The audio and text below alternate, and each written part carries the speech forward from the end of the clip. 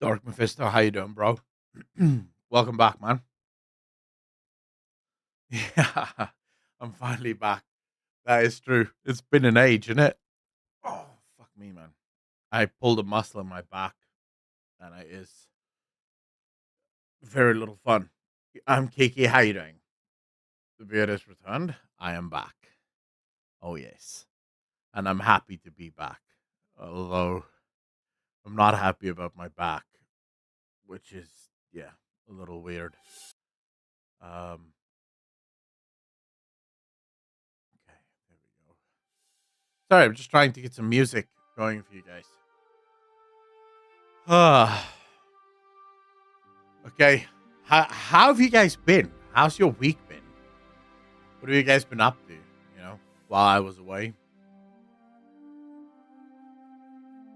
Did you miss me? Because I missed you guys. My last week was not fun. Although I must say the weekend was pretty fun. The weekend was pretty good. I went to a barbecue place. I had some Texas barbecue. Not gonna lie. Holy shit. That was good. Shumi, how you doing? I have found amazing Dungeon Master tool for D&D, and I was playing with it yesterday. Oh, shit. What tool is that, Doc? Epic Thulu, how you doing? Holy, how you doing, bro? Shumi, I missed you guys, too. Thank you. I appreciate that. I'm just quickly making a video public. Give me a moment. Of course, we missed you. Who else could we diss with such pleasure? Wow. Not today, though. My back is in fucking pain, man. Like, just give me a break. I don't think you guys understand. Like, if I'm sitting like this, I'm good. I'm all good. Nothing wrong. If I move too suddenly, it's like the muscle goes back into spasm. It's like, oh, there it is. Slaughterdale, how you doing, brother? Dungeon Alchemist on Steam. Oh, shit. I didn't know that was a Dungeon Master tool. I thought it was an actual game.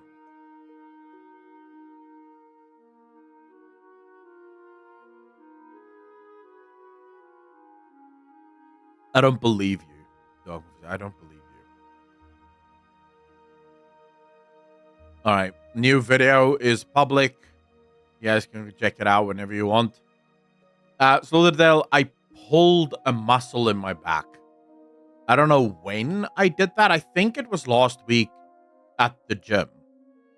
But the only thing I did last week was legs, right?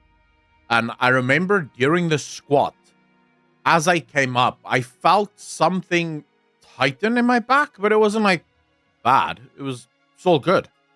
Then I felt this tightness in my back the whole of last week. Also over the weekend, kept feeling this tightness on my back. And then last night, I woke up this morning at about 2 a.m. in absolute pain. It was just like, oh, fuck me.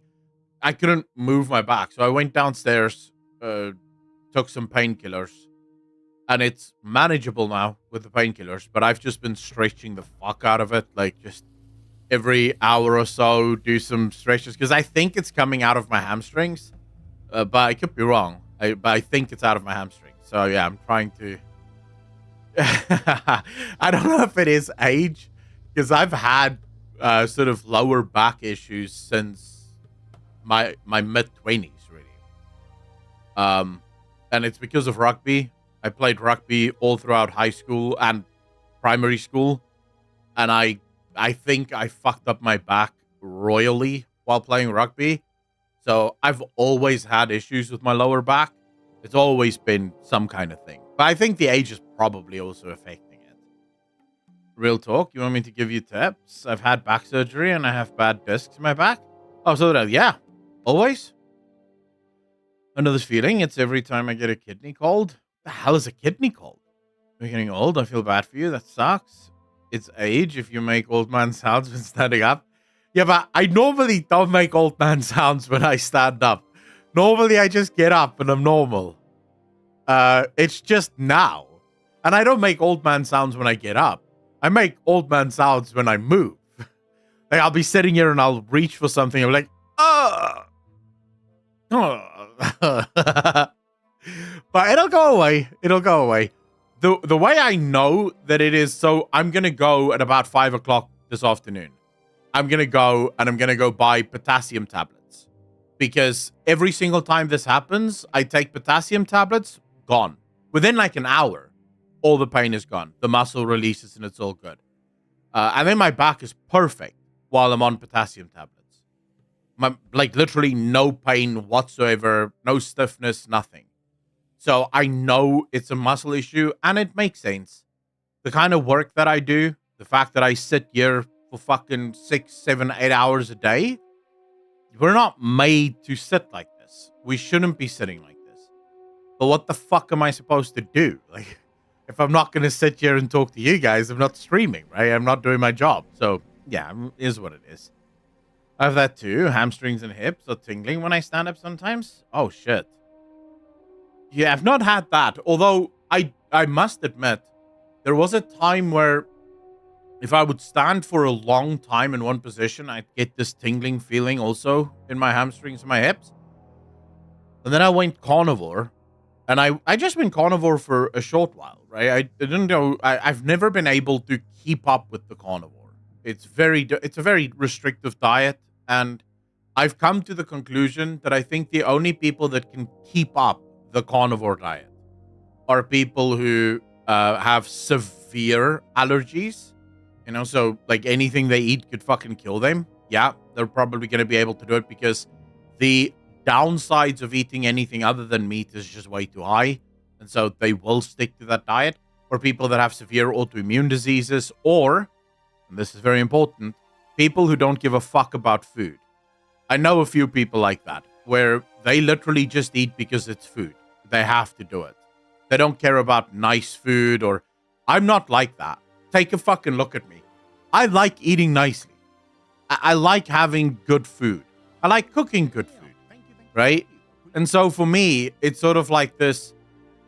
If I go on the carnivore for too long, I get like I get bored with the food that I'm eating. Like, oh man, I really just want something nice. So I've instead, wait, let me just go Avedon, you motherfucker with the Prime sub. I really appreciate you, bro.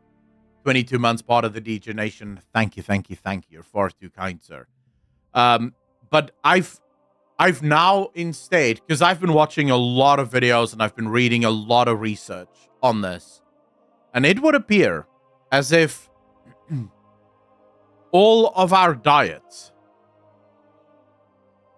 across the board, out of all of the tests that they've done, the only ones that have performed phenomenally well, and pretty much without distinction, they all do equally well, are ones that don't include any ultra-processed food. If you just cut out ultra-processed food, you're healthy as fuck.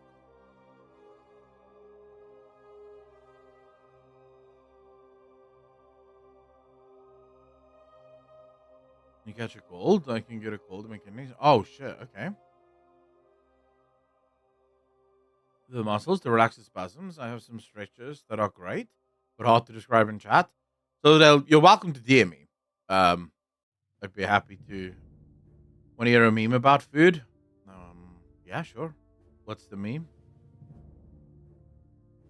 I would say, Kiki, it's not that hard, actually. At least I haven't found it to be that hard.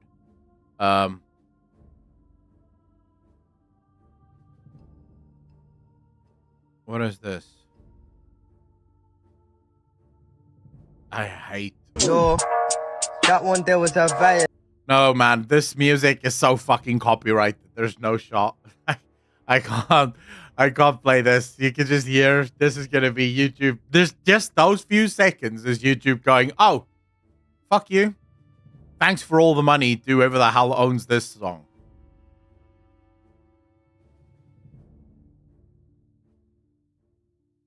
Yeah, but there's music here. Holy. Man. Secret? I dip my Oreos in water. Because her dad never came back with the... Oh, shit. That's just wrong. Wow. I fucking burned that is. Why would you dip Oreos in water though? Like, real talk. That is just nasty. Doesn't matter how cute a girl is, and this girl is pretty cute, but fuck me. That's some weird shit. I tried living off rice and chicken breast as my diet. Couldn't do it. Now I just eat what I feel like and hope the gym burns it off.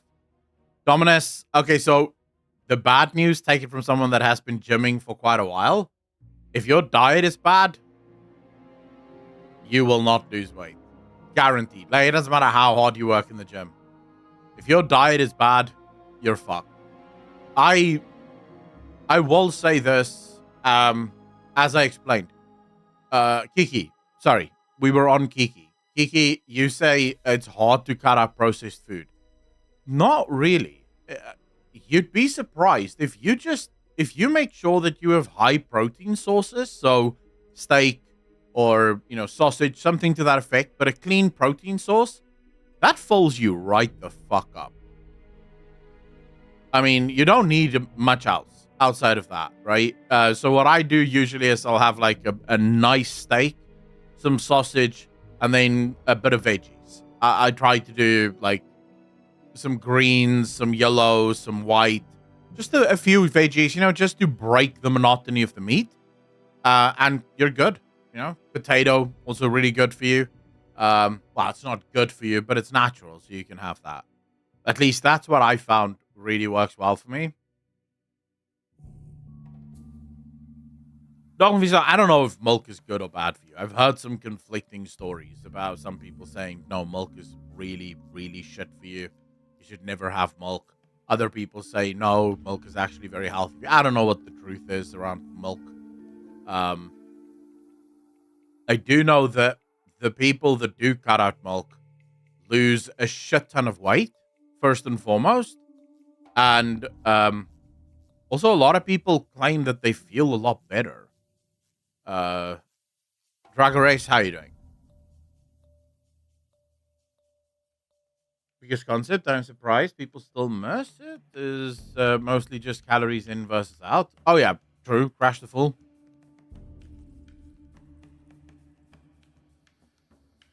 I just want to show you guys, I'm really proud of this. The podcast channel. Our latest podcast has almost 500 views. Dude, we have 2 videos on this channel. Third one coming in. Like, look at this, man. Like, I am very proud of this.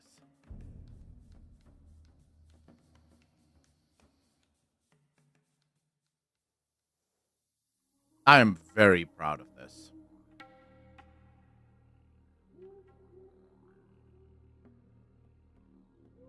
Thank you very much, Holly. I mean, maybe in the West, USA mainly, where they process everything out of milk. I prefer to wok stuff, easy, delicious, and simple. Just take stuff, veggies from freezer, and it's done rather fast. Hobo Apple, I still need to buy myself a wok. Because, yeah, it looks like a really cool cooking utensil. And I have to say, I don't think I'll ever be able to appreciate meat after last night, man. I don't think I can. Fuck me, guys. You have no idea. The American Texas barbecue? Holy shit. So worth. So I found out yesterday while I was there, the pitmaster is from Texas. So that's how they... Oh, no.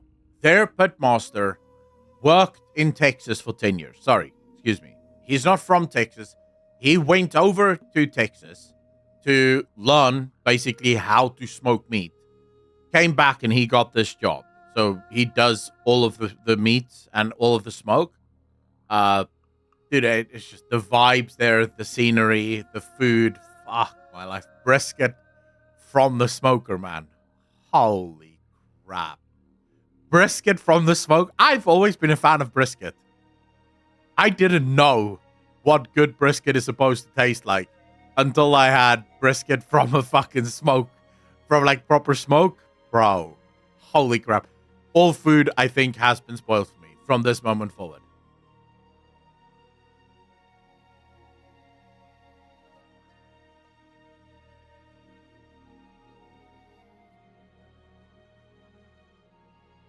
Brisket is fuck, I'm trying to think now. The cut of meat from brisket is actually very tough. Muscles. I can't remember exactly.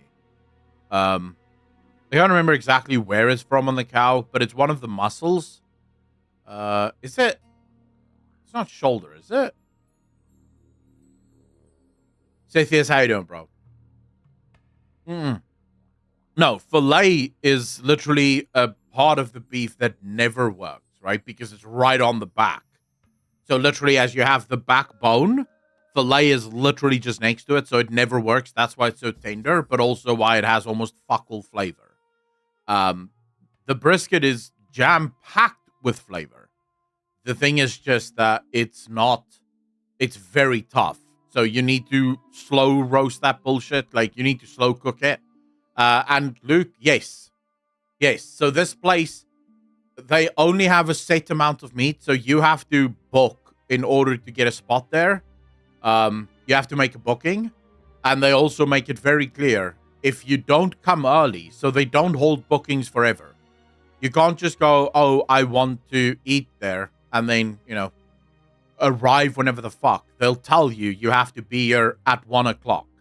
And if you're not there at 1 o'clock, they'll just hand out the meat to everyone. Because they only have a set amount, because it does take them 24 hours. Actually, the dude said it takes them, I think, 29 hours from it's done, prepped into the smoker, and by the time you get it, 29 hours have passed. So that includes the cooking process, the roasting process, everything, right, is included in that. So it's a pretty intensive cook. We are super spoiled in Australia with food. Pretty much everywhere around the world comes here to flex their styles of food, so we are spoiled. Even in our most basic restaurants, the food quality is amazing. I would say South African food is pretty good as well. I was going to say 24 to 36 hours for cooking, resting, etc. I remember the first Boerewors changed sausage for me forever. Oh, token, yeah. I mean, people don't know what good sausage is until they've had Boerewors. That is true.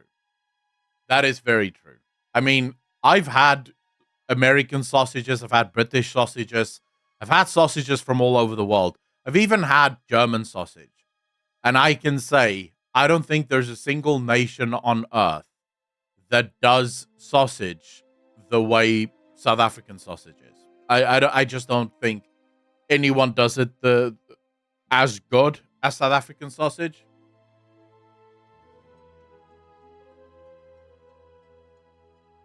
Because in America, you guys do, like, you keep putting it, you'll do like a double grind or like a 3, so it's sort of homogeneous. Not here. The Boerewors here is basically only put through the processor once, right? And so it comes, it's almost like that it changes the texture, it changes the flavor, it changes the amount of smoke that it absorbs, because there's a lot more fat pockets in between the meat bits. So think of it almost as like mince meat in casing. So all of those fat pockets, that fat renders into the meat just perfectly. That's Boerewors. Really good. Really good. So basically, have any of you ever made your own sausage at home? I know you Americans have all of those fucking tools right in your kitchen. Have any of you got the tools to make sausage?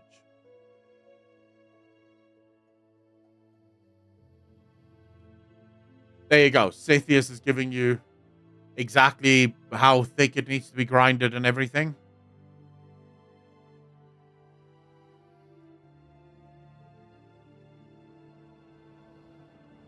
Oh, I'm asking if people can make their own sausage. Because if you can make your own sausage, then the way you do Boerewors is instead of going through twice, so doing a double grind, just do a single grind. And as Sathius just explained there, 6 millimeters to 8 millimeters, single grind. Mix it with spices, whichever spices you really want. I'm not sure if they use pink curing salt in our Boerewors, because our Boerewors isn't pink, ever.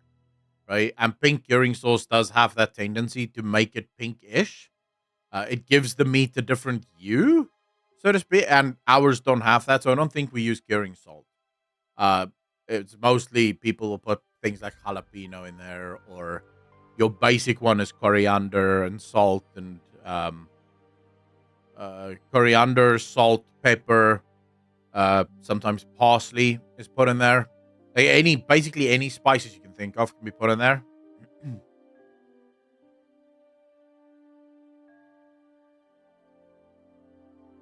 Sorry, guys. I'm actually um, trying to get this podcast episode up and running. I'm not sure if she did. Oh, she did do it. Okay, never mind.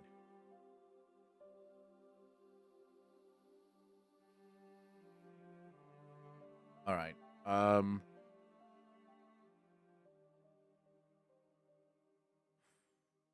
can't remember what the fuck we were talking about.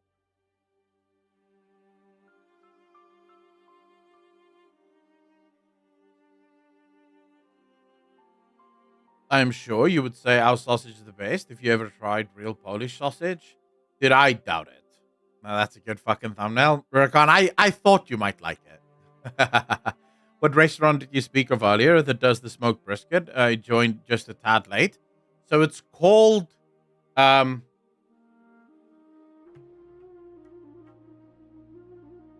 it's this place.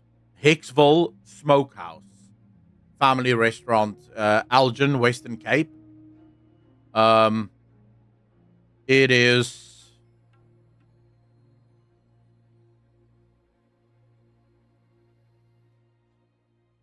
yeah, you should be able to just type in Hicksville Smokehouse here in Cape Town. It's just past Grabo.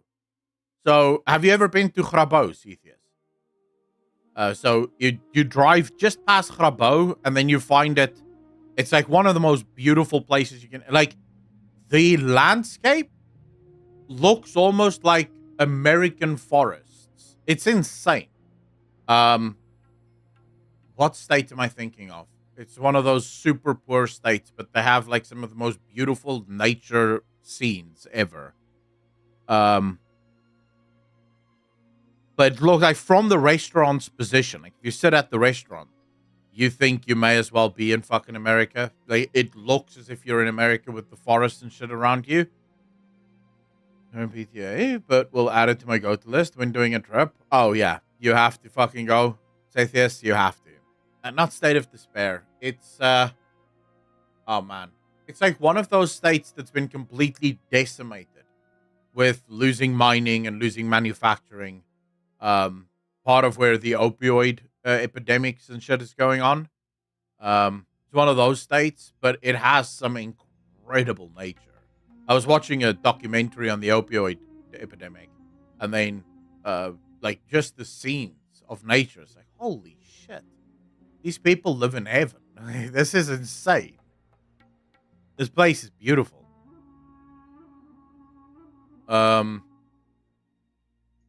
Hold up. Let me finish this chat, and then we can go.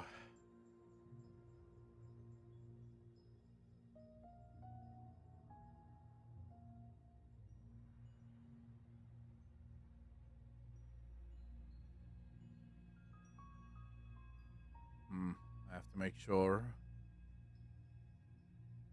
I tell Naomi in the future to not do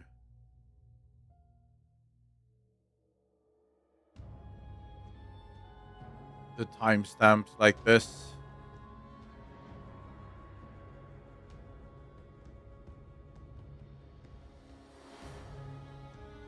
All right. Now, what is it that we discussed? We just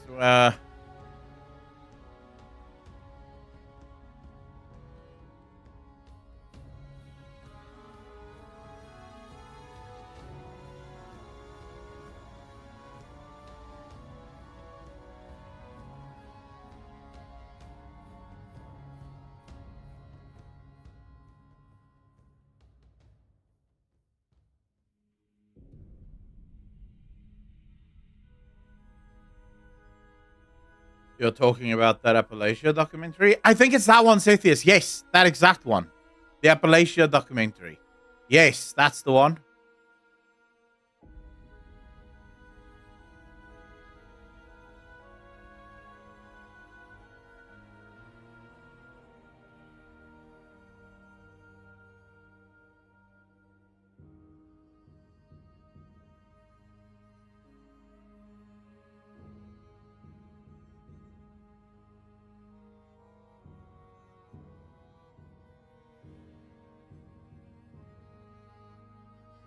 All right.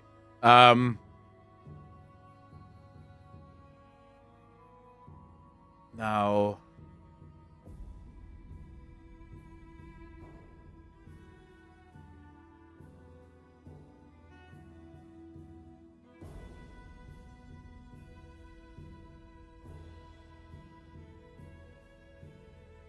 to come to the Twitch just to boost your viewer count, Doc Mephisto, I appreciate that, bro.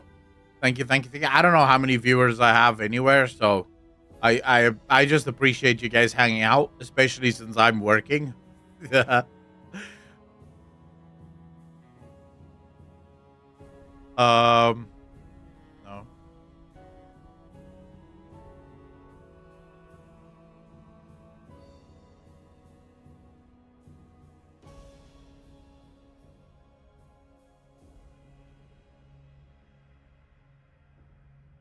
Okay.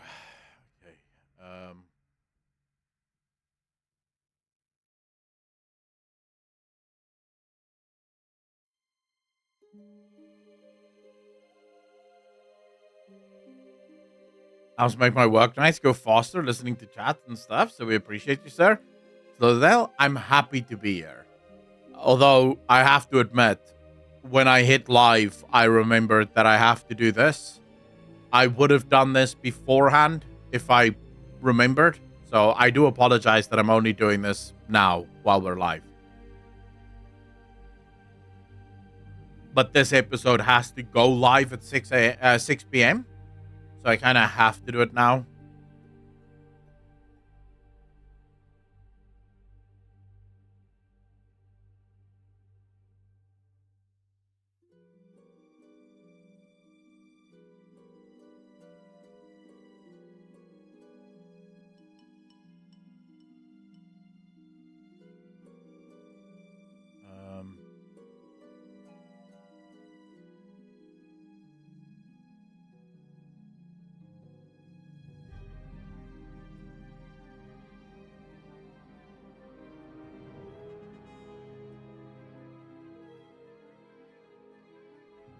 Is it addiction already? By the way, I've lately started watching reactions to World Soul Saga announcements just to feel the hype again. Oh, Dark Mephisto, I do that too. I watched everyone's reactions to the announcement just because yeah, I really want to I really enjoy when people get super happy about it because I'm super happy about it, you know? I'm super excited for it.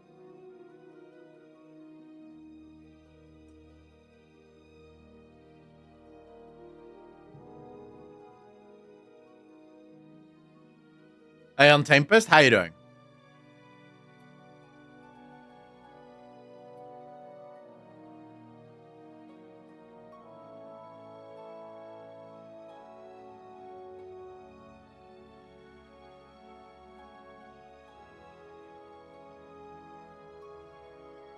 I'm so fucking proud. Irina Narit, how you doing? I am so proud of this podcast channel, man. You guys have no idea. I'm having so much fun with this channel.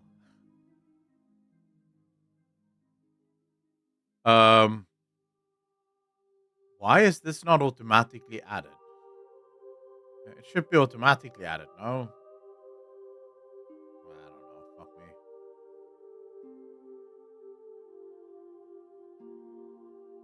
me. Does this even matter? I don't know if this matters.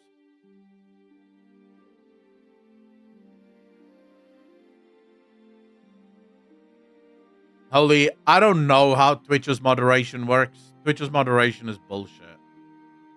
I have very few words. Like, the only words I have monitored in this channel, or that I've personally added, are like racist things, right? So if people wanted to start throwing the fucking N word around or some shit, that won't work. But everything else is like, yeah, whatever. How many words? Yeah.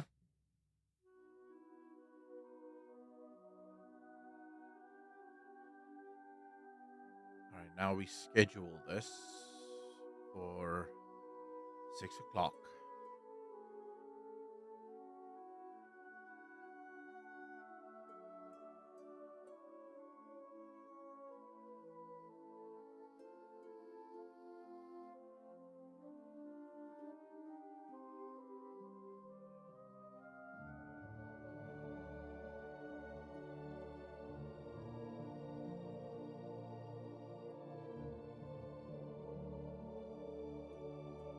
Tromka, how you doing? I haven't got your stream in a while. How you doing? Bro, really good. Really, really good. Happy to have you back, bro. How you doing? How's life been?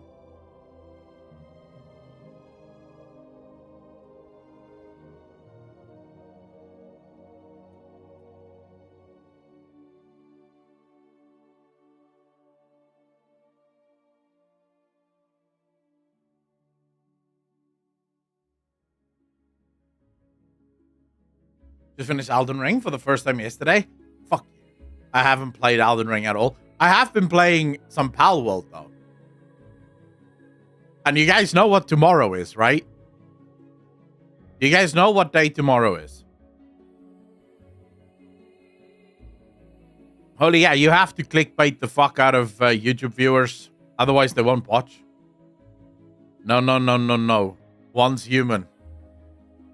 Once human is tomorrow, boys. It's coming. We're gonna be playing that. Like 100% gonna be playing that.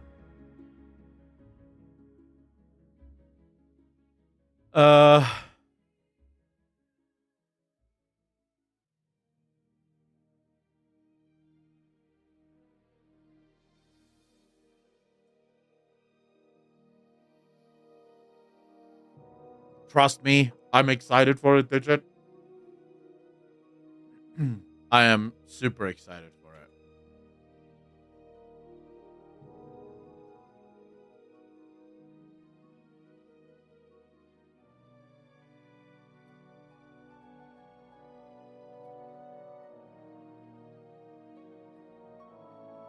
I'd say too much clickbait is bad also.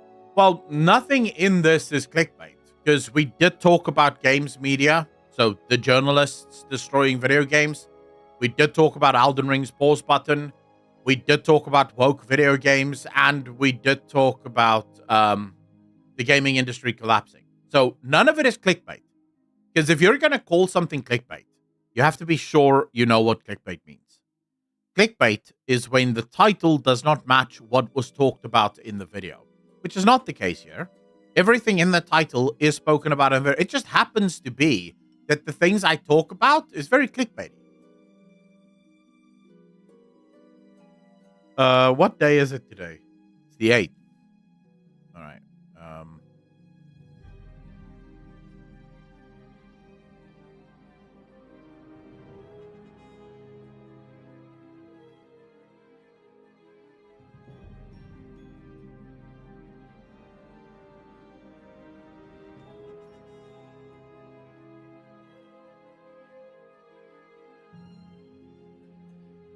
Have you guys seen how many of you are hyped for Once Human? Tell me I'm not the only one that's hyped for Once Human. Like, come on. I can't be the only one.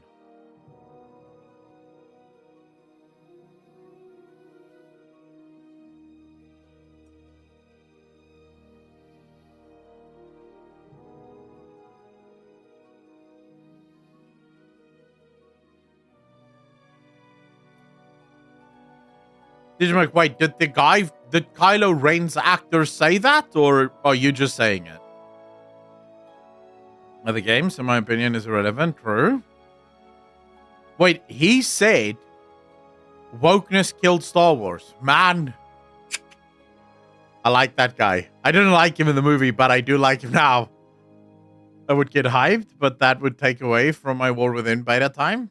All right. Yeah, but I mean, this game looks... Did you see the game? Did you see what Once Human looks like?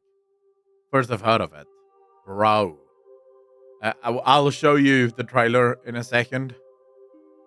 What's wrong with chat window, Holy?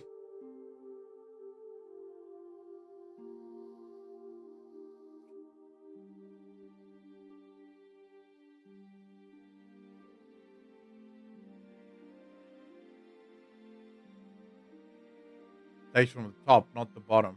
What do you mean it takes from the top, not the bottom?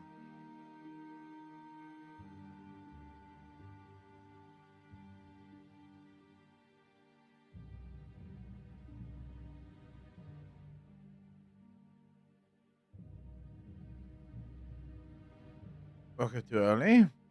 This looks great, but wife said finish the Gollum game before I get a new one, so I'm never getting new games. Oh, Slither, you didn't make that bait, did you? Fuck me. Yeah, I would also then just never play anything new. There's nothing to play. I would not put myself through that. Fuck that. There is no shot of that ever happening. All right, so this is now ready. Add a Q&A. Ask a question. What would be a good question to ask people on this episode?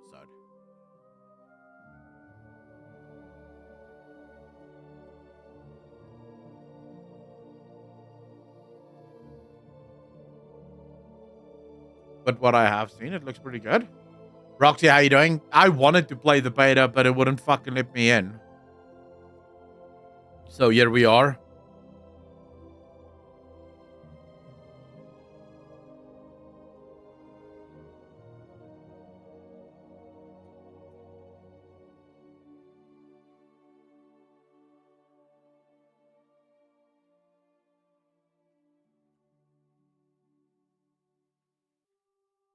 I think this is good.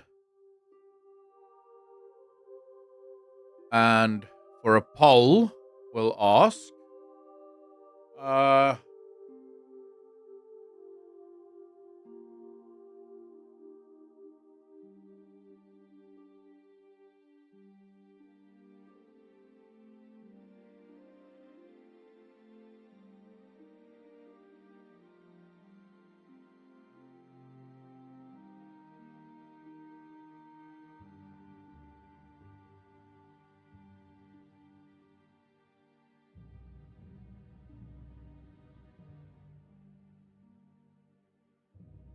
And I'll have this run until next Monday. That's good.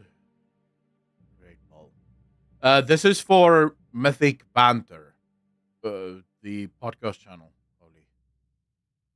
But this specifically is for Spotify and Apple.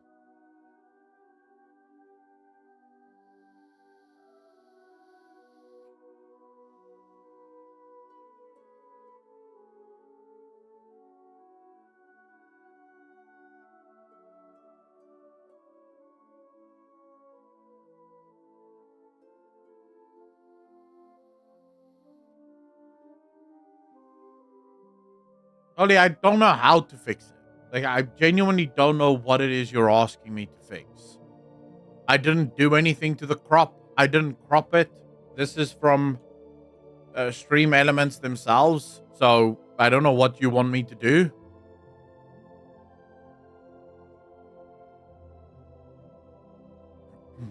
Steve Steverson, how you doing, brother?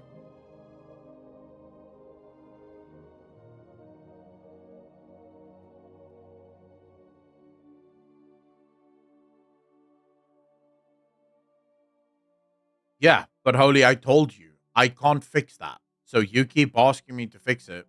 I can't fix that. Because it's not me doing it. Fury Raven, how you doing? From the Cold Gauteng. Goeiemorgen. Goeiemorgen. From the fucking cold Cape Town. Not gonna lie, I am not enjoying this morning. Normally I love the cold, but I don't love the cold right now. It's not cropped. Holy. It's not fucking cropped. None of it's cropped. There is no crop on the chat.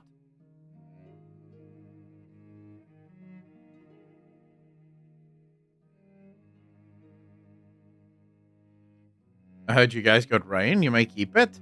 Dude, not just rain. It is a storm. Like, proper fucking storm.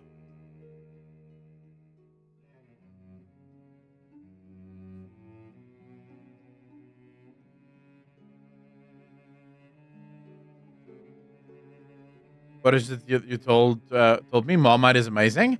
No. I didn't say Marmite is amazing. I said Bovril is amazing. I said Bovril is amazing. Not Marmite. Marmite is fucking rank. Bovril is good, though.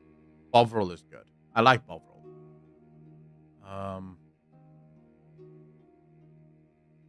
Only I literally just changed the size of it in Stream Elements. Like, there's no cropping options in Stream Elements, so I just changed the size. So, to show you, it was like this, right?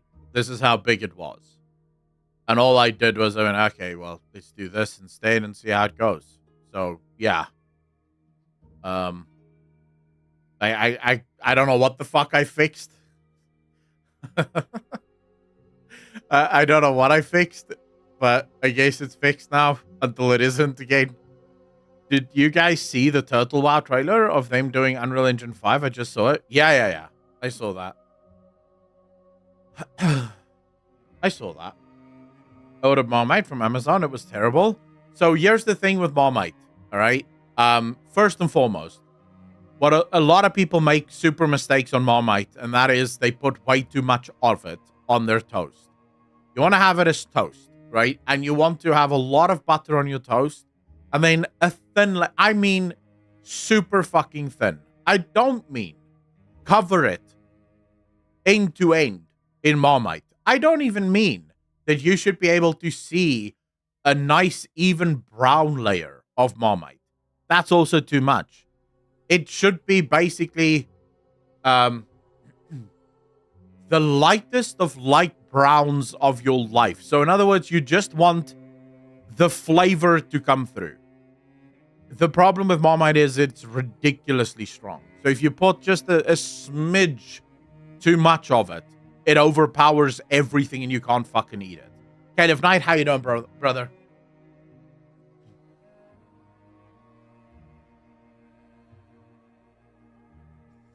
Was it A that were responding? Oh, right. Anyone get any games from Steam Summer Sale? I got Hollow Knight, Hades, Prison Architect, and Undertale.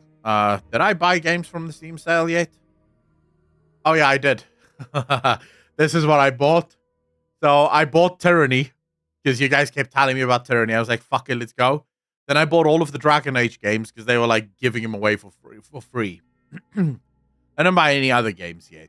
I can't see any other games I want.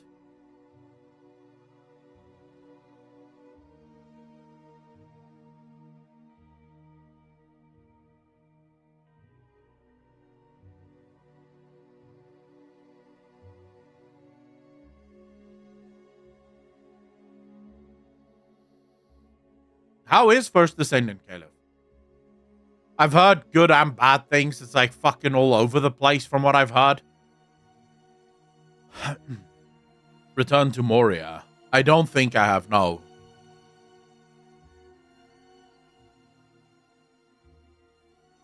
Dude, I hate Steam Summer Sale, though.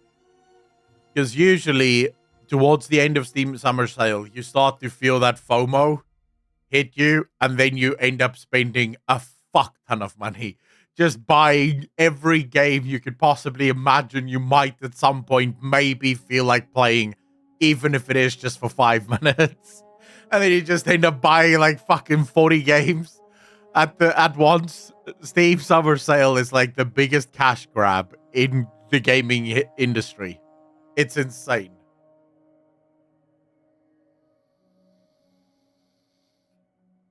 The three biggish looter shooters, Warframe, Destiny Bullets, and throw them in a blender. All right. Is that good or bad?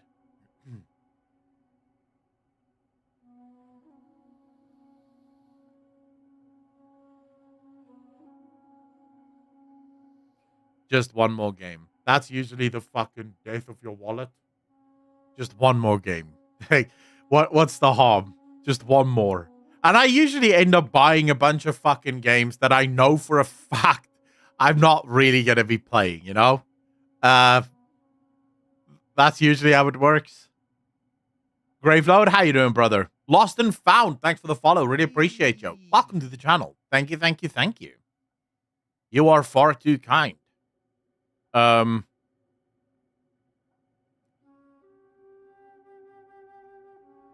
Yeah, I usually end up buying shit like Lost Epoch or some crap, even though I know I'm never going to play Lost Epoch. But, you know, I did play a game, though. If you guys haven't played this already, someone on chat told me about this, and I tried it out last week.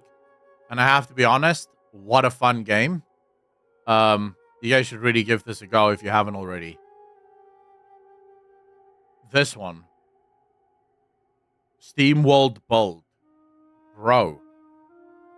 It's not the deepest game ever, and it doesn't really have, like, the most insane, intricate mechanics, but it is fun. It is genuinely just good fun.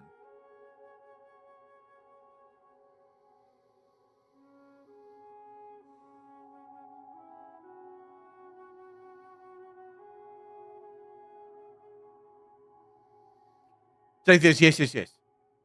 It's on the Game Pass, so you don't even have to take out money for it.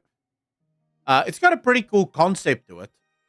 You have like 6 or 7 maps, and every single time you finish a map, you get like a permanent building that can be used in all of your other playthroughs that gives you specific buffs. So there's sort of like you build up in sort of overpoweredness as time goes on, which is actually a pretty cool concept, I think. Is it bad I'm waiting for AC Shadows? Dark Mephisto, not bad. Look, I made this mistake early on, a few years ago, where I would judge people for the games they played. But as time has gone on and as I've matured, you know, I haven't matured, but let's say I have. I've come to realize that games are incredibly subjective, right? One person's trash is another person's treasure. So fundamentally, I won't play AC Shadows, but I'm perfectly happy to see other people play it and love it. You know, that's for them to decide. I don't want to play that game, but yeah, I'm happy that games like that exist. I think more games is better for everyone, so why not? To judge people who play shitty games? Jack, how you doing, bro? The problem with judging people who play shitty games is if there are no shitty games, then they're going to start fucking playing our good games and demand that our good games become shit games. So I'm more than happy to have people play shitty games so they can leave the good games to us that want good games. Let them keep themselves busy with highly politicized bullshit, and then we can play the good games. I judge people that play shitty games. I don't. I don't have time for it. I judge shitty games, but I don't judge the people that play them. Those games are dying anyways. Most people don't play them, and they end up making no real money anyways. So you'll see as time goes on. It's already started to happen. You now have more and more companies in Silicon Valley that are starting to move away from DEI bullshit because they realized, well, we're not actually making money with all this political nonsense. And it's going to happen in the gaming industry as well. Give it time. Hopefully we end at a better place where we started, you know? Played games I consider shitty, but had my fair share of fun. Tarlime, I think that's the whole point, right? No matter what game it is, if you played it and you had fun in it, then who the fuck can tell you that it was a bad game? That's the problem. Different people like different things, you know? And can you really be the arbiter of what is or is not good? Because I can tell you now, I've had games that I've played that I thought was absolutely phenomenal, where I've seen reviews from people saying, this is absolute dog shit. And I'm like, what are you talking about? This is dog shit. This was I had so much fun playing this game. Was it the greatest game I've ever seen in my life? No, of course not. But it was good enough. And that's all that matters, really. The new releases, I still know people that play 2004 Yu-Gi-Oh! And 2002 Battlefront on a weekly basis. My friend plays Battlefront still pretty much every day. It's not that subjective. Commotion, how would it not be subjective, though? Tell us, Red Star, how you doing?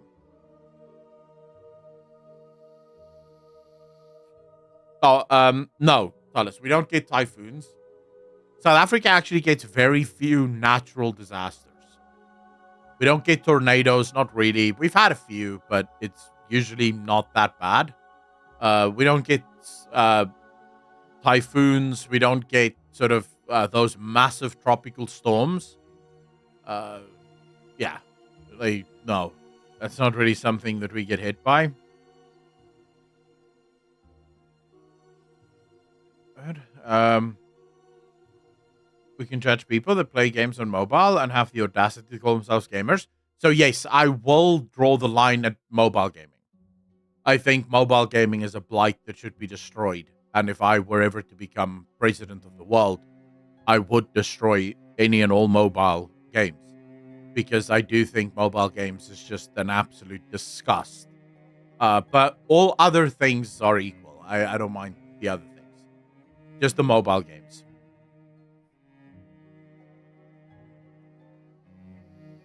Jack, I have no fucking clue. I think that's just different words for big fucking storm. I don't know what the exact difference is. Harry Potter, Magic Awakened via mobile. Place on Earth they are at in NA. We call them hurricanes. Oh, so a typhoon is just a hurricane, but it depends on where you live. Performance and quality are usually not subjective. Genres divide people. Chaotic reviews are often the result of someone making a genre-altering decision in their game. So, Carmasian, here's the thing. I think when we talk about these things, so yes, performance issues are not subjective. You're absolutely correct. Although they can be, depending on the console or the platform that you play on. So, I'll give you an example. Cyberpunk 2077 launches, right? Everyone is complaining about the performance of Cyberpunk 2077, except for this guy. Because my PC was playing it absolutely perfectly. I had no performance issues whatsoever. But I know, had I another PC, that PC may have had massive performance issues. Because with PC, it's basically a lottery. Either your specific set of hardware is perfectly optimized or it isn't. Or maybe just one thing is wrong. So PC is pretty difficult to optimize for. But you are right? If a game suffers from massive performance issues, that is an objective fact, right? It is. So even though I had no problems with Cyberpunk 2077, I can admit that Cyberpunk 2077 objectively had massive performance issues. Now, me and Rurikon actually got into that exact discussion in in this podcast that's launching tonight. The problem that you have with games where you'll have, for example, a sequel of a game or a game set in a specific genre, and the devs break the genre completely, because they want to do something cool. That, to me, again, isn't an objectively bad thing, because you are going to get players that love it, but I do view it as a very disrespectful thing. I personally think that if you do want to make a action combat game in a series, right? Let's say, for example, I'll use the best example I can. Dragon Age. What has Dragon Age been since its inception? It's been a CRPG, right? A deep RPG with no real action combat. At least not traditional actual action combat. Then, of course, came... Ashley, how you doing? Then, of course, came Dragon Age 2, and it tried to become action combat. And that was disrespectful. Because when I heard Dragon Age 2 coming out, I was excited for Dragon Age 2 because I was expecting it to be like Dragon Age 1. That was a disrespectful move on the side of the developers. Does it make it an objectively bad decision? Probably not, right? Because there might be people who enjoyed it, although no one enjoyed Dragon Age 2, but still, right? The point stands, at least in theory. And then Dragon Age 3 came out, and it was sort of a bit of a harkening back to Origins with some RPG, CRPG mechanics, but then also some action combat mechanics that was played into it. And now with Veilguard, they've gone full-blown action combat. And to me, again, it's just disrespectful. I wanted to see the game be something that it isn't, even though historically it was that thing. I feel if you really wanted to make an action combat game, great, then make it in a different genre, right? Or make a different game, make a different universe. Don't take an existing universe that players loved in order to shoehorn your bullshit into it. Van Onkerton, yes. Now, sometimes that works, right? Sometimes the studio deciding to go from the top-down isometric view to a first-person view works, like the example of Fallout 2 and Fallout 3. But I'm almost convinced that there are probably Fallout 2 players that hated the fact that Fallout 3 was first-person and never even played Fallout 3 because they wanted the isometric view. That's what they were looking forward to. That's what they wanted to play. They wanted to see the genre evolve in that direction. And that's why Wastelanders have such a success. Right, is such a success because the people that really wanted Fallout 3 to be like Fallout 2 just started playing Wastelanders instead because it is Fallout 2 just with better graphics, basically. Thorwald, 26 months, part of the DJ Nation, appreciate you. Thank you, thank you, thank you.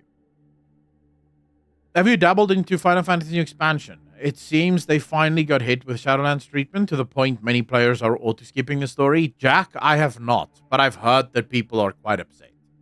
I'm not even anywhere near the expansion yet. I still have to do Shadowbringers. But can someone sort of tell me why players are so angry with Final Fantasy Dawn Trail? The only time I touch mobile games are when I'm on the move or waiting somewhere for something and need something to do other than twiddle my thumbs. I don't even think. Also, my phone won't even play mobile games, I think.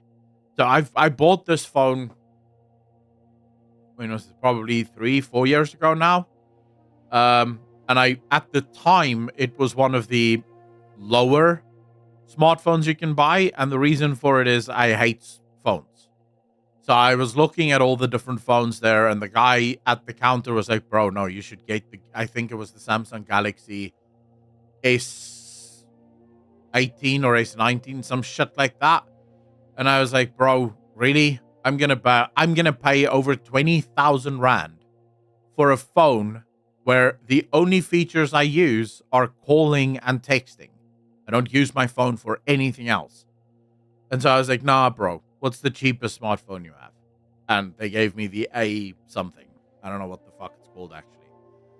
And I'm happy with it. It does the job. The battery lasts for more than 24 hours, which you can't say on any of the Galaxy phones. And, yeah, it phones and texts perfectly. So I'm perfectly happy with that. Get a phone that will last you the longest. This one lasted me up until now, so... And it's still going strong. Still doing the job. With call and messaging apps. From what I've seen, they added new character out of the blue called Wok Lamat, which is obnoxious and is present in almost all cutscenes and acts as Deus Ex Machina. Oh, that's your garbage snake. They add a new character every expansion out of the blue. Epic Thulu, but you are ignoring everything else that he said. So he didn't just say they added a new character out of the blue. He did say they added a new character out of the blue, and that character is annoying. Now, I don't know if that's true. I haven't played it. I haven't even seen anyone play it. But you would have to speak to the whole accusation. I'm at the point where I'd rather be happiest with a rugged phone where the battery can last a week. Right now, we're getting somewhere. And that is exactly why I love the A, whatever the fuck this is called. Because the battery truly doesn't last a week. But I go a whole day without any problems. I only charge at night when I get into bed. And that's all I really care about, right? Because when I'm sleeping, I don't have my phone with me. So who gives a shit? Plus, the battery charges in like less than an hour. So...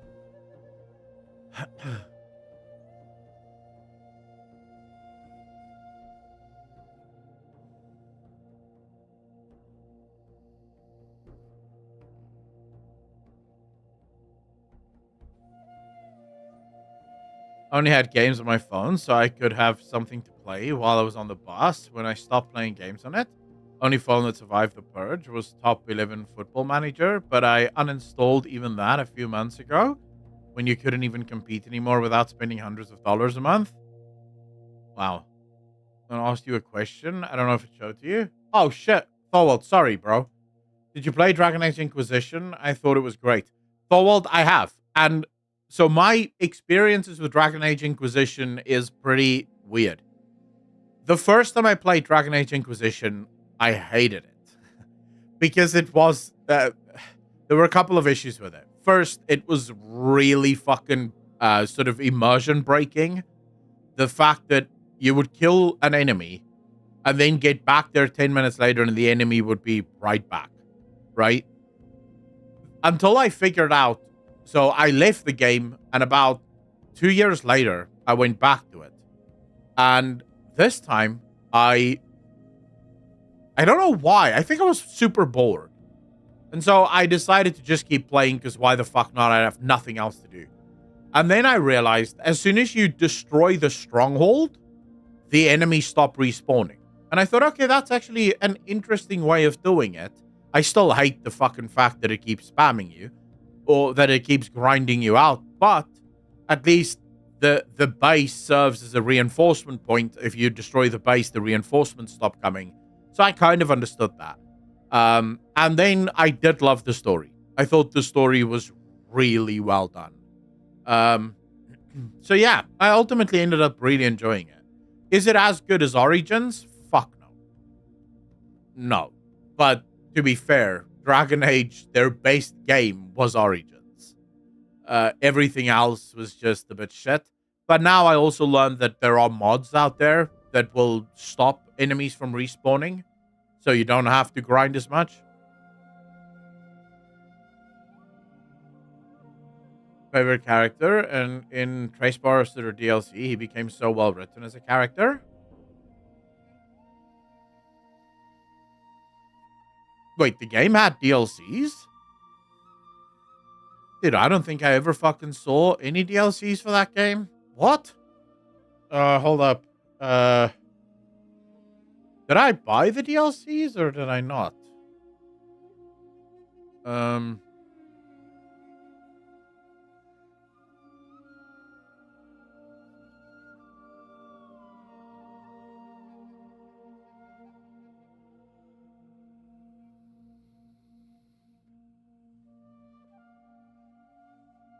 All right, so I bought... Which one did I buy? I bought this one. The Dragon Age Inquisition Game of the Year Edition. Does that include all of the DLC?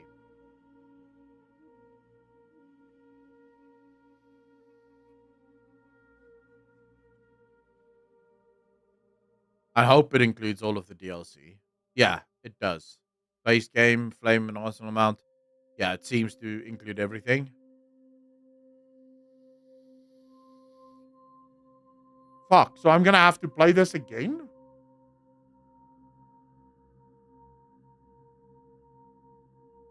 I'm pretty sure this is in my... Buy this game as a gift for a friend. Yes. So it is already in my library. Oh, so I have all of the... Fuck, I'm gonna have to play this again. Wow. I didn't know that there were DLCs. Huh. Who knew? Seems like it, if you did. Otherwise, you're missing a big Solus arc. Dude, it seems I'm missing a fuck ton of story. It seems like there's a lot of DLC story that I'm just completely missing, like Joseph Akon, the Descent Tracebaster DLC. So I'm gonna have to play Inquisition again. But then I may as well play Origins again. Because, man, Origins is good. But I'd have to mod the living shit out of Origins if I want to make it work. CCS, how you doing, brother? At this point, I think I have more games to play versus time I will be alive for. The Dragon Age franchise is part of that. Oh, man. Yeah, that's true. That's very true. I'm not getting back to Elden Ring, are we? No, we are. I'm not going to play it now. We played Monster Hunter World. We're like, no. Rurikon really wants me to play Monster Hunter, but it's not my type of game, I don't think. He even gifted me Wayfinder, which is something like Monster Hunter, but not Monster Hunter. Maybe one day I might give it a go, but it's not really my type of game. I'm more of an RPG city builder kind of guy. Enjoy Elden Ring. It might bite. I do enjoy Elden Ring. Not gonna lie. I do enjoy Elden Ring. I'm still in the maybe in the next 30 years of Steam libraries. Tell him Dauntless is better. See how he reacts, dude. But Dauntless isn't better. I played a little bit of Dauntless and I hated it. I was not a fan of Dauntless. I got Dauntless for free with my PlayStation 4. And then, of course, my PlayStation 4 just became a glorified YouTube box on my TV. I never played any games on the PlayStation 4. I just watched YouTube videos on my TV with it. So, yeah, no fucking point.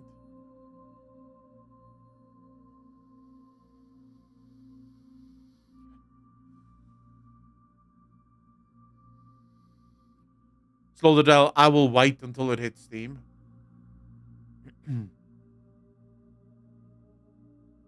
What's the tactical SWAT game, Grofal?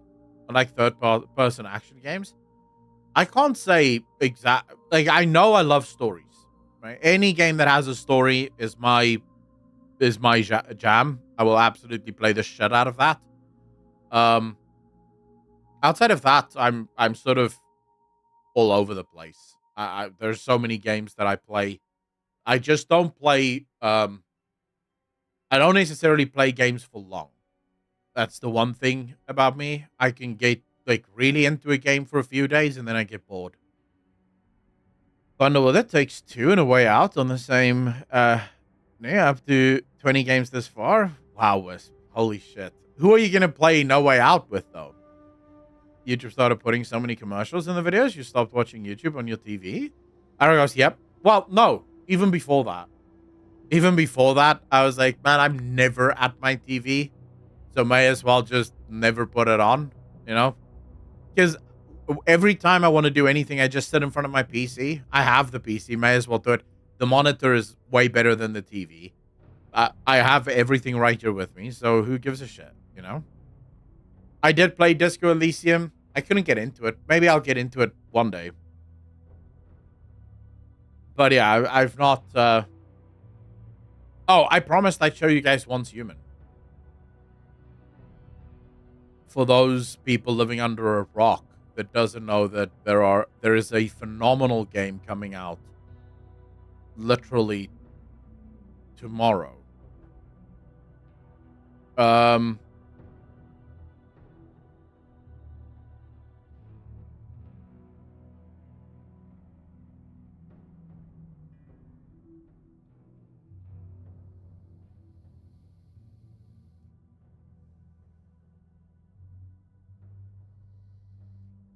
Now, which one are we watching? We'll watch this one.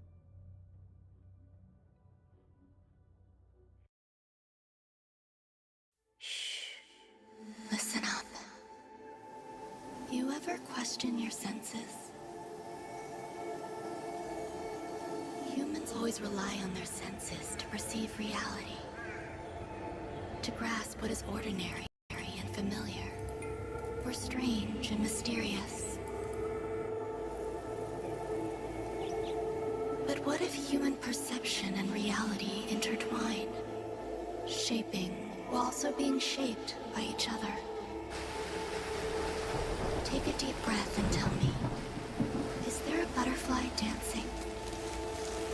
Do you feel the desire to describe, define, and even capture it?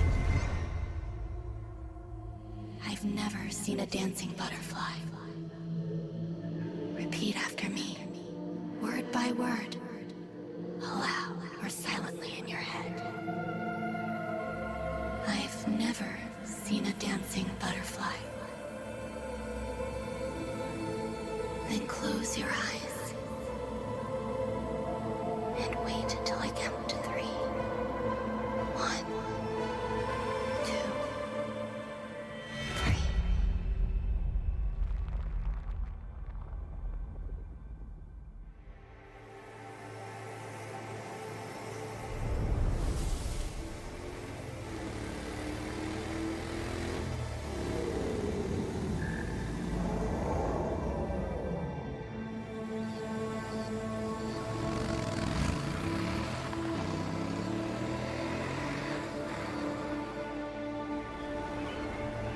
mean, the graphics look beautiful, but this is not. You'll see in a second why this game sold me. Like, what about this game blew me away? I was like, what the fuck? Dude, what the fuck?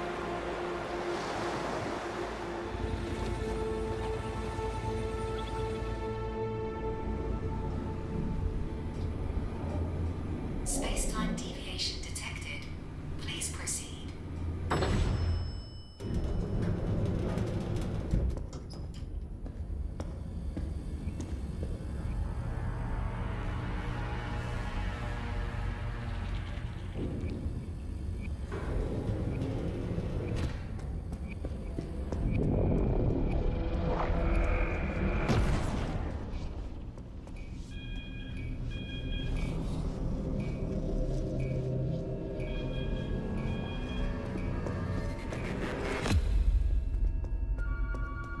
No. You'll see. Bro, just keep watching, bro. Keep watching. Trust me. This is... You'll see in a second why this game is just fucking weird.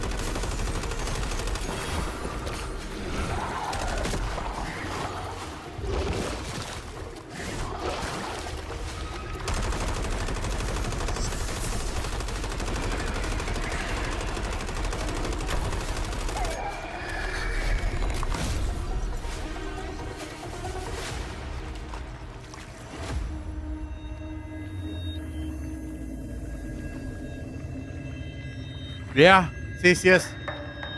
Because I'm hoping it's not too scary.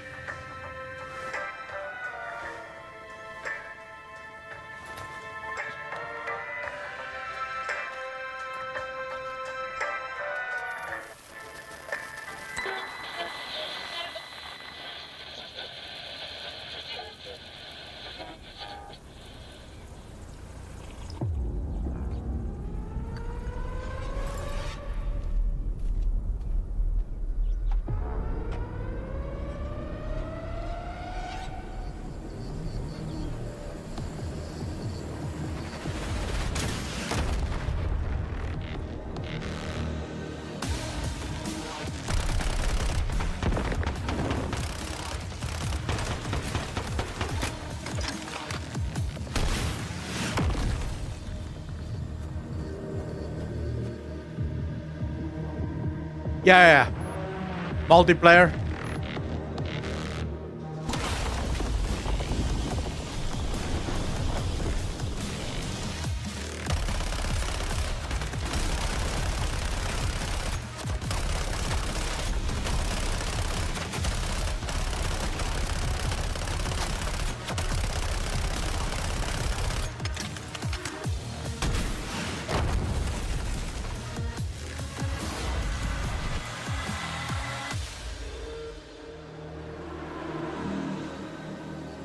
Just wait. Just wait.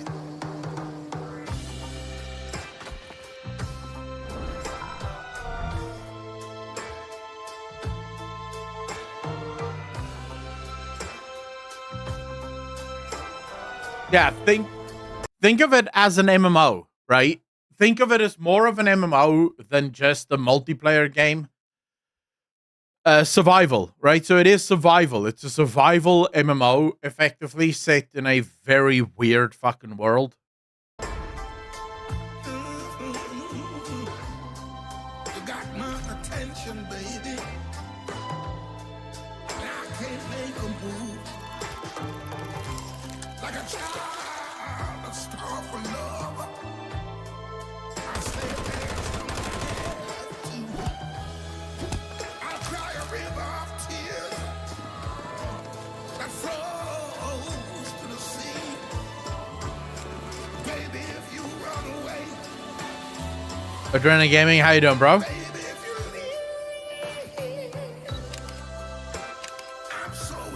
with you, girl. You make me feel brand new. Come on, give it up to me. Just moving your entire fucking house. Take care of you. I know that your mama said I'm gonna make you cry all night. I'll cry a river of tears that flows.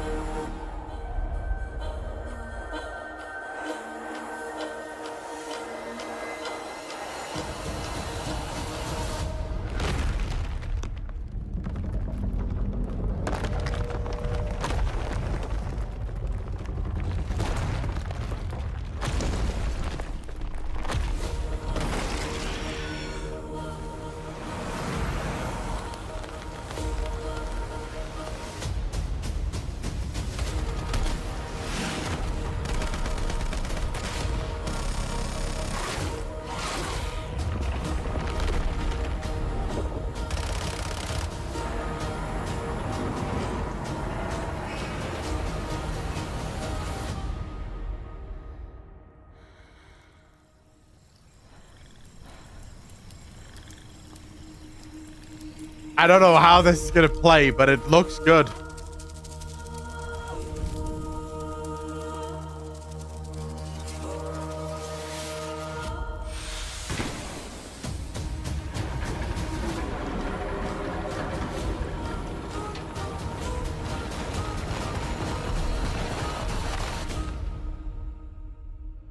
Open your eyes and look around. The world is neither real nor unreal. It is an in-between realm you never truly arrive at, nor depart from. A perception of yours, and yours only. One last time. Repeat after me. I've never seen a dancing butterfly. I've never seen a dancing butterfly. I've never seen a dancing butterfly. The cinematography, I think, is what really got me. Cinematically, it's done perfectly well. And from what I've heard from people that's played the beta, they seem to think that it's really delivering on everything that was promised. So, you know, from my perspective, it might be worth giving it a go. Plus, if I'm not mistaken, so I looked for it on Steam because it's launching tomorrow. And I think it's free. It's a free game. Unless, of course, by tomorrow it launches and then suddenly there's a price tag to it. You have nothing to lose, you know, trying it out. It's a free game, so who gives a fuck? Hope it's not going to be a shit show. It's probably going to be a shit show. What even are you asking? It's probably going to be a shit show. You know how games work these days. But I'm personally pretty happy with it. It looks decent. And as far as I know, it's indie. As far as I know, at least. The studio is called Starry Studio. Let's see. I think it's a...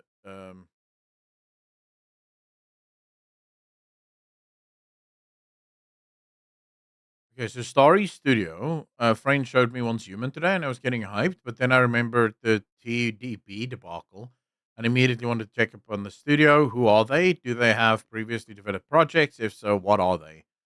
Their Steam page doesn't showcase any other games. Not saying that's a problem. Well, this already is on like TBD.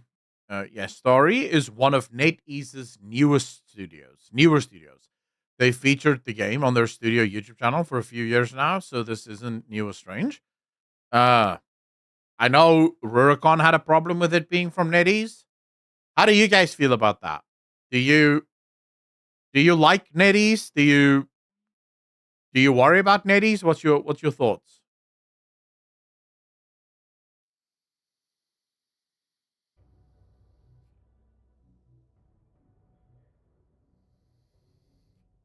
Roxy, that is sadly true. AAA studios no longer want to make anything good. Free to play from China means direct to PC mobile game. We know what horrors of MTX it'll have. Well, I don't know. To the people that's played the beta, have there been any MTX in the game thus far? Or like desperate MTX? Botman's a turn off for me. I'm not worried about NetEase. They operate like most AAA industries. Yeah, but that's a problem in and of itself. I hate AAA games, man. They fuck me. It's just sad that they keep bringing out, every once in a while they bring out something good, you know, which sort of keeps them in the game for a little bit longer. I'm with you there, Massey. My immediate thoughts when I hear something like NetEase is bad, right? Like bad, because you know that NetEase have a track record for destroying games, but then at the same time, not all of their games are shit. So I'm happy to give it the benefit of the doubt, especially since it's a free game. And I have bad news for them. I'm one of the few gamers out there that will never spend money on a game in a cash shop. So if they think they're going to have a free game and they're going to sell me shit in the cash shop, they're shit out of luck. You keep up the shaking for a long time? Well, Wisp, yeah. This is not my first time I've made a vape juice. It's a fucking nightmare making your own vape juice. But you have to do it now in South Africa. You can't buy the vape juice fully assembled anymore.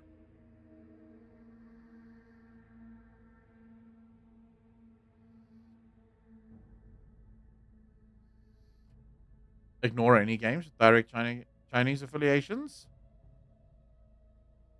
Here's the problem, though, Van Onkerton. It would appear to me as if the whole gaming industry is moving in one direction.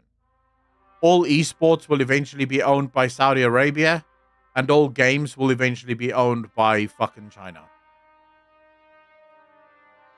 The rate at which companies like NetEase is buying up studios and Tencent is buying up studios, we're not going to have games left. At some point, you're just going to like completely have to play games from them. Luckily, I am buddy with the guys at my vape shop, so they mix my juices for me when I buy them. Oh, Dapper Penguin, you bastard. I mean, I'm friends with the guy that I buy my vape juice from as well, but I don't like standing there. It takes too long, so I just went ahead and I bought one of these bad boys. A full bottle of fucking vegetable glycerin. And I just pick up the nicotine and the flavor. And then I just mix my own. It's not that bad. It's just a pain in the ass. I hate the high ridiculous prices on video games. Most gamers are on a budget and mostly broke. Any game higher than $50 isn't worth the trouble. I'm a one-game Andy, so I don't really go out of my way to play thousands of games. What's your one game, Van Onkerton? You are a fan of Blade Runner, Fifth Element, Futuristic Timeline. This might be the game for you. Digit, what games are you fucking linking, man?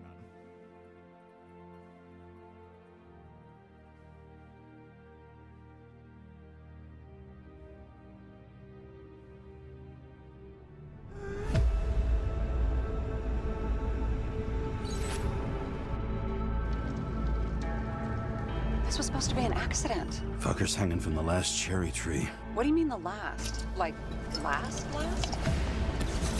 I have an idea. This is a federal case, James. We're supposed to pull Green's Icarite, not someone's. Stop doing this. Moving on to reconstruction. The gel's flammable. Someone could have ignited it deliberately. I need to find the source. Then why is the tree burnt? This is crazy. If something goes wrong, you're hung out to dry. At least we have a theory of the crime. Dude, they had me at investigation. Hey, I'm not gonna lie. investigative games are like, fuck me, let's go. I'm a huge fan of investigating stuff. Stop it. James, you've got to stop this. Ah, you're finally paying attention. The thing's been oxidized, understand? Somebody wanted to make damn sure Green wasn't coming back. Oh, I am in deep, deep shit. Look, he's hanging from a fucking tree. So I took this job. I'd take any job at that point.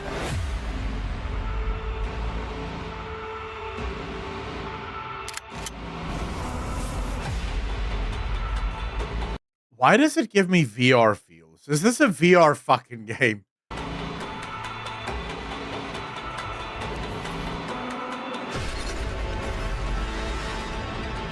Omega code 112358. Suspected murder.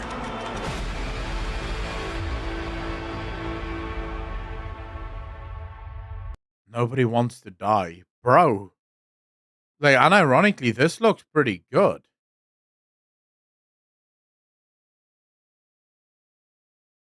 It does look like a good game. I'll play this. When is it launching? Nobody wants to die.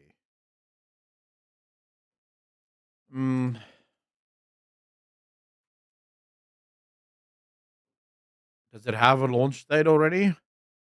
Oh shit. In 9 days' time. Bro, what? No way. Oh wow. Okay. Wow, what do you know? I think we'll play this. Reminds me of Altered Carbon Season 1. Dude, they had me at investigations. Like, I am a freak for investigation games. It is so much fun playing detective in games.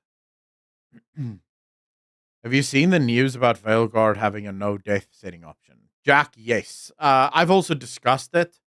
Some people don't seem to see the problem in it, which is perfectly fine, you know. I think the problem that I have with a no death setting in the game is people don't. I don't think people are making I don't think people oftentimes in their judgment of decisions take into account the human psychology. My biggest thing isn't that there's a no death function. If someone wants to play with no deaths on, that's up to them. And if they could have a lot of fun and enjoy the game and finish the game with a no death option, great. You know, who am I to judge that? But here's the thing that I think about the whole time and why I don't believe that it is a good thing. Where do our fun in video games come from? Like, from a biological perspective, it comes from dopamine and serotonin releases, right? So how does humans get dopamine and serotonin releases? There are two ways. The first is purely reliant on the dopamine spike. So this is in games where as soon as a piece of loot drops, it makes a big deal of the loot drop. The bells, the whistles, the colors that is used gives you a dopamine spike. The problem purely relying on dopamine spikes is they're not long term. Because the more dopamine spikes you have in a series of, or in a specific time span, the less dopamine will be released by your brain every single time, to the point where eventually it does nothing. Think back to World of Warcraft. Nowadays in World of Warcraft, do you really get excited when you see a piece of gear drop in World of Warcraft? Not likely. Do you really get excited when you see a new mount drop in World of Warcraft? Not likely. The problem is that, you know, you see this happen 40 times a day. New gear drops all the time. New mounts drop all the time. So it's not really that difficult to get. So the thing that you want for longevity is a mixture of dopamine and serotonin spikes. Now, the problem with serotonin is it doesn't spike just by handing out loot. Right? You can't just give someone loot and think that there's going to be a serotonin spike. Serotonin spikes from overcoming challenges. So you offer a challenge, and as you overcome that challenge, there are delayed responses that will release serotonin. When you remove something like a death ability from a game so no one can die, my fear is that you're also removing the ability for any sort of dopamine or serotonin spike, because if there are no downsides, how do I appreciate the upsides? The reason things are beautiful to us is because of the ugliness around us. You know, the reason a piece of art can take your breath away is because of the juxtaposition it holds to the world that you see around you. You don't get that if everything is just nice. If everything is nice and there are no downsides to anything, then the beautiful thing disappears. It's like getting hand jobs to the point where you no longer do it for you, then you move on to getting rip stars instead. People find true enjoyment out of puzzle games and walking simulators, so there are people who can appreciate something that has no downside. Epic Thulu, so puzzle games have downsides. The failure to do the puzzle. Walking simulators have the same thing. You play something like Death Stranding, for example, there are massive downsides to not finding the right path, not using the right tools. The punishments can be rather severe, depending on the difficulty at which you play. So, no, almost all games require some kind of downside, some kind of potential. Now, with puzzle games, its potential isn't so much in death. Its potential lies in the fact that you're applying a rigorous thought process, logical calculators, rational calculators, basically the capacity of your brain in order to overcome the puzzles. And once you do overcome the puzzle, you have that spike in dopamine and serotonin that you are looking for. There can be no happiness without experiencing sadness. True. People find the only game with no death work, I think, is games like Telltale games and something like that.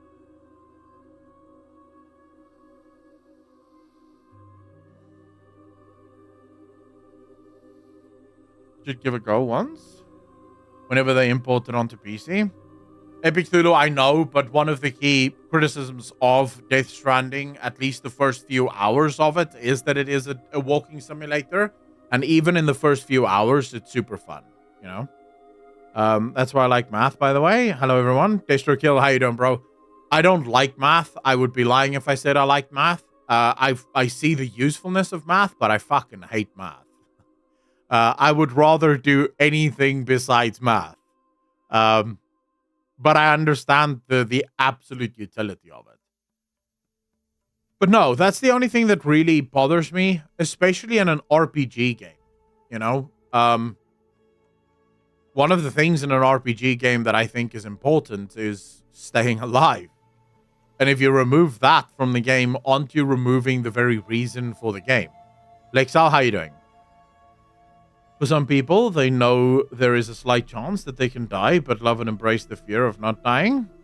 My brain is too small for math. I stopped playing Death Stranding when I lost my first bike. Just couldn't get back into going everywhere on foot again. How did you lose your bike, though?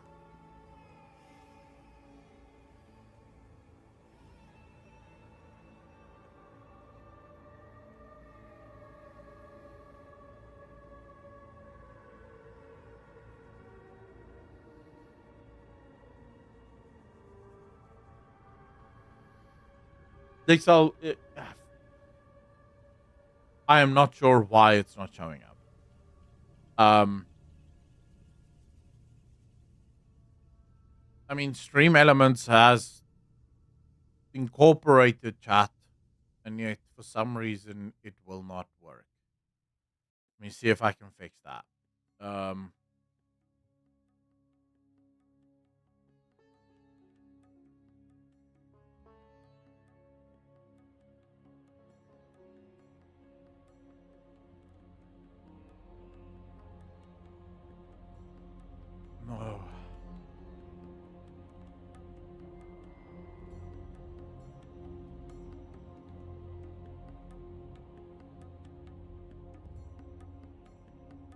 No, I don't know how to fix it. I'll do a different one. I'll do a different chat. I'll pull a different chat into stream after, like, tonight somewhere. Because, yeah, for some reason, stream elements' chat will not show up both YouTube and Twitch. But don't worry, I am seeing your chats on YouTube. Even though, you know, the chat isn't seeing it, I promise you I am seeing it. Here's a possible theory. Certain people live a brutal life in reality, so they want easy victories in the virtual world. Adrenaline gaming, easy victories doesn't work anywhere. Even if you live a brutal life in reality, easy victories are not gonna last. That's the problem. No one is saying that a game should mimic real life one-on-one. No one is saying that Dragon Age Veilguard should be the hardest game in the history of the world. But if you remove death entirely from the game, there is a good chance that the game itself just starts to feel boring after a while, because no matter what you do, there really is no failure. You know? There really is no way of failing in the game. Talking to him? No, Prospect. No, not at all. It is really fucking cold, bro. I'm literally sitting here. My hands are like blocks of ice at the minute. I'm not gonna lie to you guys. I'm not having fun at the moment. It is ridiculously cold here. There isn't a challenge. There is no point. It's doable, but still challenges. See, so here's the thing. I would still be okay with death having little to no effect. Yeah, that's perfectly fine. You know, take a game like Elden Ring, for example. Elden Ring, death really isn't a punishment. There is no loss of durability. Yeah, you lose your runes, but so fucking what? You can literally just go pick them up again. So it doesn't really matter, right? Death really doesn't matter in Elden Ring. But now, imagine if you couldn't even die in Elden Ring. Like, you could physically not die. Do you think that game would be as successful as it is? No, obviously not. Because then you are removing a major part of the game. And I feel like that would be the case. I'm not saying that it will be, right? I'm not saying Veilguard is going to fail because it has no death mode. I'm saying my fear is that it could fail as a result of having this option. And the problem is that most people who will quit the game as a result of that option won't know that is why they're quitting the game. They'll just be like, nah, I don't feel like playing anymore. Because they won't be able to, you don't make that connection yourself, right? You just eventually feel like, I'll tell you how I know this. There's a game that I played probably 2 years ago. It was called, let me see if I still have it. Yeah, this game. Not 2 years ago, maybe like a year ago or something. I bought this game and I started playing it. I put it on the easiest mode that you can play it on, right? Because I just wanted to see the story and I wanted to sort of get used to the building and the mechanics and stuff of the game. So I stopped playing it and I'm having fun, right? I'm really having fun. About 3 hours into my first ever playthrough of the game, I start to get really bored. Like, really bored. Yeah, the game is challenging. There's some challenges in the game. But for the most part, if you build everything correctly, there really are no challenges. Like, the game just sort of marches towards the end of the game. And I quit. I was like, this game sucks, man. Because the game doesn't have any logistical challenge. If you build a building that chops wood, the wood is instantly available for all other buildings that use wood. So, you know, there's no logistical challenge in the game. The game has other challenges, but you won't know it on the easiest difficulty. So I stopped playing. I was just like, this is really not my type of game. And I still said at the time, the reason I don't like this game is because there's no logistical challenge. Then I was really bored a few months ago, and I thought, well, fuck it. I'm in the mood for some kind of city builder. Let's give New Cycle a go. Let's see how the new patches and stuff has played out. Only this time, I started a new game, and I decided to go normal mode, right? So normal difficulty. Not hard, just normal. Normal enables all of the downsides of the game, but it lowers it. So you're not going to have as many downsides, but they will be there. I finished the game.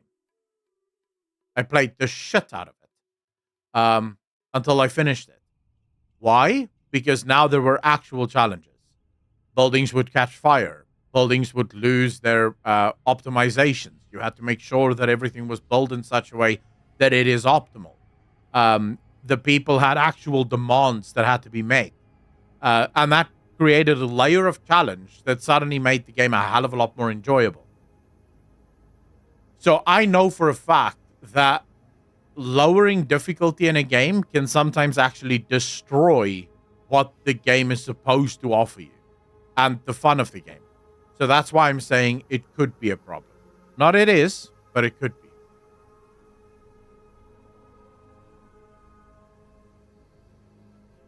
Outward. Sounds familiar. It's an RPG, right?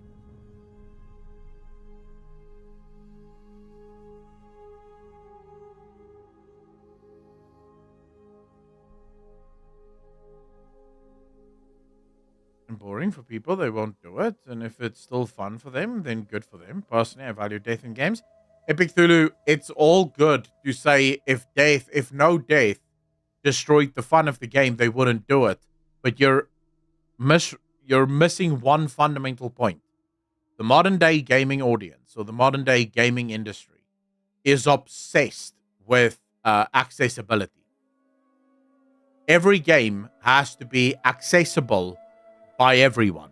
And it was actually Miyazaki, FromSoft CEO, that said, a game made for everyone is a game made for no one.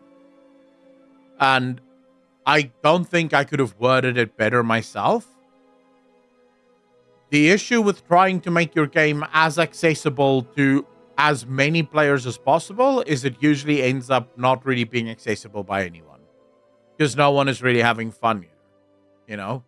I think it's much better with single-player games to try and choose an audience and then play for that audience. CCS, the problem, of course, is that accessibility has to mean lower difficulty because of the morons on Twitter. I mean, Dragon Age Veilguard is trying to appease the retards on Twitter. They're too stupid. If you added death in the game, they wouldn't be able to get past the first fucking boss. So, no, in order to be accessible to the Twitter retards, the game has to have a no death function. Otherwise, it wouldn't be playable by 90% of Twitter users. Game design issue. It's an issue of controllers. Should be handled on a third-party level. Anti-Rack, how you doing, brother? I think genuine accessibility is colorblind modes and better controller support. Well, that is what most people would argue accessibility is, right? It's trying to make the game accessible to people who are colorblind, or to people that are visually impaired, or to people who are maybe deaf, right? Trying to adhere to them. I have no problem with that. That's a perfect idea in any video game. Better controller support. Also, brilliant idea.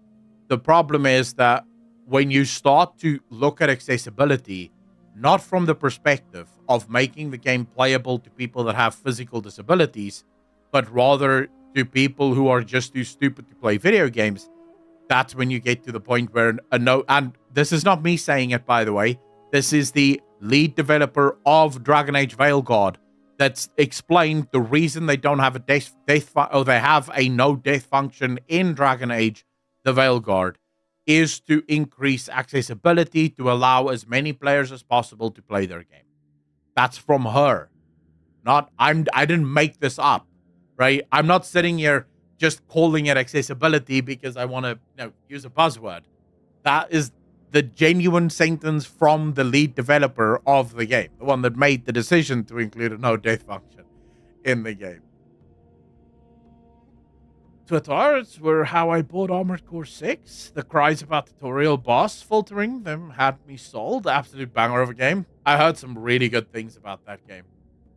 Here's Dragon Age easy mode, has no death mode. Lexal, no. There is a custom difficulty mode where you can turn death off.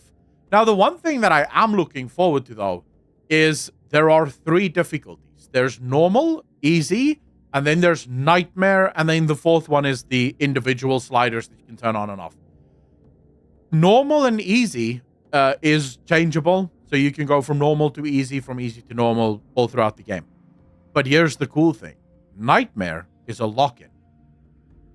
If you start a game on Nightmare, that game's difficulty cannot be changed. And what got me a little excited about that is, it almost seems to me like the game was designed for Nightmare to be the default play. So you're going to play the game. They made the game so that Nightmare is completely balanced, and the way that they want you to play the game, the other difficulty options were simply added for people that can't play it on Nightmare mode. Because otherwise the question is, why lock people into Nightmare mode, right? What's the point? Oh shit, who added me as friend on Steam? Sorry, just saw. Wisps, I thought we were friends on Steam. The fuck?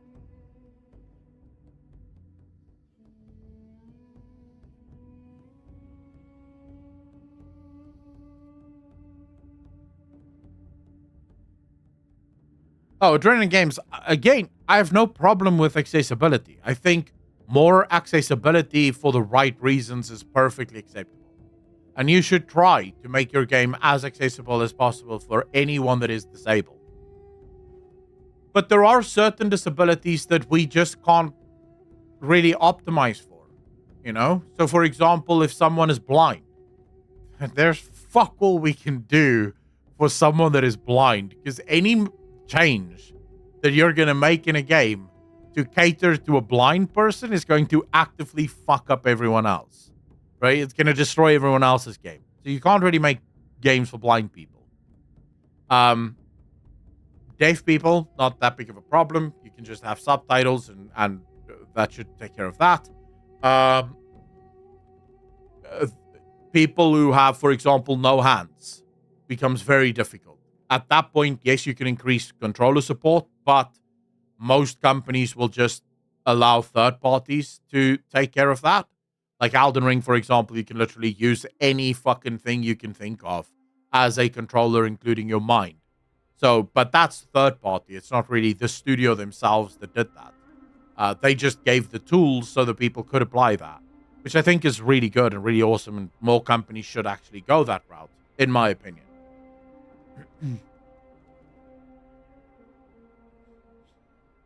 Play Elden Ring on a dance pad. Yeah, there's that streamer who does that, isn't it? Prospect. Shouldn't accessibility responsibility also fall on hardware manufacturer to design controller for disabled people?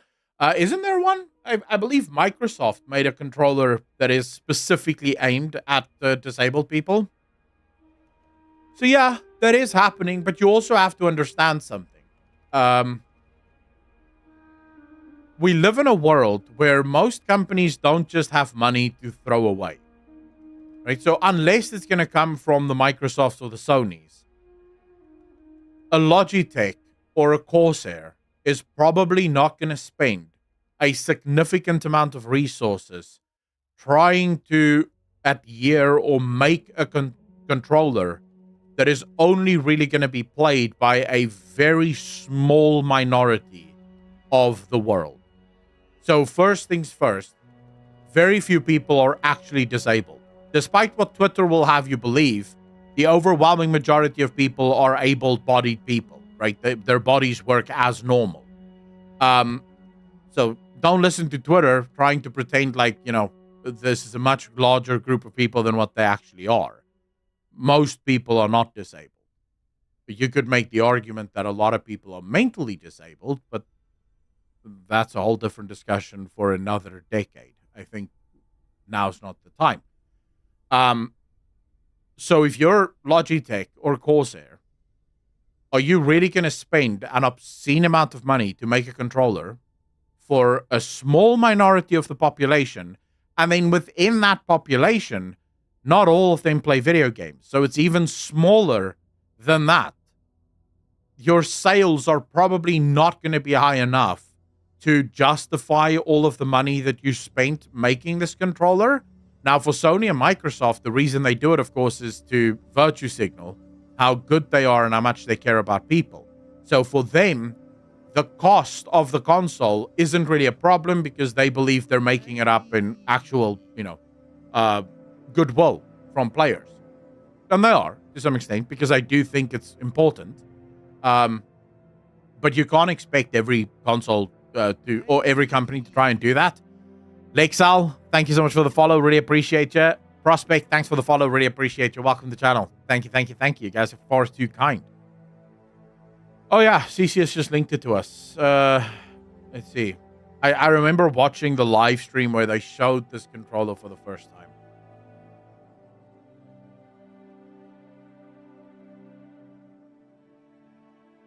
It's taking a fucking age to load, though. Ugh. Wow. It is taking a while to load. What's going on? Page cannot be found. Wow. Devices. Let's see.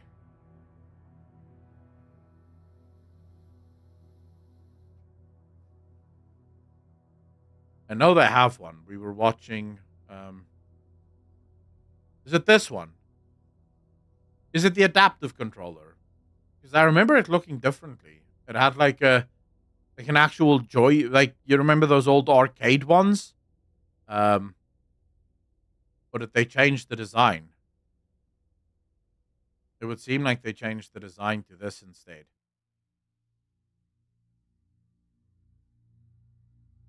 Yeah, there you go. This is the one for disabled people.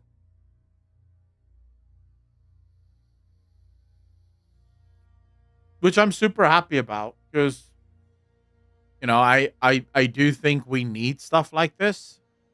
For gamers that don't have the, physical ability to play games. But you're only the biggest companies are ever going to spend money doing this. The microchip and brain that Elon Musk is developing for disabled people makes people better than aimbots. So, Lexal, here's my thing. I'm going to ask chat, will you guys get an implant in your brain? Will you trust that?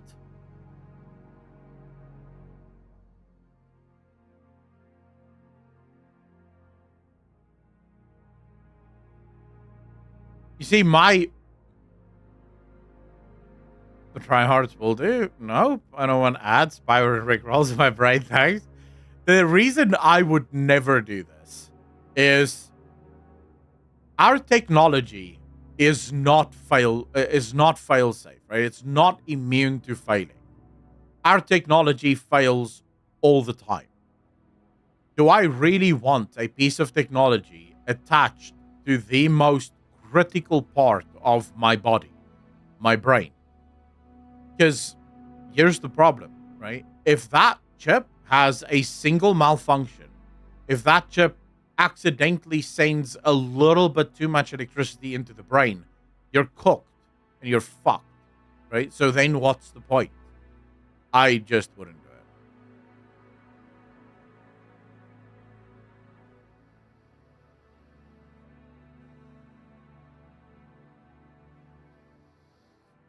I don't even know if I would trust it 50, 90 years from now. Because it also just bothers me that it gives some company access to my brain. That bothers the shit out of me, bro. I am not happy. I'm not happy to give anyone access to my brain. Sometimes I don't even think I should have access to my brain. So, if I'm not going to fucking trust myself with my brain, then I'm sure as fuck not going to trust Elon Musk with my brain. Or any other fucker that thinks that he can do shit like that. We dodge the fire and wow? No, but fire needs to be stood in, otherwise healers don't have a job. If you move out of the fire, you're fucking up healers' logs.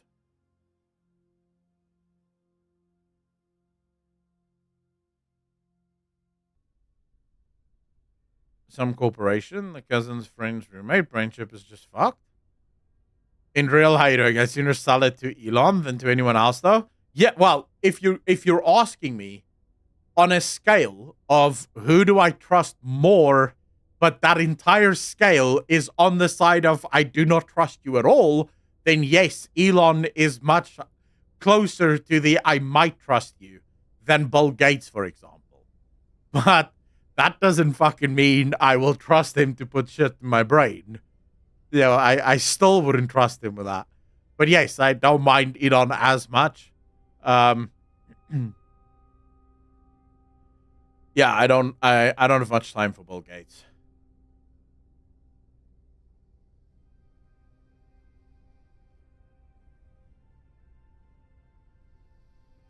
Excel, I will always be playing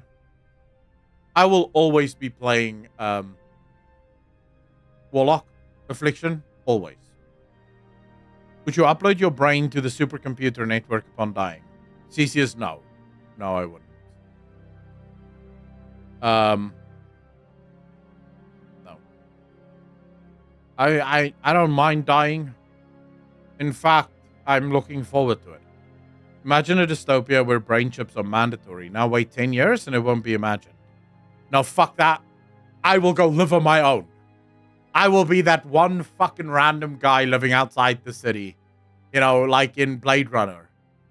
Living outside the city in the quarantine zone. That's where I'll be. Bros, I want to ask you guys something. How many of you would love a girlfriend like this?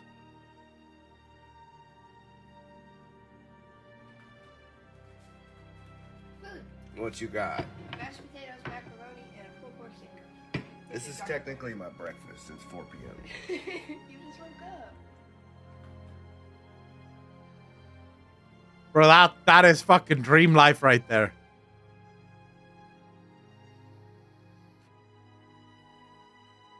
I mean, I know that this was all for show and it was literally just the recording. But still, fucking dream life right there. Girls, I'm scared of those monsters. Scared if they don't bite unless you ask. You'll be fine, bro. Don't worry about it. Eat the chip ball.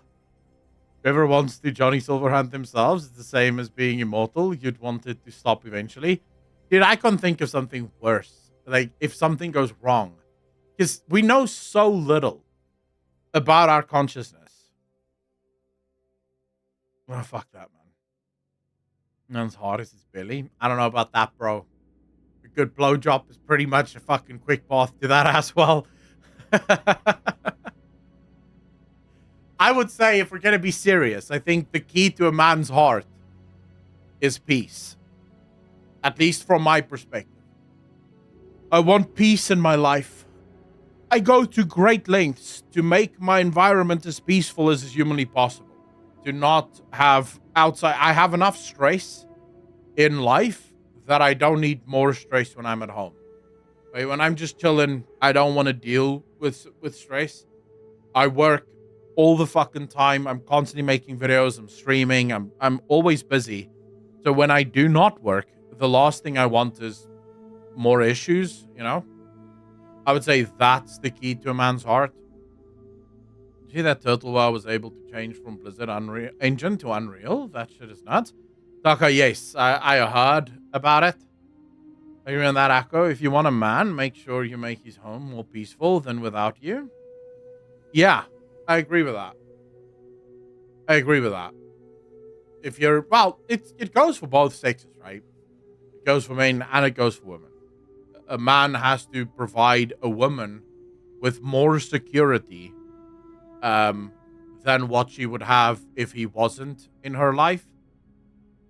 And I don't just mean security as in financial security. I mean security as in she should feel safer with you in her life than what she feels without you. So I think both sexes have that, you know, need to at least adhere to that.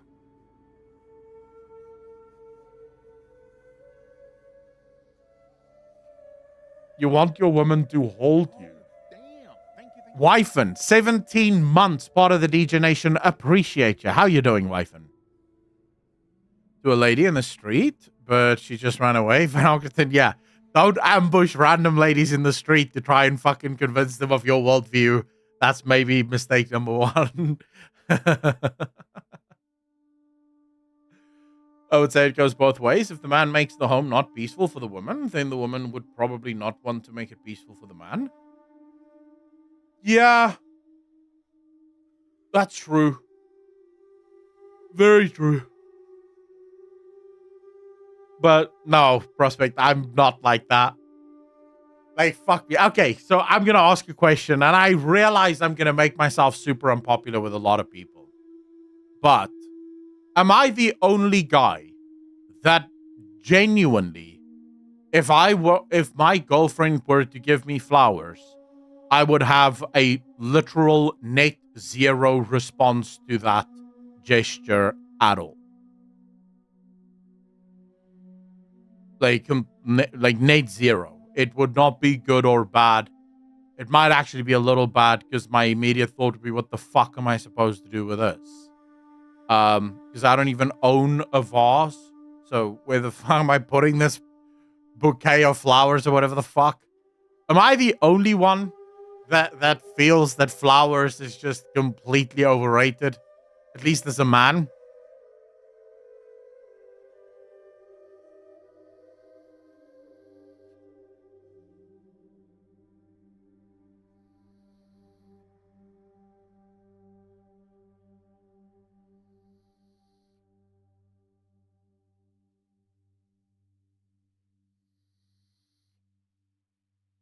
Practical person, give me something useful, like a WoW subscription or a new game.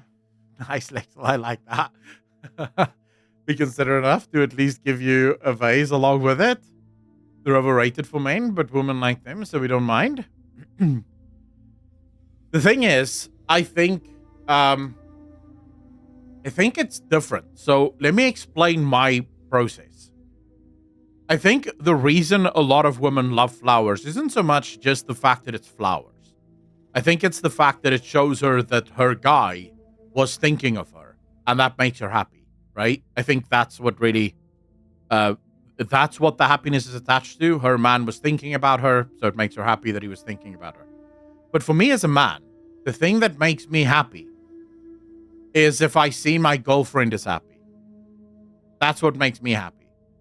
I don't, anything I want, I have already bought for myself. Right? Like, I own everything that I want in life. So nothing anyone can buy me is going to make me happy. I'll buy it myself if I want it. Anything you buy me is probably just going to be extra, and I'm not going to know what to fucking do with it. I'll give you a great example. My aunt bought me this for Christmas. This cologne thing. It is on my desk because I have nowhere else to put it. And I already have a cologne that I use that I like. And so I don't know what to do with this one. I'm not going to use this one because I don't like it. But now I have this thing. When she gave it to me, I felt nothing. I was just like, oh, thanks. And that was it. Because I don't know what the fuck I have cologne. I've bought myself cologne. I have probably 3 years worth of cologne. So, now it's just sitting here on my desk because I don't have anywhere else to put it. That's who I am. Right? So I would much rather just see my girlfriend be happy, be smiling, be living her best life. That would make me happy. A bouquet of flowers? Nah, bro. You could literally, you know what? Buy yourself something cute and enjoy having that cute thing for yourself, and I'll be much happier than you buying me flowers. Getting to be the little spoon. Kind of, again, disagree with you. That would make me uncomfortable. What's the perfect gift for me, CCS? 10 gifted subs. My woman buy me my favorite drink for my late night gaming, and I always make sure to let her know she is the only woman in my life. Dude, now that I can get behind, right? If my girlfriend just showed up and she was like, oh, here's some flavored water. You'd be like, oh, shit. Thank you. Now I don't have to go buy my own. I appreciate that. Because that's practical. I like flavored water. Let's go.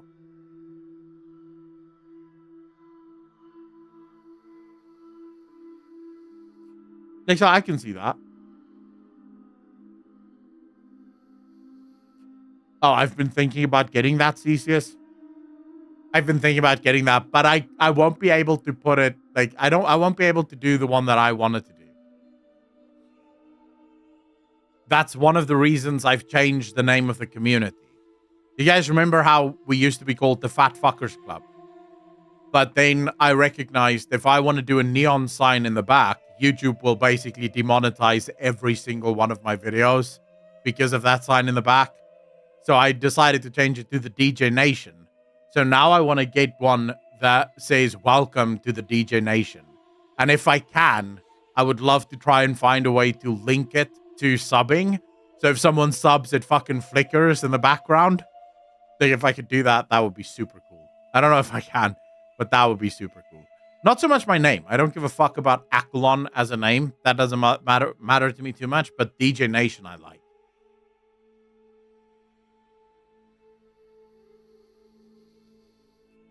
Plus, my channel branding now is just my face. So I don't know if that would work.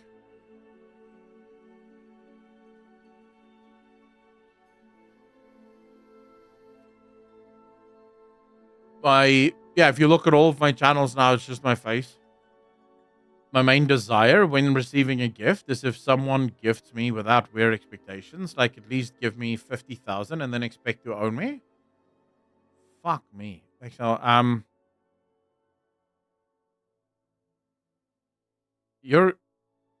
don't want you to take this the wrong way, but you seem to believe that you're worth quite a lot of fucking cash. Like, holy shit. I hope you can back that up. Like, you have to have amazing tits if you're gonna go 50k, please. Like, that's some fucking, that is some self-assuredness going on there. Like, holy shit. I know, but that's how it came across. So I decided to run with it. What happened to the Echo Orc avatar? I got bored of it. That's not actually true. I was busy doing a rebrand and I changed it. And then I couldn't remember where I saved the Orc one. And then I was just like, fuck it. Let's just go with my face. I mean, I want practical gifts. If you want to give me flowers and have expectations, that doesn't work. I don't think gifts should ever come with expectations, though. Like, if you're giving a gift with expectations, then you're giving the gift for the wrong reasons, no?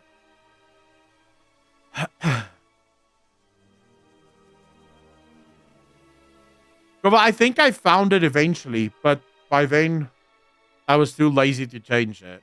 I might have lost it again. Hold up, I need to fucking look now. Where is it again? Was it under stream element? No, it wasn't under stream elements.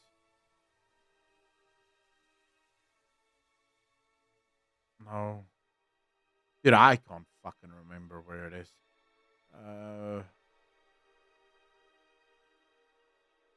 I know it was somewhere. New look, maybe? Oh, yeah. Here it is. I found it eventually. After like 4 hours of looking, I found it.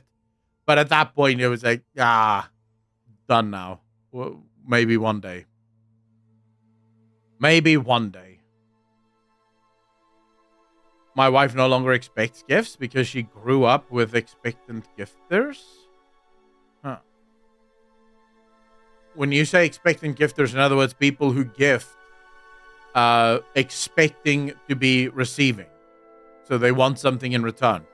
That is, I feel like if you're gifting a girl flowers and you expect a blowjob, I don't know if that's necessarily like, maybe you're having trouble figuring out the value of things, you know? Because I would argue, and this is just my opinion, maybe other people have different opinions on this, but I would argue that if we are going to try and quantify the value of someone taking your penis and putting it in their mouth, a bunch of roses isn't it, right? I feel like you're severely underestimating the cost of what is transpiring here. It's gonna have to be more than that, you know? Gonna have to be more than that. More like, here's a car, now drive me around wherever I want to go because you now owe me. Oh, right, yes. So parents doing that shit. Well, my dad didn't do that. The problem was that once I got my license, I became just an employee. Yeah, but I feel like that's just parents in general.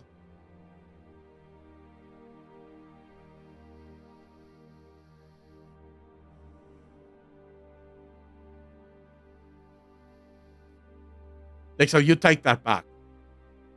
You want to know why you should take that back?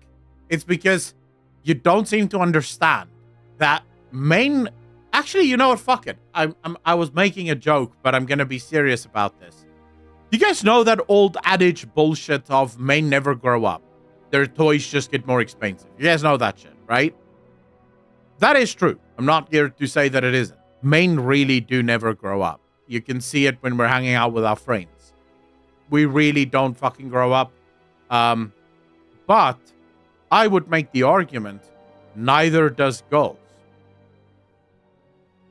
In the world, when the world is harsh, right? And, you know, girls are out in the world living, they are forced to grow up.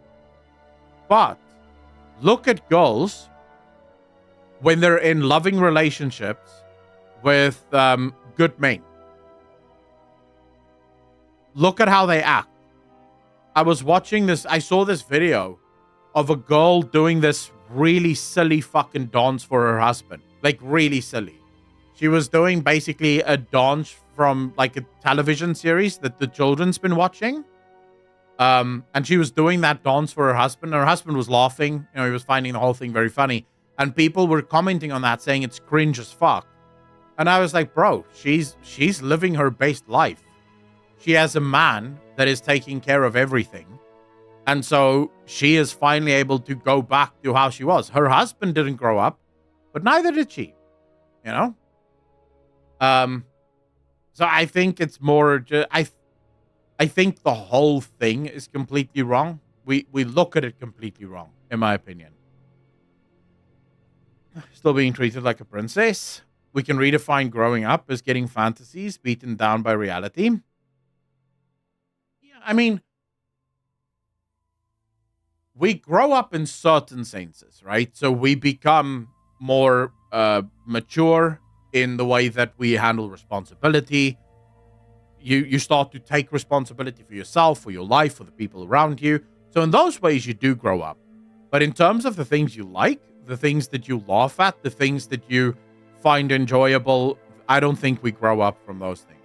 I think we are just always kids in that regard.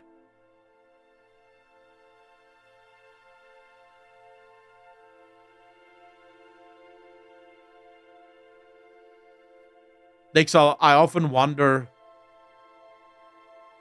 how many women are taken in by the modern feminist movement only to wake up and realize, but this doesn't make them happy. Because it doesn't. All the evidence shows that, you know, women are more unhappy than they've ever been. And I mean, feminism is stronger than it's ever been. But men are also more unhappy than they've ever been. So clearly what we're doing right now isn't fucking working.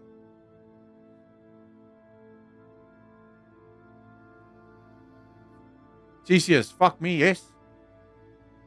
What are you talking about? Like, obviously?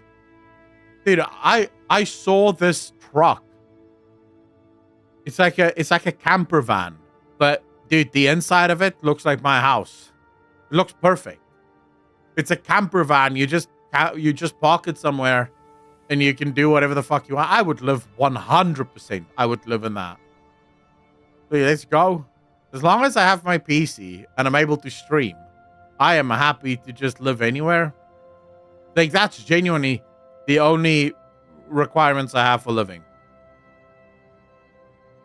I want my PC. and I want to be able to stream. If I can do that, I'll live anywhere. It doesn't even bother me. Feminism seems to also have a weird habit of pushing women to be men, which even men don't often want to be men. So why? I don't know. Just, it's the problem is, as soon as you have money invested in any cause, that cause will become corrupted, because obviously, we have money, so we have to keep moving it. We have to keep moving the goalposts.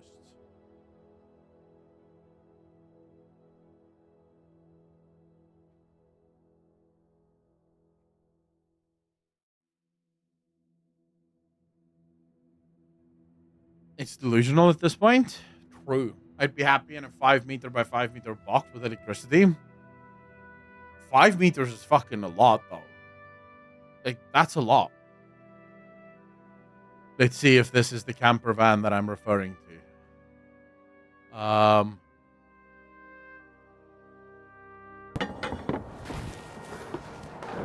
No. No, it's not this one. Although this one looks cool, though.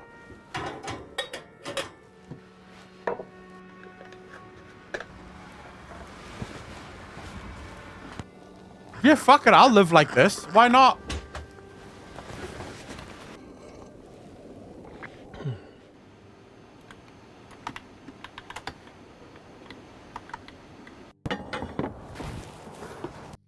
Dude, what more could you need? A genuine question. What else do you need?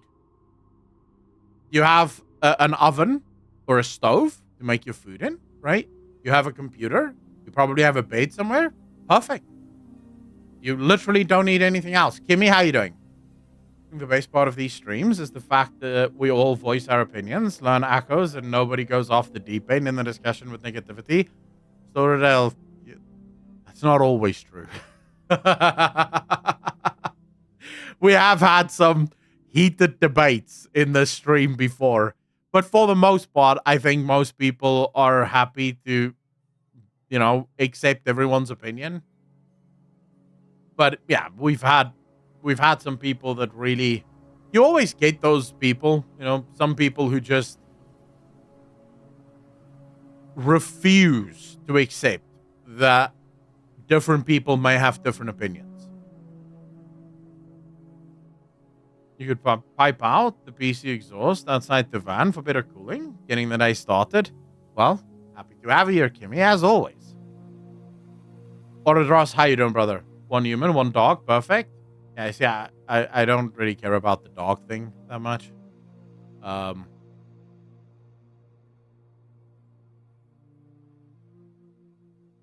talking about Julian and Holly? The thing I like about this stream is, despite the heated arguments, it's very much mature people. No one's spamming emotes. So, Patches, the reason we don't have emote spam is because we're still small enough that everyone feels like they can talk, and I will see what they're saying.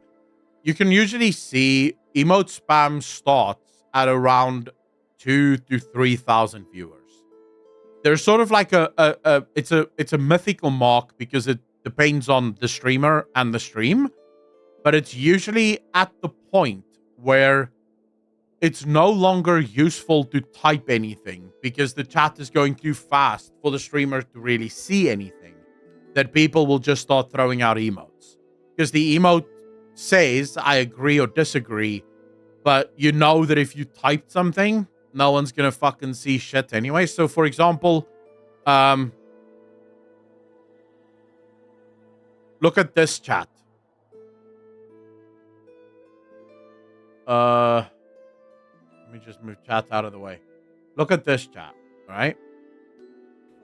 They saying your man's a fem.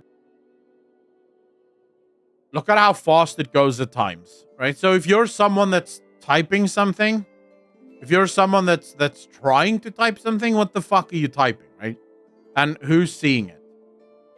Very few people are seeing that. So, most people will just tune out and be like, I'll just spam emotes. Smaller group, would you say matter? Because the streamer and other chatters are more likely to see it. Truth. No clue what this does. What does? Lexa. This is why I don't type in such streams. Yeah, usually when I watch like Asmongold stream, I won't type shit. I very rarely, if ever, type anything in Asmongold streams. Because what's the fucking point? I'm just there to listen to him talk. Most of my, like, the bigger streamers that I watch, I won't say shit. What's the point, you know? I'll just watch because there's literally nothing else to it.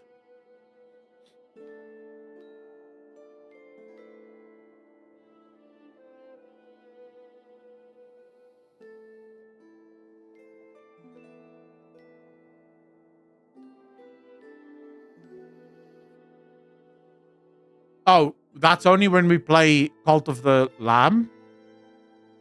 Asman always managed to call out one stupid chatter to debate him. Well, yes.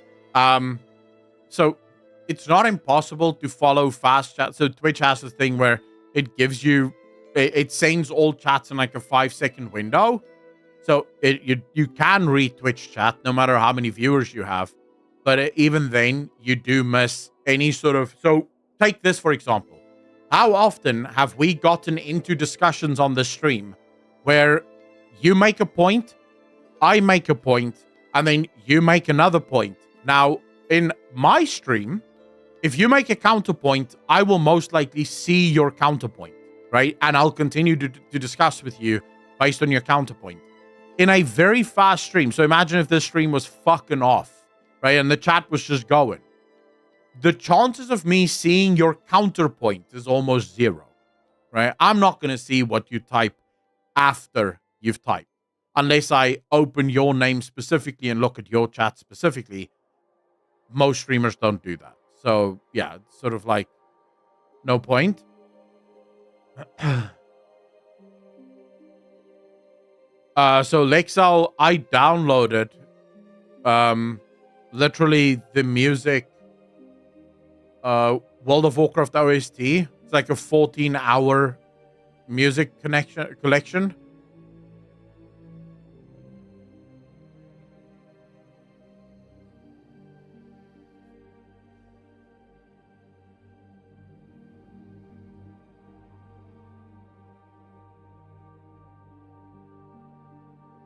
That's why we keep having to cancel Akko. Can't have him getting big. Dude, I don't know if I'll ever be big in that way. I don't do... It's not the kind of content I make, right? I just sit here and chill. So, if you want to be big, you have to chase the trains. And I'm not interested in chasing the trains. That's not why I stream. Yeah, that would bore me. I mean, I can't even stick to finishing a fucking game, even when the views are good on the game. So clearly, I'm not in this for the big streamer awards. I have no idea what the song's name is, Lecton. Honestly, no idea. If you typed in Suramar music, most of them are divided into the songs. So you could just click on each of the songs until you get that song and then get that name.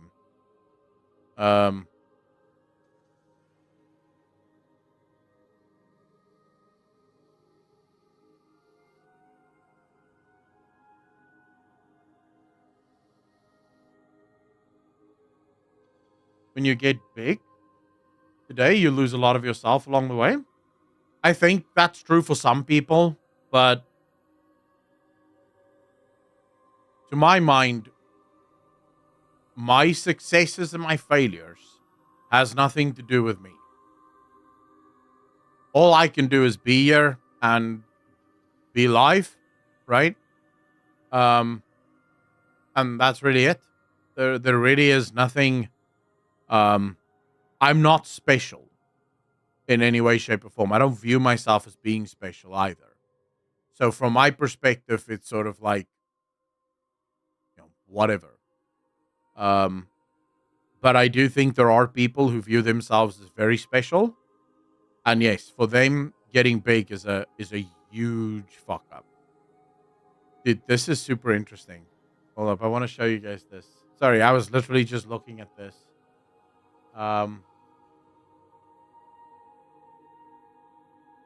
Look at this.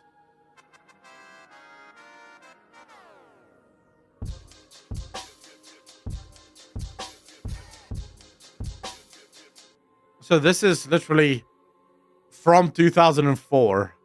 Look at how long World of Warcraft reigned supreme. All the other games just sort of shift and move around. And World of Warcraft just stayed sort of, happy and healthy doing its thing. Wait, can you guys even see what games they're showing? Is this better for you? This should be better, right?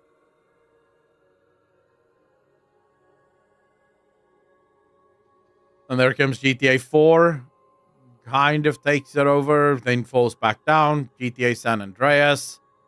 Sort of hovering around the 10 million mark. WoW is now at 16 million. Almost 17 million.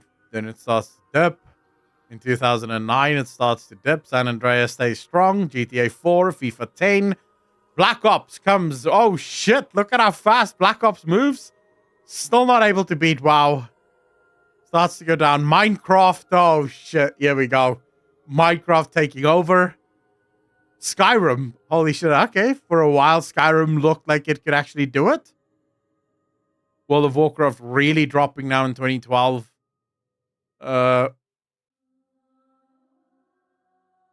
Holy shit. GTA 5 overtakes Minecraft. All right.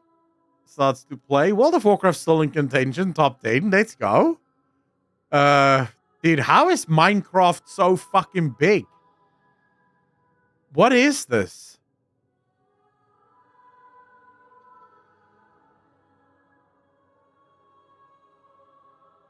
Fallout 4, all right, starts to come in. Almost rise to challenge. Can't really. Pokemon Go.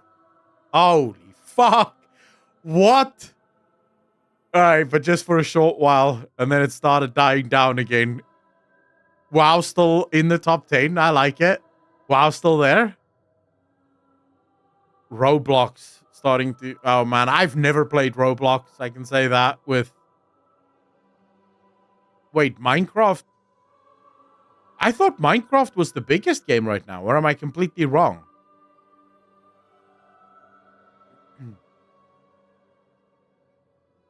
So WoW is now out of the top 10. Fall Guys came in. Among Us came in. Wow. Cyberpunk came in. All right. Minecraft, man. This list is insane. Don't know what Free Fire even is, but all right. Now Minecraft takes over. Elden Ring sort of shows up in the third place. Overwatch sort of pops up, goes away. Last of Us pops up, goes away. Hogwarts Legacy pops up, goes away. Genshin Impact, very short period of time at the top. Holy crap, boys.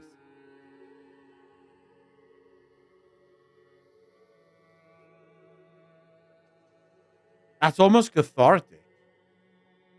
How is... I just don't know how Minecraft is still at the top. Like, what the fuck, dude? Are people not tired of playing Minecraft? Isn't it just the same shit over and over again? Like, I would get bored out of my mind with something like Minecraft.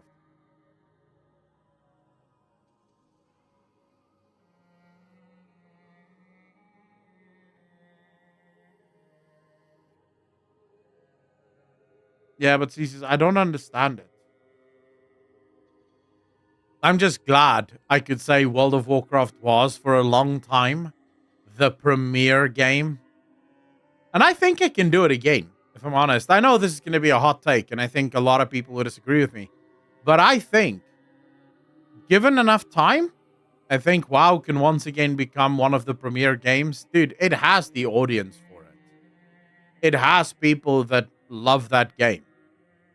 I think if Blizzard spent a little bit of time really cooking in the World Soul Saga, by midnight, we could probably see a massive resurgence in World of Warcraft.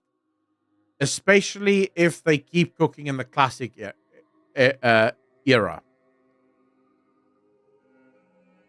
CCS, yeah, I'm surprised as well. Although I will say, where League of Legends used to be, wasn't the largest game in terms of player numbers, but it was the largest game in terms of what's the word? Oh, fuck me, man. It's something with a C. Concurrent players. It was the highest game in terms of concurrent players. They would have 100 million concurrent players a day playing League of Legends. Lexa, I appreciate that. Thank you. Although I heard some teachers are in big shit in the US right now. Apparently, there's a female teacher that's been playing hanky panky with some of the fucking kids in class. That should backfire badly, bro. That should backfire badly. I live in Iran, thank God. Is that better?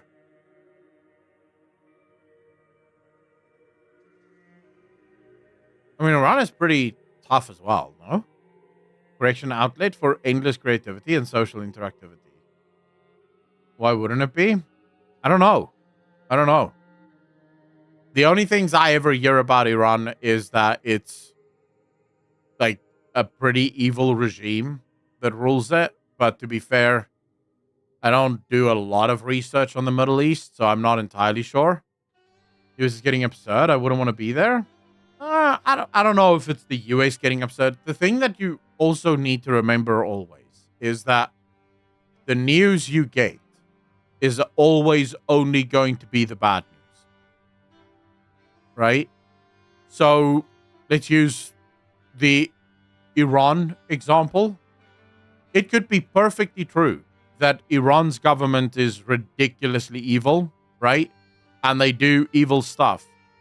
But the overwhelming majority of people in Iran just go about living their lives and barely, if ever, interact with the government, right? So I've spoken to some Chinese people that tell me the government, they never deal with the government. We see the bad stuff that the Chinese government is doing, obviously, but from the perspective of their own lives, they never interact with the government. Like, there's not much for them to fucking interact with, right? So, yeah, I would say be careful when you see stuff on the news of believing that is everyone or you're seeing what everyone is doing, because it's most likely not fucking that, right? Top down indirectly. It's a video that shows the real Iran by someone who just visited. Excel, yeah, sure. I'll take and might get flack, but in high school I had a teacher I wish was doing hanky-panky with me. Lauderdale, you're not the only guy. I don't think there is a man alive today who didn't have a teacher in high school that they were wishing would just break the rules a little. Every fucking man wished that. The problem is, and this is why I can say every boy had that dream, but every boy, or most boys at least, are lucky that they had female teachers who would not engage in that dream, because we know that it causes severe fucking psychological issues. Right? We know that it causes massive psychological issues in young kids, even boys, when teachers do shit like that. So, yeah, 5:30 in the morning. It's a good thing, right? It is a good thing. 5:30 in the morning, Istanbul. The trip to Iran starts now. Let's be clear, this is not a political vlog. Iran is a complicated place, but in my travels, I've learned not to trust the media to tell you what the people are really like. I just go and see for myself. And as I sit on the plane, staring into the unknown, I can't control my excitement. Am I really going to Iran? I'm in.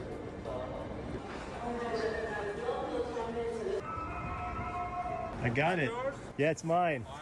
They were holding me up in immigration. They'd never seen an American before. Oh, how are you? I'm fine, thank you. Nice to meet you. Glad to be here. This is our ride for the next 24 days? Yeah. And are you the driver too? Yeah. Driver slash guide. Man of many talents. That was quite an experience getting through immigration. I was the last person in line and I stayed there for about a half an hour. It took five guys to figure out how to process my passport. Meanwhile, I'm standing there going, yeah. Leaving the airport, I can't help but notice just how clean and beautiful Tehran is. Way prettier than I expected. As an American, I do need to be with a guide at all times. Right on the side of the building, down with the USA. Epic Thilu, have fun at work, bro. But fortunately, Sohail is awesome. Guys, I've made it to my hotel room. This is the Mashhad Hotel. It's right downtown, and I've actually got a view of the Alborz Mountain. I'm in Iran for the next 3.5 weeks. So excited to bring you along with me. First order of business is changing some money. Since I've been on the road for many months, I don't have any more American dollars, but I have many Kuwaiti dinar. With 100 dinar, how many rial can I get? 10 million. 10 million! Fuck Check me. that. 150 million. 100 million. 100 million. 150 million. 100. Now what does he say? Wait, is he bartering the money? How does this work? 130. 150. He's getting very serious. Mister, 140, okay. Oh, now it's 150. Okay. That's too much. He's taking 8%. We're going to try someone else. Oh, he's walking away. Did he just say 150 is okay? Yeah. That's one thing I've learned from traveling to all these countries. Stand your ground. All right. We've got a lot of things to do today, but the traffic is unbearable, so we're gonna take public transportation, starting with the subway. Let's go.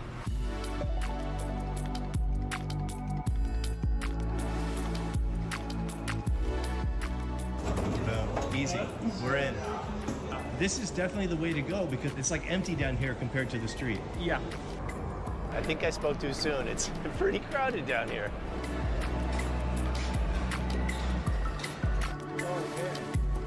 You don't think we can fit? Yeah. You sure? Let's get inside. Let's try it. We can do it. We're in. Oh, whoa. Wow. If this I mean, I would not want to be on a train with this many people. I would instantly just fucking get off. I'd walk, rather. I don't want to be with that many people. Drinking a better rate at a black market exchange? The Middle East must have some banger foods. Bro. Yep. This guy was pushing himself in, we could get in. Yeah. He's a trooper. There's actually air conditioning in here, but there's so many people, it's doing nothing. Salam.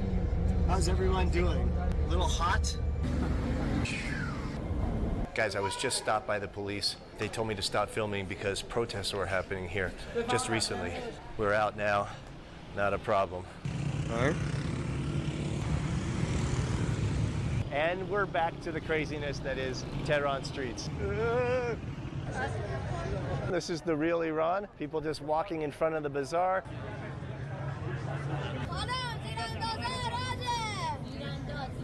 A lot of action going on, people buying stuff, but this is actually just the way in to the Grand Bazaar. Salam. Salam. He doesn't Pretty believe cool. that I'm American? Yeah, he was shocked. America.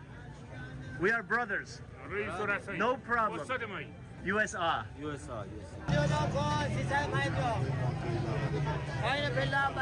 Very, very smart. Yes. Salam. This guy needs to get a stool. Yeah, like. I mean, and dropping your guts in a train, man, fuck me. Can you imagine? Is there any sort of nature, or is he just recording the city? I want to know what the nature is like.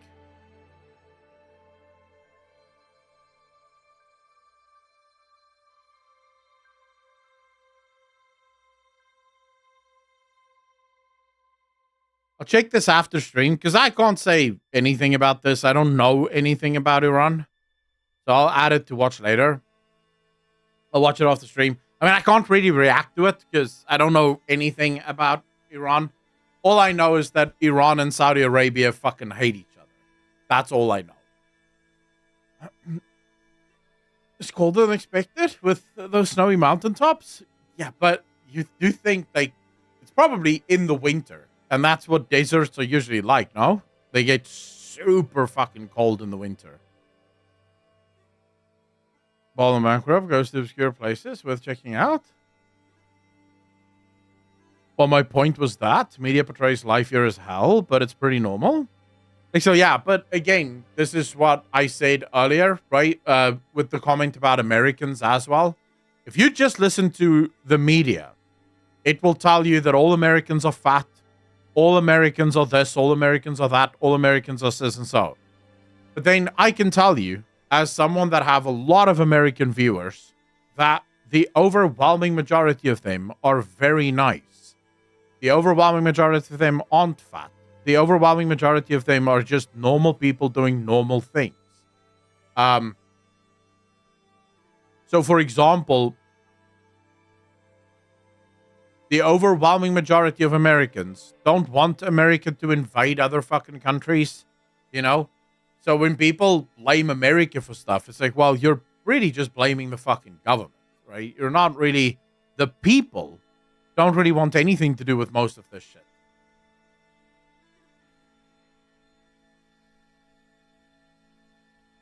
No, like, so I wasn't talking about you. I was just saying it's sort of one of those things where it's easy to judge based on the media, but always remember that the media has a negativity bias. It wants to be negative because negativity sells. If the media started running articles about how cool Americans are, no one's gonna fucking watch that. Boring as shit, you know? So I think people think we use lions for mounts. Dude, I actually had someone asking me if I eat lion. But yeah, I think a lot of people, but I do not blame them for South Africa. I think a lot of people, because again, you have to think about what is the image that most media will show about South Africa. It'll be the poverty areas. It will be the areas that's really, really bad. But I think what fucks people about South Africa is the fact that depending on where you are in South Africa, you either are in a first world country with first world infrastructure, with first world concepts and ideas, or you're in the third world. And I think a lot of people struggle with that. The difference is just too much for them. That we all really just humans wanting to live mostly. Kimmy, absolutely agree. You have to check out the food channels that travel there. They usually go to countryside and eat native dishes. There's this one guy that I usually watch for food traveling. He has this headband around his head. Dude, I fucking love watching his videos because he travels all over. Z Vengeance, how you doing, brother? He travels all over and, showcases the food from different places. Yeah. Best food channel ever. That shit is insanely cool. Although I must say, I had over the weekend, on Saturday night, I told you guys about the Egyptian pizza place that opened near me. Did I tell you guys? Anyways, there's an Egyptian pizza place that opened very near me. But they sell this thing called, it's like, it's a beef kebab. But now, I don't know if I would call it a kebab, but they call it a kebab. But it's like, it's mince that's sort of braced, elongated, like this long, spicy mince thing with flatbread. Dude, fuck me. I had that. I was blown away. That mince has so much flavor packed into it. It was nuts.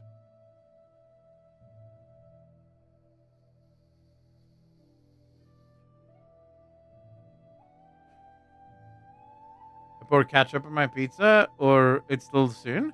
It will always be too soon for that. Like so. It would always be too soon for that. I could be married to a woman for 20 years, and if I saw her putting ketchup on her pizza, I would file for divorce. You know what? You are not the person I thought you were. This is not going to work. It's always too soon for that. The paints are what kind of like just normal. No, fuck that. No, shit. Wait, Shay is my go-to channel for illegal freedom style of journey in EU. Dude even went to Chernobyl, Stalker style. Oh shit. I wouldn't go to Chernobyl just for fear. I watched the fucking TV show. That should freak me out. I don't know if it's kofti. It's literally just called kebab. Here, at least, it was just called a kebab. But it was phenomenally good. Although I must say, the flatbread. Dude, I need the recipe to make flatbread. Fuck me. It's chewy and dry as fuck, but somehow incredible. I don't know how to explain it. It's just, yeah, it's just so good.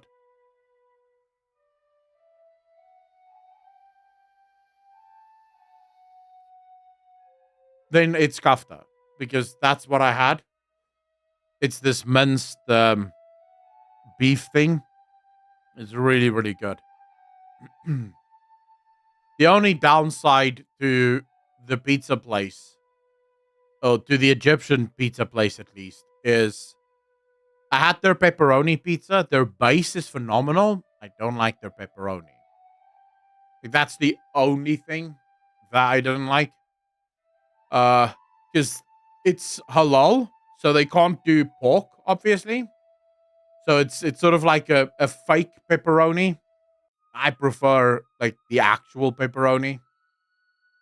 So that's the only downside, but the dough makes it worth it because that dough is phenomenal. Like if he could do that dough, but with actual pepperoni, that shit would slap.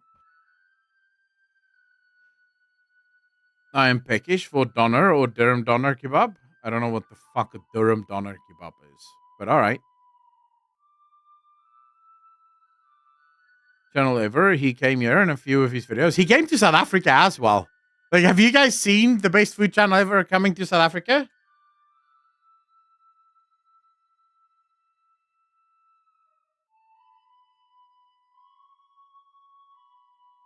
I'm not sure if one's allowed to watch videos. Is his videos copyrighted or not?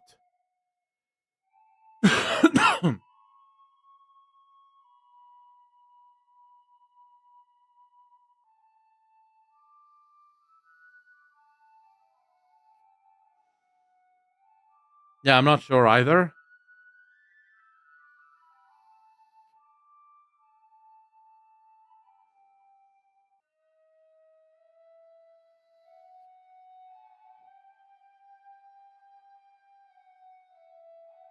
We can probably show a 2-minute clip. No. The show I would want to show is 14 minutes, so won't be able to show it. I do have another one that I'm going to show you guys then. I'm going to show you guys a video in a second of South African food. Proper South African food. But I need to pee first and I need to make coffee. So, take a fucking break. Go do, I don't know. Go do something with yourself. Lexel, take care of yourself. Thanks so much for hanging out. Really appreciate it. Enjoy lunch. Take a break. Get up, stretch your legs, do whatever. I'm going to make coffee. I'm going to pee. And then I'll be back. And then we'll watch a video. All right?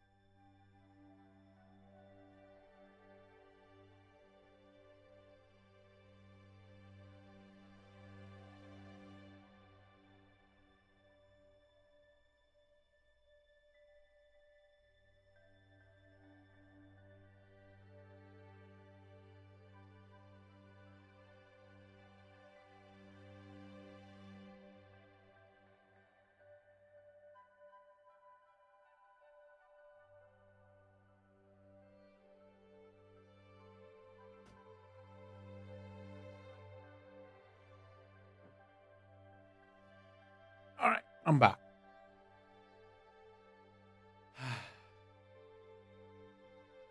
Welcome back, ladies and gentlemen. Oh, fuck my life. My back, man. Serial cat designation. How you doing? Welcome, welcome, welcome.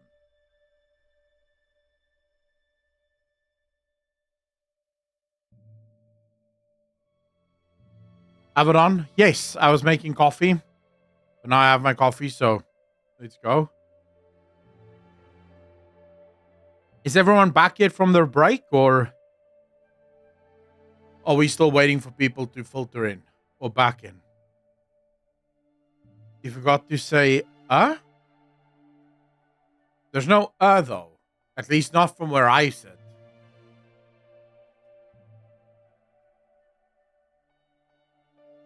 Grofel, you're back. You're back. Okay, that's good.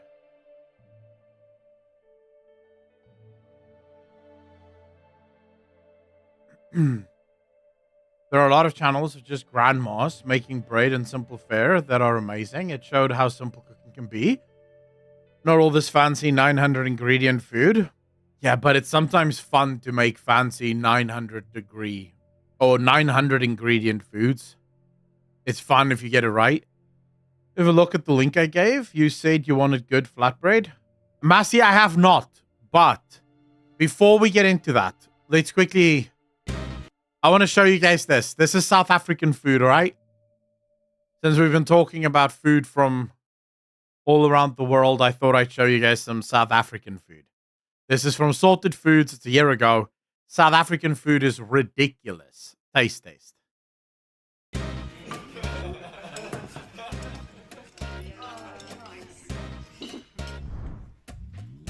Hello everyone and welcome to the channel. Today we have a very special guest, Chef Patrick Williams, who is the co-founder of Kudu Collective. It's a group of restaurants and bars. We actually went to Kudu Grill a few weeks ago and the food was exceptional.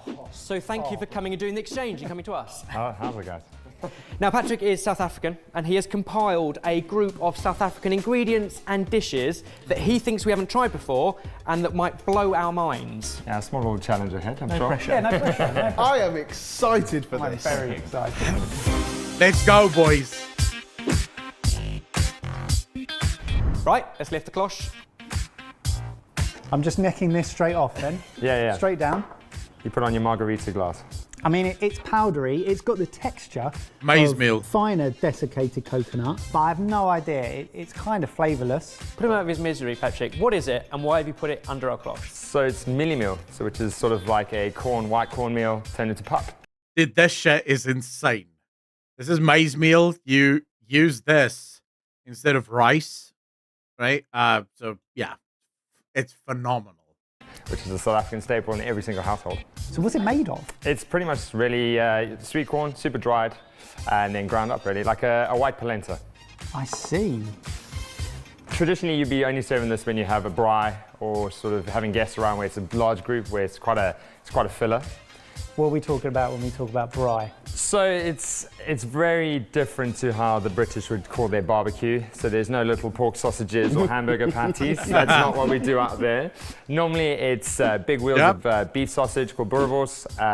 Everyone has their own sort of like style of mix for that. Big cuts of beef, nice big pieces of fish on there, using South African woods to sort of like really... No, not high fructose corn paste. No. It's corn on a cob that's dried and then ground up, and that's where the flour comes from. You get that nice smoke flavor through there.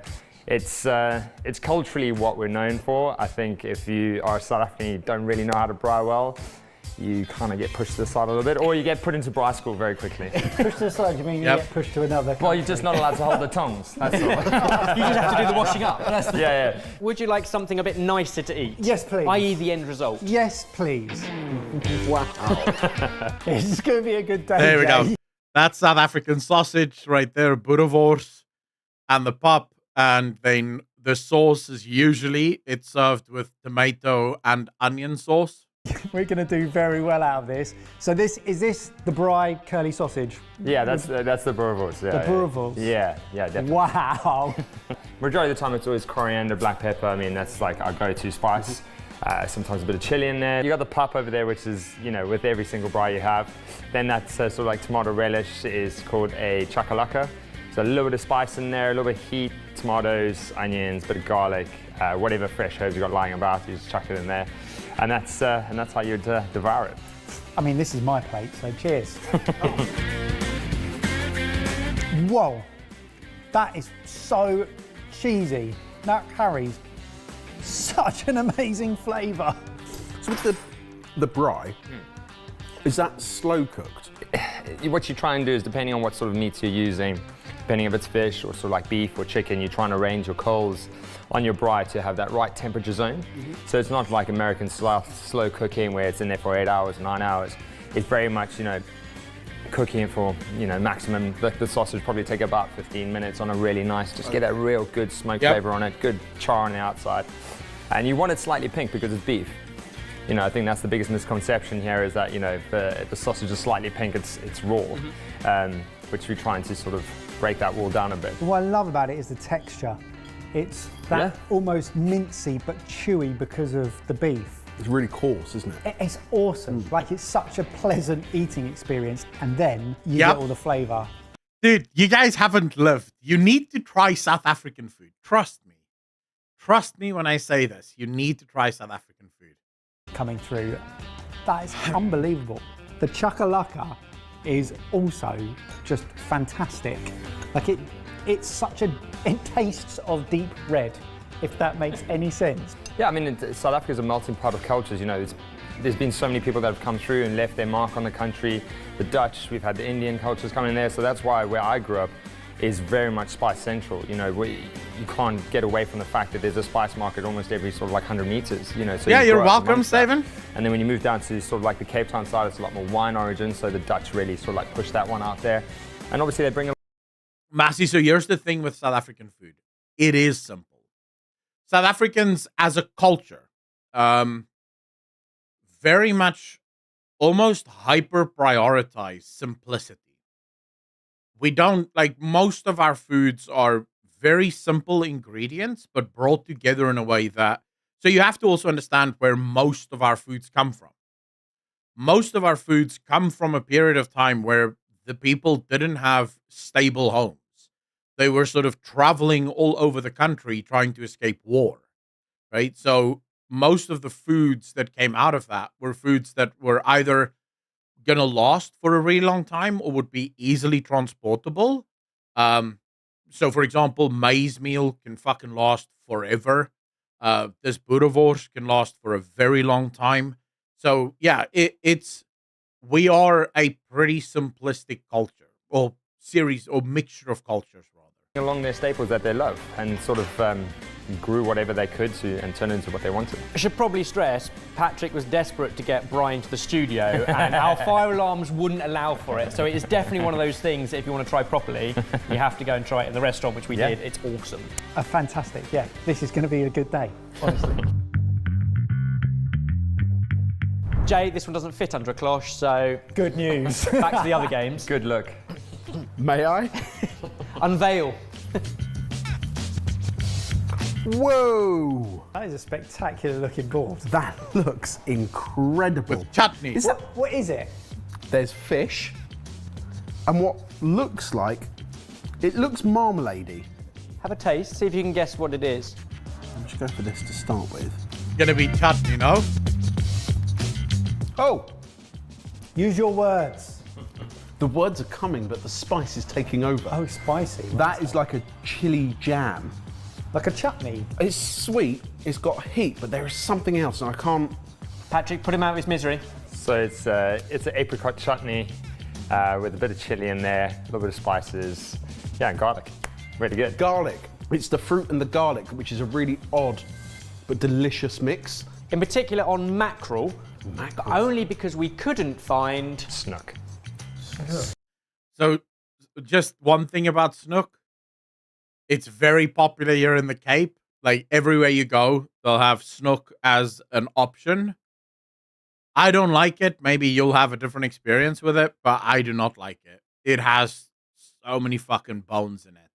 It's a miserable eating experience for me. Yeah, snook is fish. It's a type of fish that they catch. It's pretty much, you can catch it everywhere here. And yeah, they love snook. It's a nice tasting fish. It just isn't. I don't like eating it because you have to eat. I can't even say you have to eat around the bone because it's not that kind of fish. You know, you get those fish that, like king clip, for example, where it literally just pulls off the meat or the bone, and the bone is just one thing. Snook isn't like that. It's fucking the bones are distributed all throughout the meat, so it's just, I don't like it. I'm not a fan of it, but I know a lot of people. I prefer hake.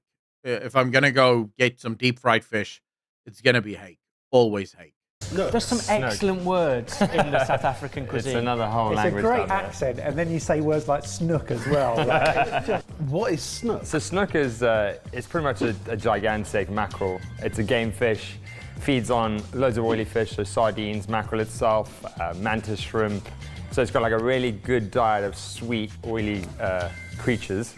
And then that obviously just gives it an amazing way to be cooked on the braai because it's oily. So it's got that, it lends itself to be cooking over fire.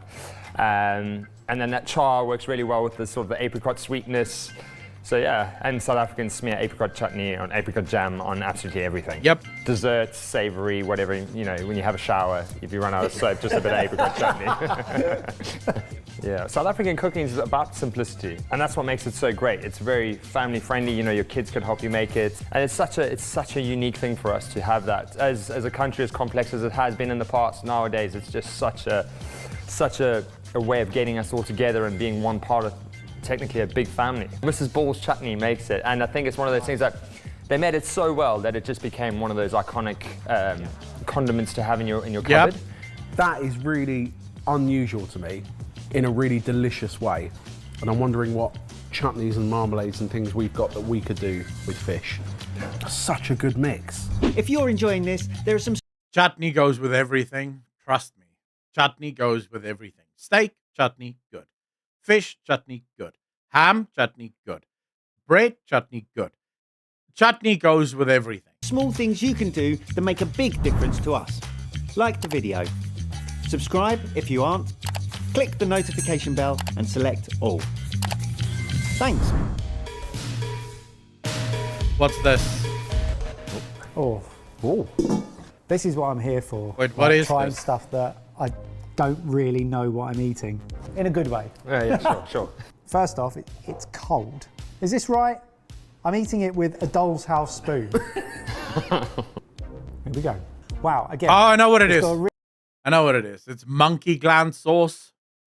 really like lovely sort of delicate spice that just hovers on the top of your tongue, and it's not too overpowering. But yeah, it's that deep charred, sweet. Oh, it's so familiar. It's really barbecue saucy and it's delicious. It is, by the way, it's the South African version of barbecue sauce. So for the Americans out there, if you love your barbecue sauce, if you came to South Africa, you could ask for barbecue sauce. Pretty much everyone stocks American barbecue sauce now. But if you want the South African version of that, it's monkey gland sauce. What's he got a bowl of there? Monkey gland sauce. Monkey gland sauce. Okay. So it's like a South African style barbecue sauce. Similar to how, you know, North Africa has ras al hanout, so it's like a house mix of whatever they have or their specifics. This is the same pretty much. It's got an interesting name. No one really knows the origins of it. But no, there's no meat in that sauce. There's no monkey glands in the sauce.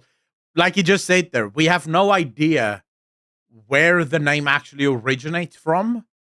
But that's just the name that it was given. Like, people just call it monkey gland sauce, and now that's the name of the sauce. But no one knows where the name comes from. But the one that I like to sort of like tell everybody is the fact that there was a Russian scientist who went to the Savoy all the time. The server that used to serve this Russian scientist moved to South Africa and told the story. And the story was that he was famous for sewing monkey genitalia to men to see if it would stop the aging process. Therefore, that was his favorite concoction of sauce with his steak, and they call it monkey gland. So there's no monkeys or glands in the sauce? No monkeys are harmed in making that, no. Right, fine. Now, obviously, we couldn't invite Patrick down without asking him to cook at least something. Yeah. So, of all the dishes, we thought we'd love to try the monkey gland sauce. Yeah, go on. Your style. Go on. Cool, so this is something that's like a staple for me. This is what I'd make if I'm having a bride home. It's always in my fridge. So you got the onions, you got to roughly chop everything up. Doesn't really matter how coarse it is, because you can always just, with a stick blender, can just sort of make that happen. Don't be afraid to use the eyes of the onion as well, because that's just going to break down while you're cooking it. So no waste here. I forget how embarrassing it is getting real chefs in who just chop up onions quicker than you've ever seen. So get that going, a little bit of oil in there. Garlic. The more you have it chunky, the more you got to cook it, obviously. So if you're in a rush, just slice it a bit thinner. Get a nice, good amount of color on that.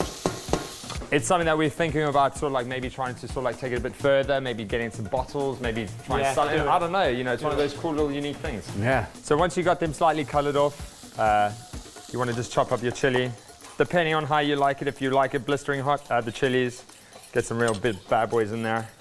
Your spices, like I said, can be anything you have in your cupboard, but again, a little bit of chili in there. Then we got a little bit of fennel seeds. And you want to be generous with this because this is really going to give you that sort of like you were saying, there's those notes of something going on in the background, but they're not sort of like in your face hitting you like chili would. So you got that all pretty much caramelized. So we're going to add a little bit of tomato paste, cook that out really well. You want to get those oils releasing from the tomato paste, just so you can cook that out. So then what you want to do is you want to just deglaze with the brandy. Good glug of that. So you got ketchup, you got Worcester sauce, you got soy sauce, you got honey. And then what I tend to do at the end is I just add a little bit of smoked paprika and the apricot jam. And that sort of is just what you want to get to the right consistency. So once you've got this pan nicely deglazed, get all those flavors off the bottom, you want that nice char flavor from the onions and all the spices you've got going on in there, and the tomato paste. So we just get that going. If you want to, you can add a little. See, he didn't add any monkey to that at all. So stop. Don't go to your friends now and go, oh, dude, you should see. The South Africans have a sauce made of monkey glands. There was no fucking monkeys used in the production of that sauce whatsoever. A little bit of water just to sort of like make it as thin as you want. So again, if you're basting something like fish where you need it slightly looser, could do it any fruit really. You know, you could, if you have plums, you got strawberries like I was saying earlier, mango, even if you could get like a mango jam or something like that, that's fantastic. Patrick, you mentioned that in the restaurant you serve this with pork, so that sounds like a perfect excuse, right? Oh, I love it when he foreshadows, but in a good way. And maybe let's open a bottle of pinotage as well. What have we got here? So you got tom pork pork chops and a pork chop. It's got my monkey glands excited. I don't like pork chops. Cool, so you just want to sort of like just nicely carve that, get that gone, and then sort of just really nice thick slices. And then just be very, very generous with this. Join us. It's in. Right, going straight in. Wow. Here we go. That's what it's all about. Cheers. Cheers. Santé. Cheers. It's one of those sauces that's sweet and sour, smoky, spicy in places, salty. Yeah, I It like literally lamb ticks chops. every box. It's just got But everything pork that you chops, need. I'm not a fan to of pork accompany chops. And imagine that spread on a cheese toasty. Like rather than like a brand. And we're about to get to why I wanted to show you guys this specific video. You guys always give me shit for this dessert, but you're about to see my favorite dessert. If I'm remembering correctly, he does my favorite dessert at the end. Oh man. And pickle or a Worcestershire sauce, like it's got a little bit of everything going on it. And a cheese toasty, that would be exceptional as well. I mean, we're 3 for 3, and we've still got one more to do. Let's see if you get this one right. How do we No. That's you. No, it's not banana salad. I think I can see what this is, and this is going to be awesome. Ready when you are, Jake? I love. Oh no. When did he show the... Oh no, wait, he did. Baileys. Wait, he did. Never mind. Smells cream liqueur-y. Well, cheers. Amarula. Cheers. What are you getting? I can't identify a specific flavour, But looking at it, smelling it, I'm thinking Bailey's, like Irish cream liqueur. Tasting it, I'm getting something slightly different. I just can't identify what it is. But it's fruity. It's fruit-based? Yeah. Is it apricots? No. Everything else has been That's not a apricots. fair shout. Let's put the stakes out there. If he gets the fruits, what does he get? Lifetime free meals at Culinary. Oh, okay. You wouldn't get this fruit because if I'm not mistaken, I think this fruit is very much native to South Africa. There might be a couple of African countries that have this fruit as well. Specifically, Sub-Saharan Africa will have this fruit as well. But it is very much native here. The drink as well. And I said the name of what this is. It's called Amarula. That's the drink. And yes, it's similar to Irish creams. To what you guys have, the Baileys. It's similar to that, except it's made with marula. The marula fruit from the marula tree. That's why it's called Amarula. Well, I wasn't expecting that. Fine, come on. Pressure's on, mate. Gonna have to rush you. Grapes. Nah, sorry, mate. No free meal forever. So it's a marula fruit. A who now? Marula. A marula. So marula fruit, yeah. So this fruit is how they came across. There are videos, by the way. If you guys want to check this out, go on YouTube and type in monkeys getting drunk from marula. Elephants getting drunk, monkeys getting drunk. Like literally the monkeys and the elephants in Sub-Saharan Africa will wait for the marulas to drop from the tree and then leave it. So it ferments in the sun. And then they'll go eat it off the ground and they get drunk as fuck from these little fruits. They get absolutely shit-faced off of this. Animals Are Beautiful People is the documentary you're thinking about. There's I know that documentary, but there's also just normal videos of them getting shit-faced off of these fruits. It's pretty good. The fruit itself is pretty good. Not crazy good, but it is pretty good. Process was, it's a fruit that you get in the savannah, so sort of like where the lions and the elephants and all those kind of guys roam. And what happens is that the fruit ferments on the tree and falls, but as it's fermenting, it's creating so much alcohol content. So the baboons, the elephants, the giraffes, and the bucks, they all like to eat it, get absolutely hammered. And that's how they stumbled across it. They were always seeing the elephants like stumbling around, Having a great time. Having a great time. That's amazing. Oh, he's got the elephant on the label. He does look a bit wonky. I can see the similarity, Jay, but that is so unique. I don't think I've ever had anything quite like that. So the marula fruit is distilled and matured in aged French oak for 2 years before being blended with fresh cream. It's Bailey's at the beginning, and then it's tropical fruit at the end. A nice end to a meal, but we also thought we probably couldn't end today's meal without something sweet. So, would you like to introduce There we go. South African dessert that is seen everywhere? Yeah. So this is the Melva pudding. Yeah! I told you guys this is why I wanted to show you the video. This is my favorite pudding in the whole world. Like, I will eat this every single week and be happy for the rest of my life with this. This is the ultimate pudding. A South African take on a sticky toffee. But not a sticky toffee, not as heavy and as deep as the sticky toffee, which makes it obviously better for the climate that we have in South Africa. My personal favorite is when you make it is to pour, so there's like a syrup at the end of it, loads of butter, cream, and sugar that you pour over it once it's baked. Put a good glug of the amarula in there. But it's lighter than sticky toffee. But it's lighter than... Right, fine. In South African terms, it's lighter, yes. The way it rises is it's got bicarb and vinegar as the agent, the rising agent. This is so good. once you, last second, just before you put it in the tray, got it in the mixer, you add your mix of bicarb and a little bit of vinegar, and that creates a reaction where it rises really nicely. So you get quite a nice spongy texture to it. That was so tame for Jamie Spafford. You've changed. I can do your one differently if you want, mate. This is my brother's recipe, so don't be brutal on him. Yeah? Cheers. Okay. Cheers. Oh, Cheers. cheers.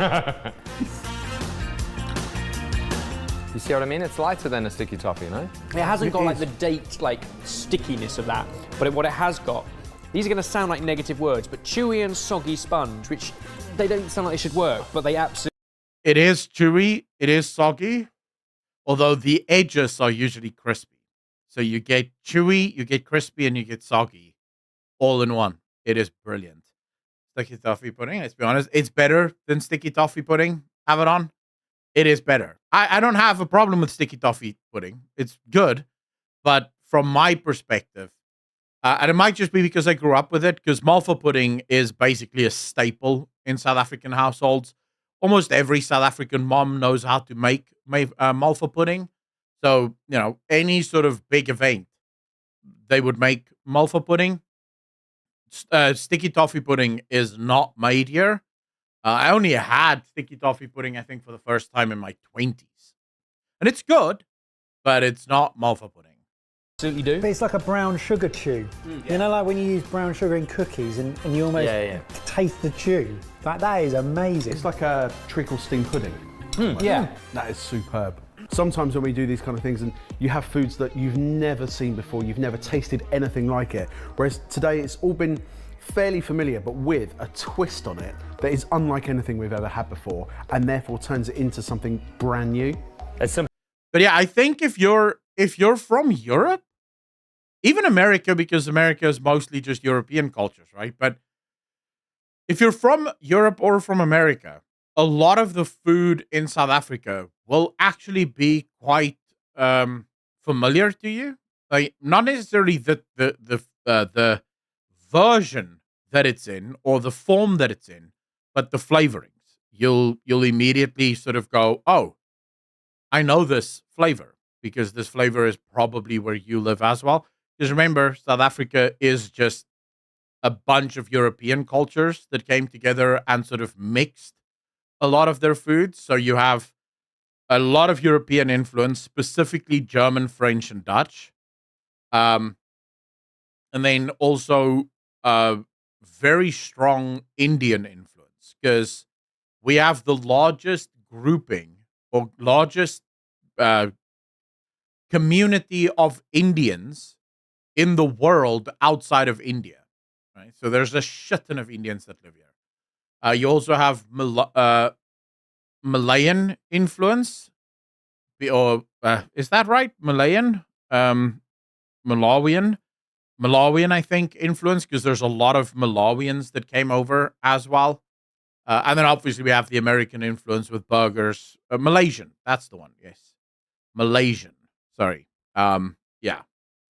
I fucking completely blanked on what it's supposed to be called. But yeah, Malaysian people that came over here.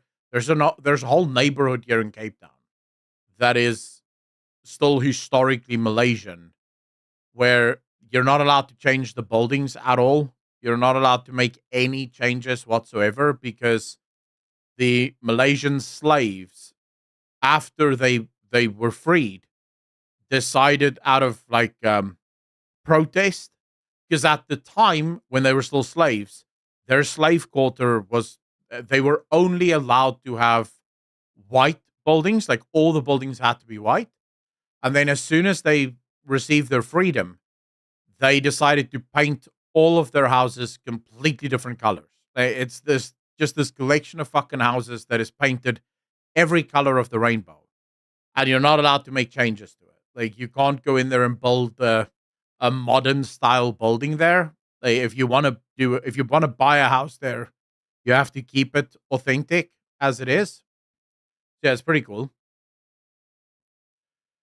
Devices, but add lions to spice it up. I don't know. The GVTV Malaysians.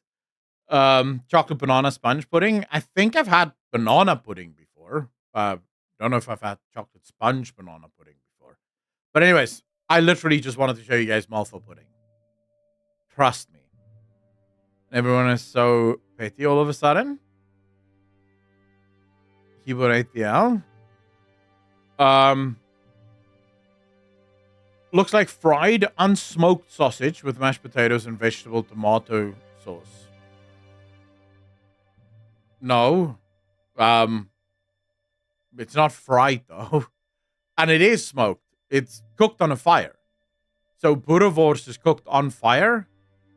And because the meat, so I've already explained this, but because the meat is more loose, so we don't do a double grind Aragos, it's just one grind and then into the casing. Because the meat is more loose and because you have a lot more fat pockets, the smoke is absorbed into the sausage a lot quicker. So normally you would put the sausage on the smoker for, say, 45 minutes to 2 hours, right? So that it can absorb enough smoke flavor. Whereas this South African sausage grabs all of its flavor, all of the smoky flavor within 10 to 15 minutes because it's not stacked as tight. But yeah, this is South African food for anyone that's interested in ever coming to South Africa and having some South African food. I like it. Although be careful when you do come to South Africa, because we do also have foods that you might not want to eat, and you won't know what it is until you've eaten it and ask, "What is this that I just ate?"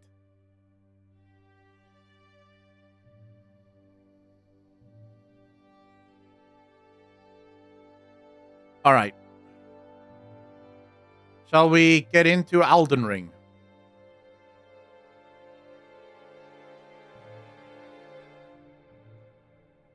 It's Monkey Lands as long as it's not a human. No, we don't cook human. South Africa luckily doesn't have a history of cannibalism. Would you rather trust him or a random African that you just met? I'm betting on Akko. Except for pizza, he doesn't know the way. What do you mean we don't know the fucking way?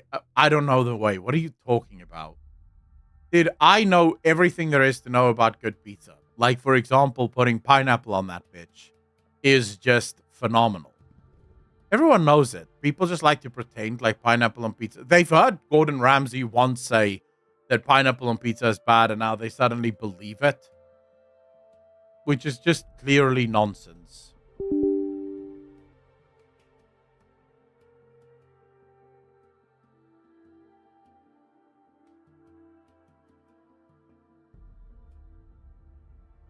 Just waiting for Elden Ring to launch.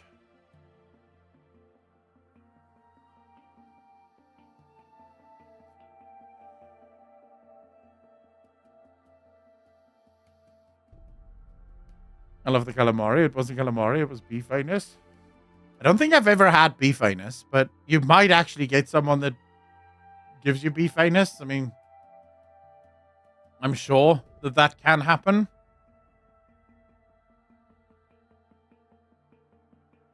Sorry, this is the first time I'm launching Elden Ring since resetting the PC, so it's obviously a bit slower. All right, here we go. Should be good now. Whoa.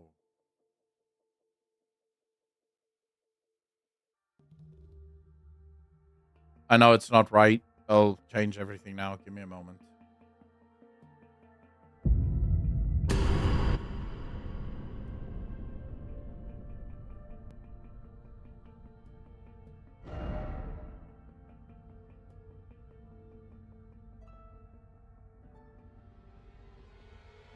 All right.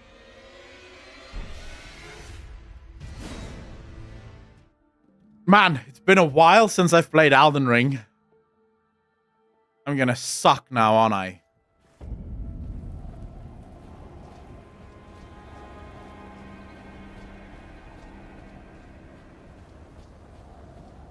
Oh, I forgot. I showed my brother some of the graphics and stuff for Elden Ring. Oh, fake me. Now I have to go through all this again with the birds.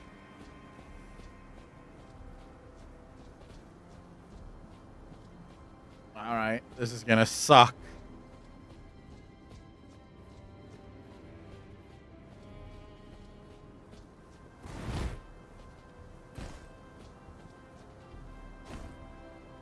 Whoa. Alright. Wait, let me just quickly stop this music because I'm hearing music from all fucking angles here. Oh yeah, you're right. I do actually have a gray side after. Wait, did I? I didn't unlock it. Yeah. Okay, here we go. Fuck it. I don't have to go through the birds again. We're back in business, boys.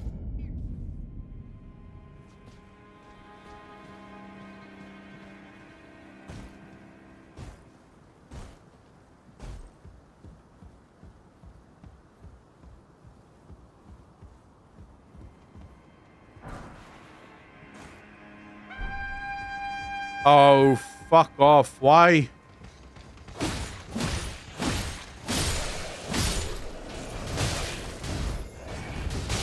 Whoa.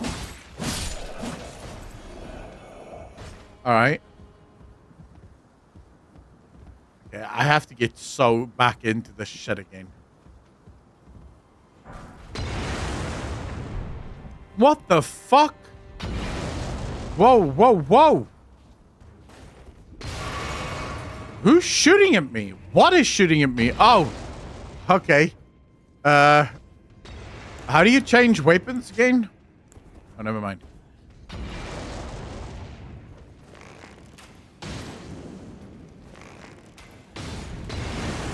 Oh, fuck you, man.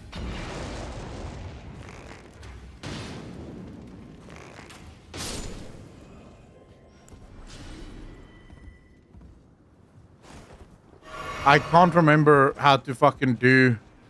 how do you two-hand again? Is it Control R? No. Fuck, how do you two-hand again?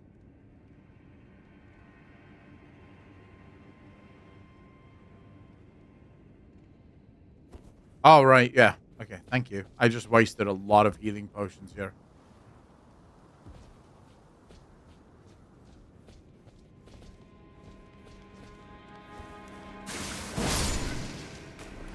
Peace, bitches.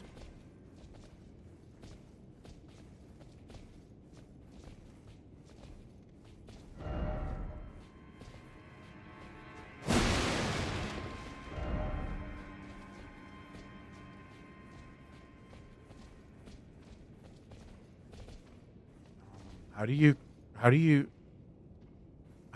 go? Oh, there we go. Where's that guy?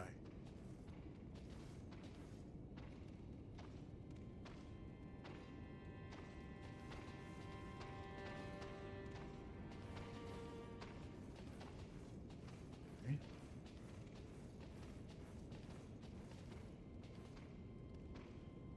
Somewhere's back. Kenny, how you doing, brother? Don't see me. Please. Please don't see me.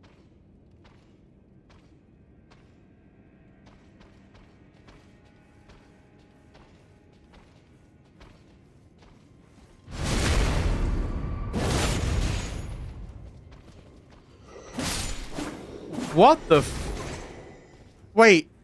I didn't one-shot him? How? I was pretty sure I one-shot him there, but alright. That's a new weapon. Poke balls. African Samurai, not that. Yugoslav. Yep. He has more HP. Yeah, I need to upgrade my weapons, I think.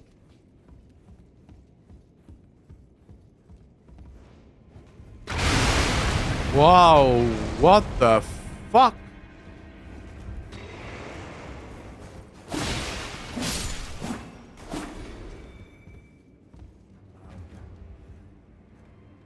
Oh.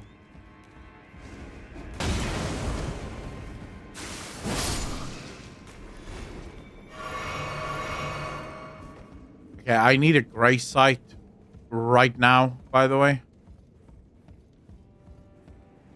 Oh, fuck my life.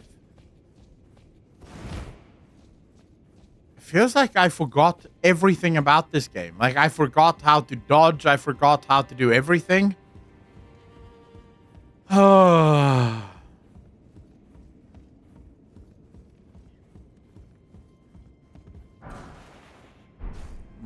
What is this? Try light? Visions of down? What?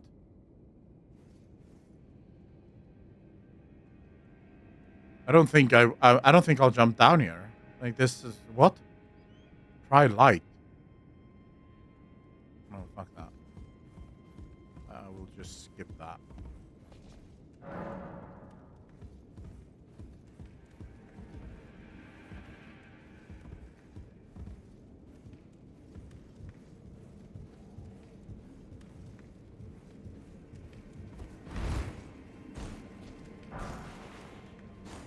Ooh.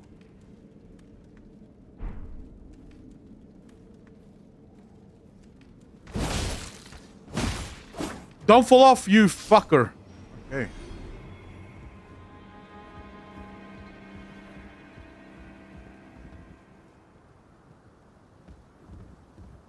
Did I just fuck myself here?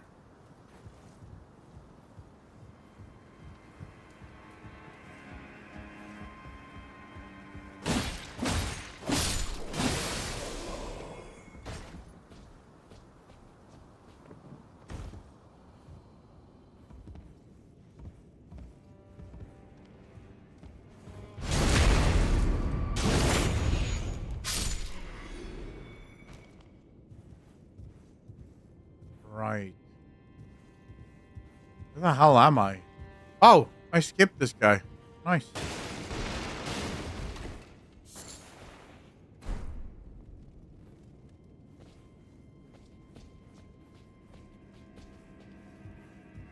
Big maze of many paths? Yeah, it seems like it. Not gonna lie, this is a pretty scary fucking castle.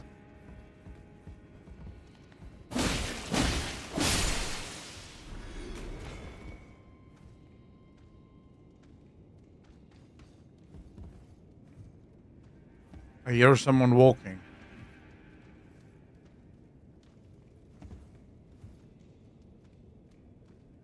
It's just outside. What's walking?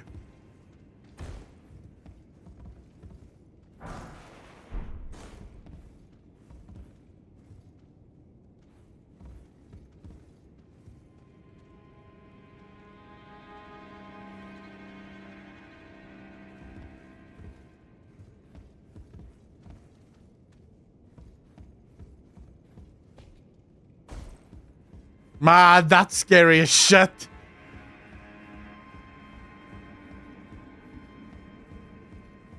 I'm worried about it.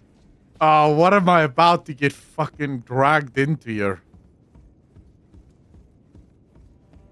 Because I can hear something walking.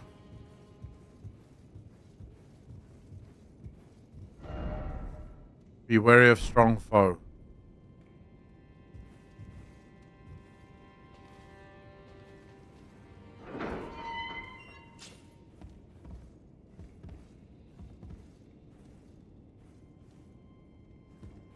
Why did I do that?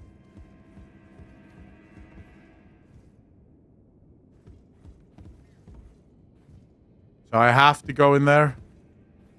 But I don't really want to. You go, bro, relax. I trust you guys not at all, just FYI.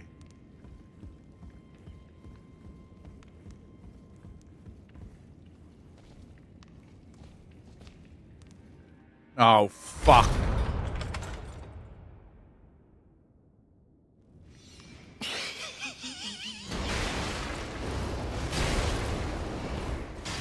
Whoa, what the fuck is this?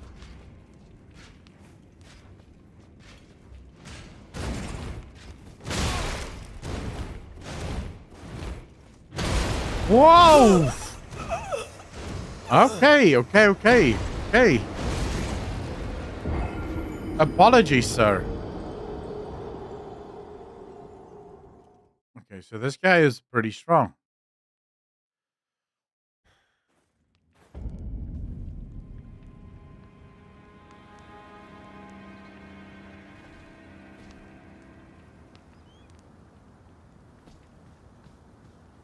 Yeah.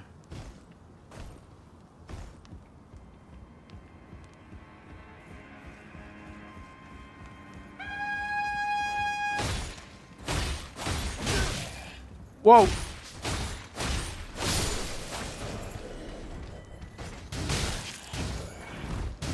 No, you fucker. Man, I sucked at that.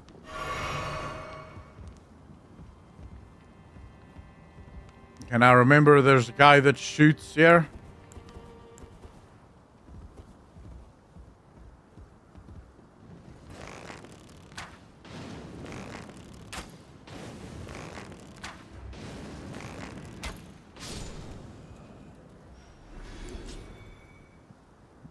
Alright, suck a dick.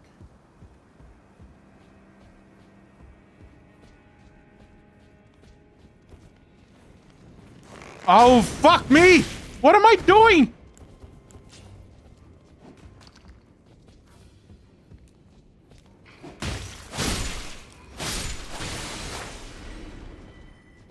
I suck so much. Yeah. I don't think it's wasting arrows, though. Is it? I don't think it's wasting.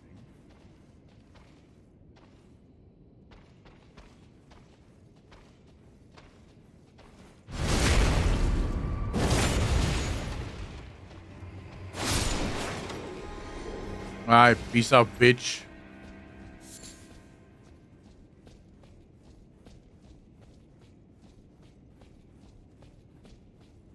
Use 200 rounds. Use shot like 3 or 4 each.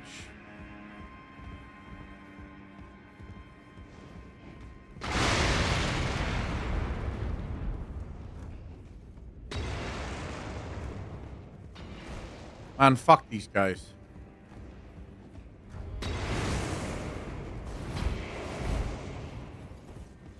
No, you motherfucker! What am I doing? Bro, I'm gonna lose my shit.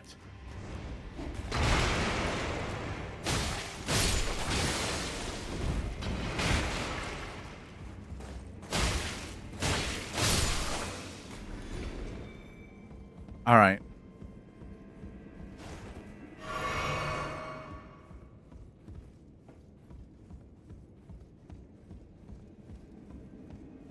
Yeah, but guess what? Doesn't matter.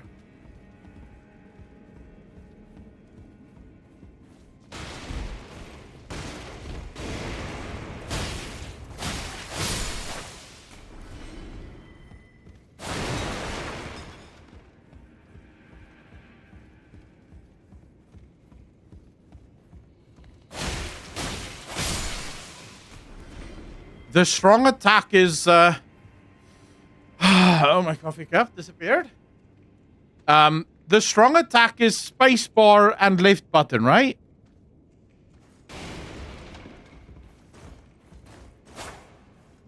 No. What's the... Oh, yeah, shift and... Okay, yeah. No, but my special attack. No, not this attack. I'm talking about the special one where you sort of take your own blood and you... Whoosh. That one. What's that again? Oh, never mind. No. Fuck.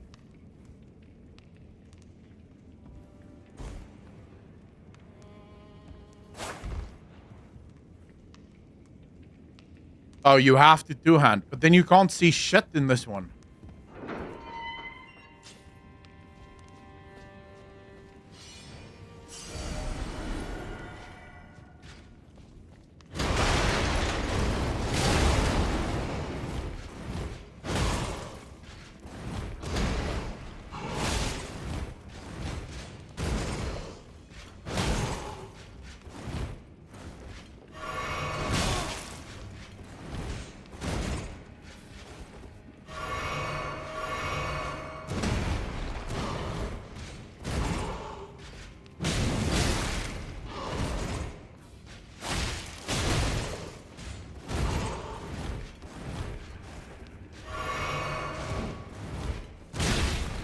Fuck me.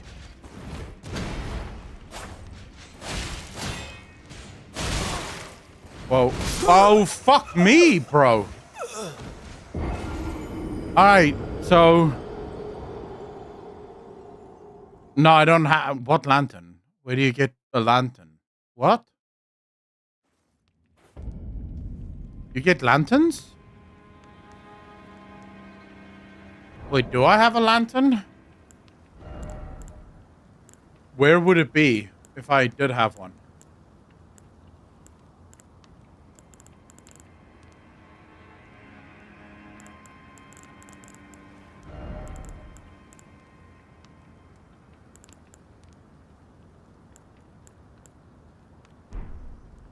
For your potions and also. Okay.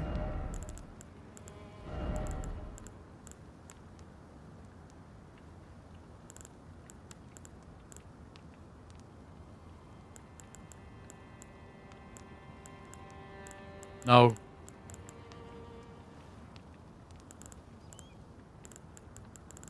Yeah, but where do you get it?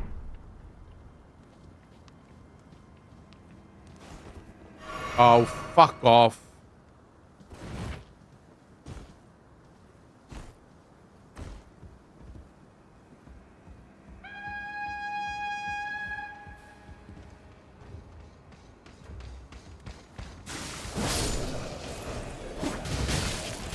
No!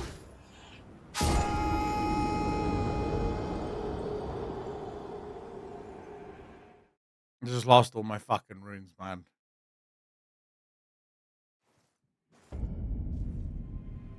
Fuck this game. Fuck this game, bro.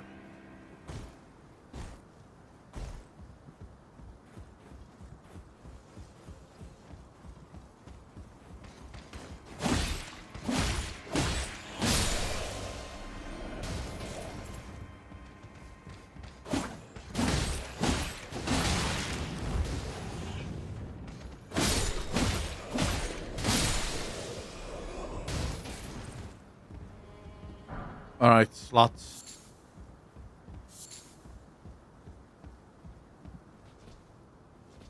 I'd say get it early, because you will definitely need it later in the game. Oh, the lantern. I'm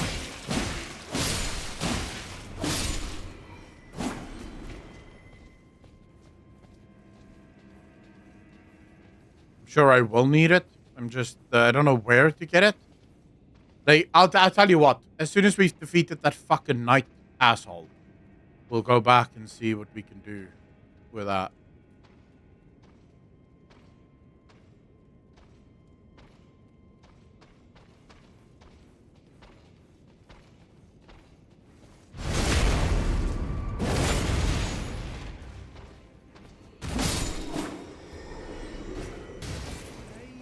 Hey, Copy, how you doing, bro? Thanks for the follow. Really appreciate you. Welcome to the channel. Thank you, thank you, thank you.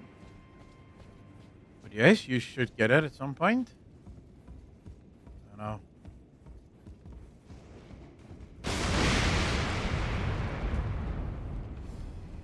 One more. Come on, boys. One more. I believe in you. You.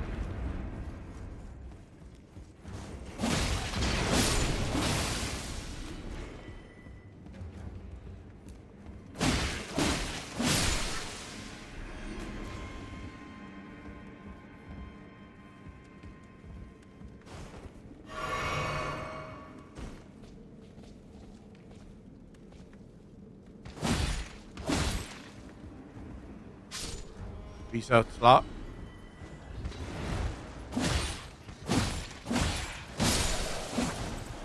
Peace out, bitch. Wait. Oh, fuck me. Oh, don't fall down, please. Thank you. Sold by a merchant next to the first step site of Grace, I believe. East on the beach, beneath the bed fallen building. Big fallen building near Coastal Cave. I'm pretty sure that's the one. Well, we'll go back and figure it out.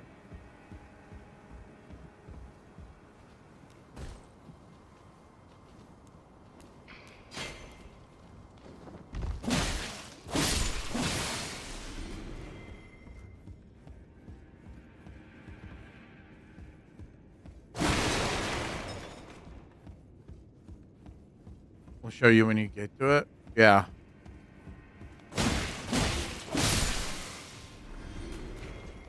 Alright, on to the knight. I hate this fucker, by the way.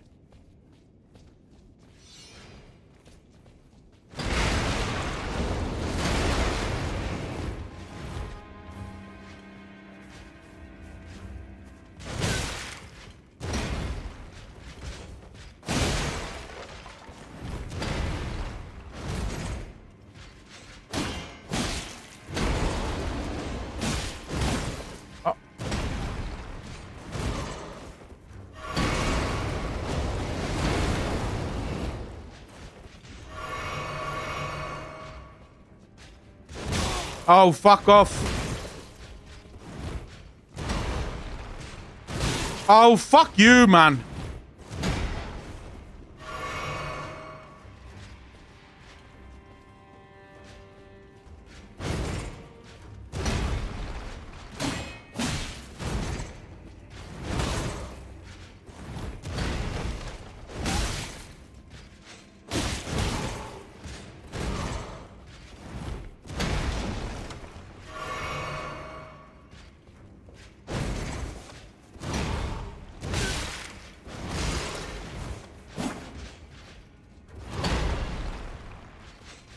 Oh, I'm fucking out of health, out of mana, out of everything.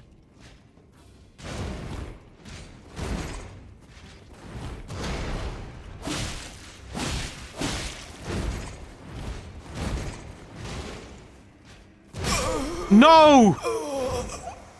Oh, man. And we were doing pretty well, I think.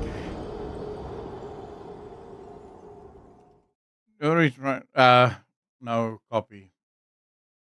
Do we have any of the mods online at the minute?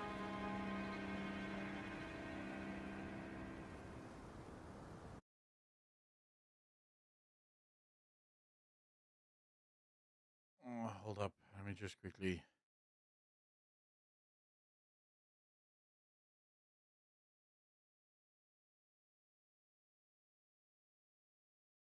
Sorry. Just needed to ban him.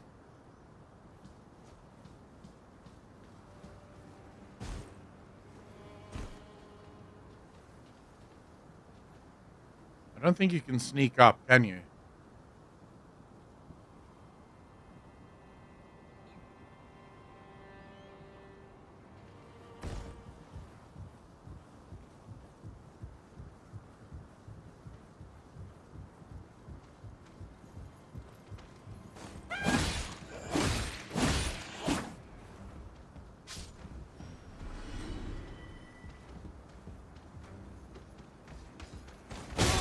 Oh, fuck you, bro.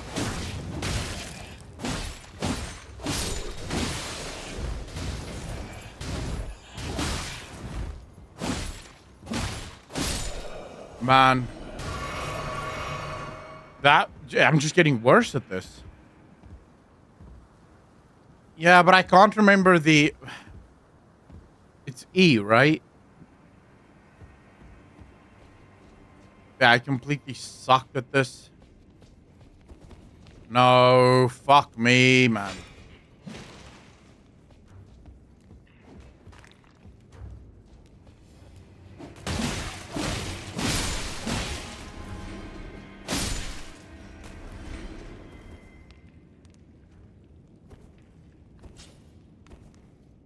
What the fuck? Oh, yeah, it's F. I keep forgetting this, bro. Come on. You didn't... It's not that long ago that I played this game. Why am I forgetting everything? Fuck me.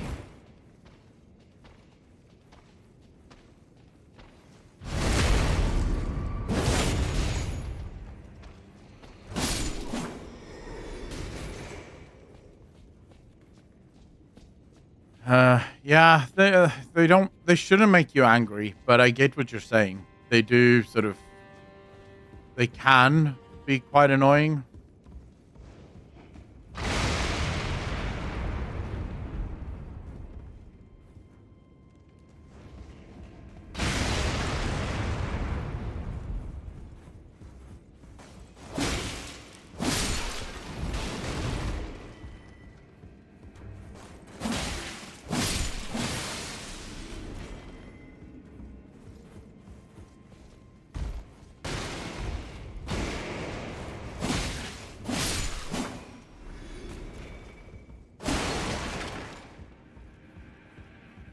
Some dark side cookies? The hell is a dark side cookie?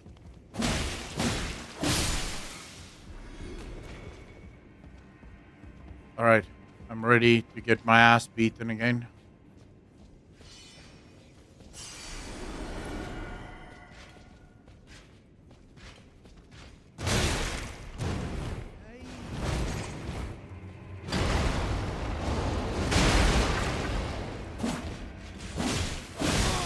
fuck me, man. What the hell?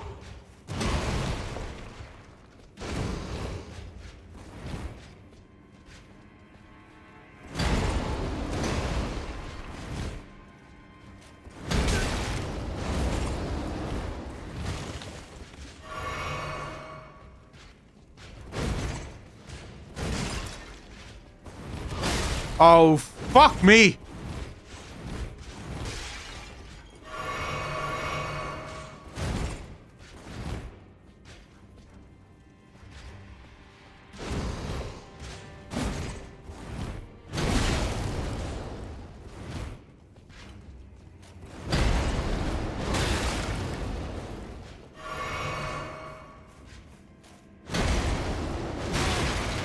Whoa, fuck me, man.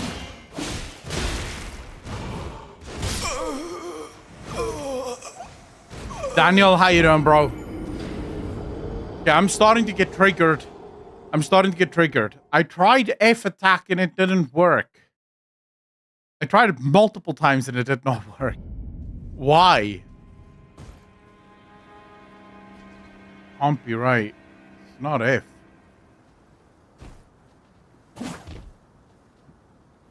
Yeah. What's the fucking strong attack again? Well, now I have to go into my keybinds and just make sure. Strong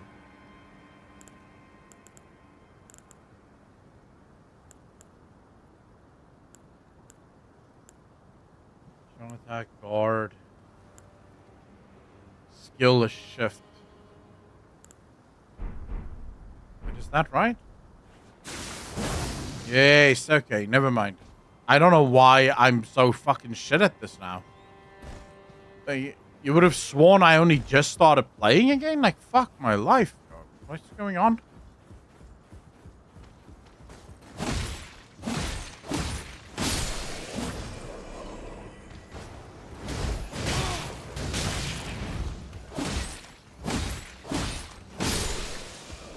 Oh, wow. Fucking coming right out of nowhere.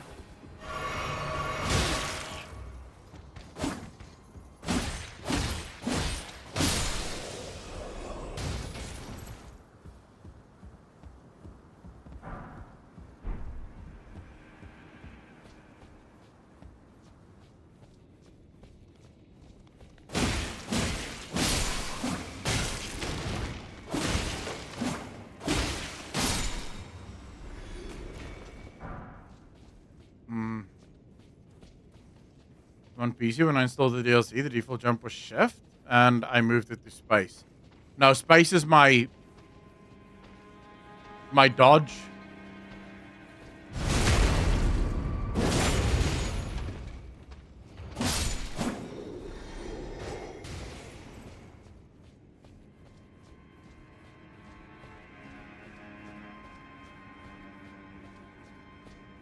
But what are you supposed to do, reality? Because you can't really not travel.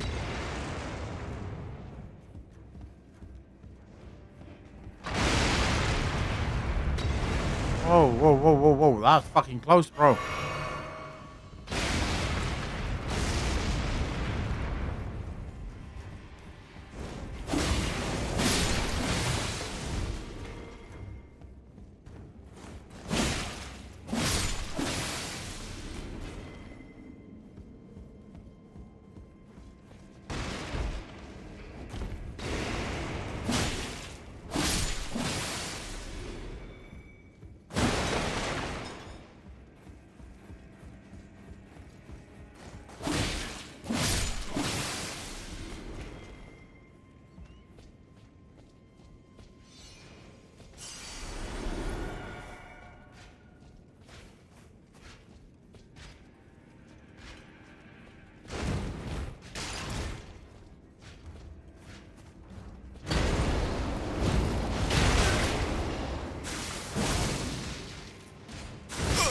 Oh, fuck me!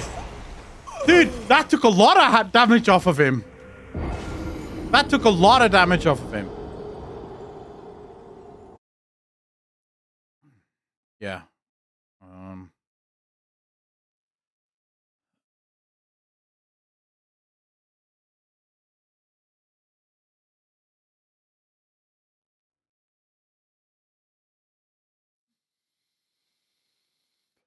Steezy, how you doing, bro? Okay, so now I just need to dodge all of the other bullshit that he keeps throwing at me, and we'll be Gucci.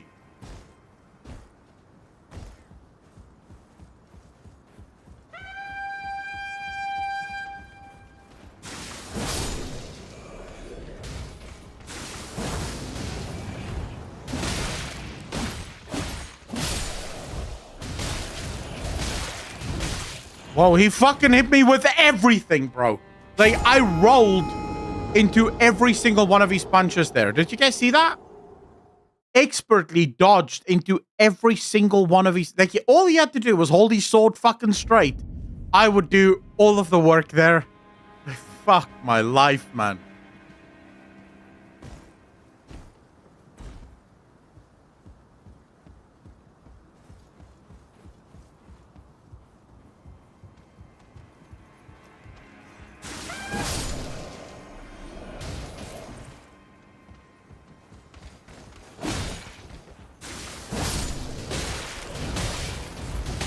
Oh, fuck off, you son of a slut.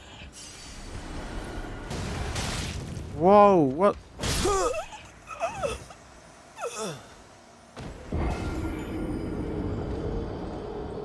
I am not going to lie to you guys. I'm a little annoyed at the minute.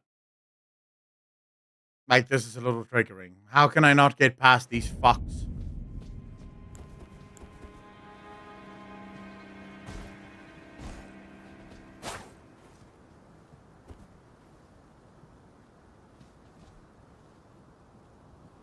Yeah, just don't get hit forehead.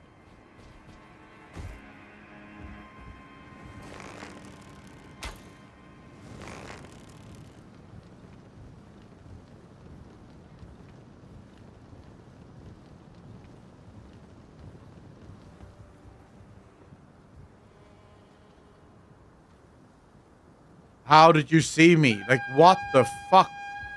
It actually saw me? Like, how? How?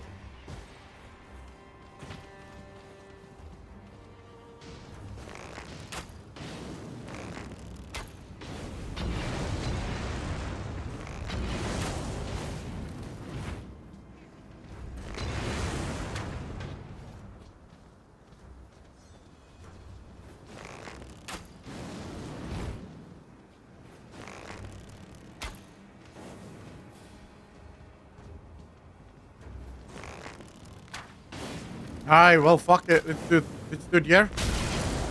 Oh, you slut.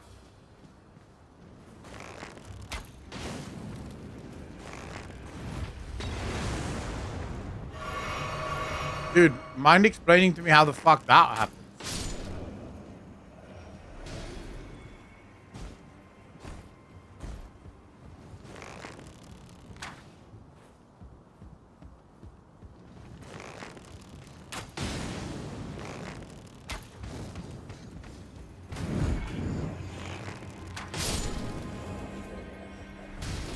I don't even give a fuck, bro. Although none of this helps, I already wasted a shit ton of it.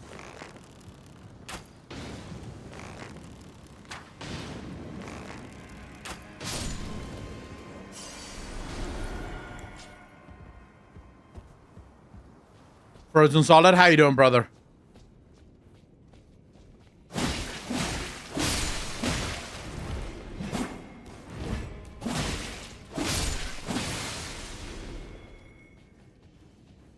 Don't worry, Stoneville is one of the more annoying parts of the game. I don't know if it's annoying. I know I suck at this.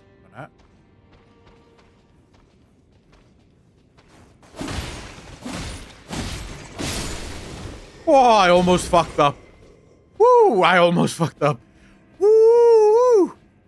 And see, you can easily wipe these guys out, carrying without sacking your own HP. I can't use Unsheath because I don't have Unsheath equipped.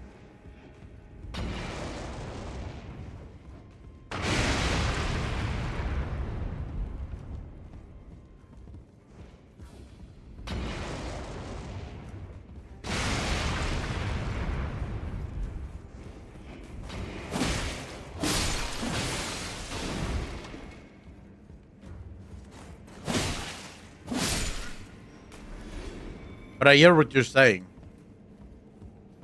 You think Unsheath is better than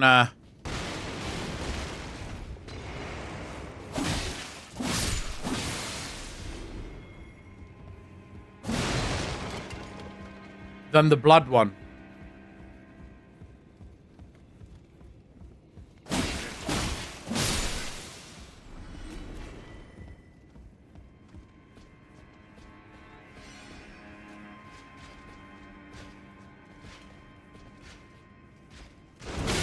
Oh, fuck off, you slut.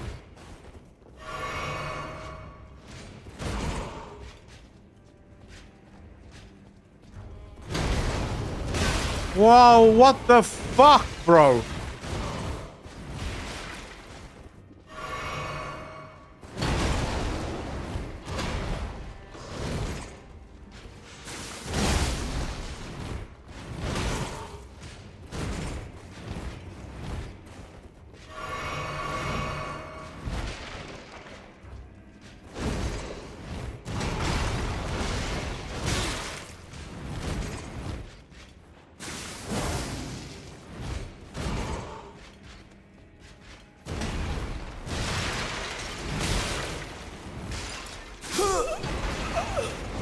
I just killed myself. Zaps are breaking machine. A stance breaking machine. I haven't played with Unsheath in a while. Don't help you so bad. XDZ, no. I like doing it myself. Let's just quickly see here. Hold up. How do you change your... Here we go. Ashes of War, right? And then... You guys think this is better? It is this one, right? No. Which one is it again?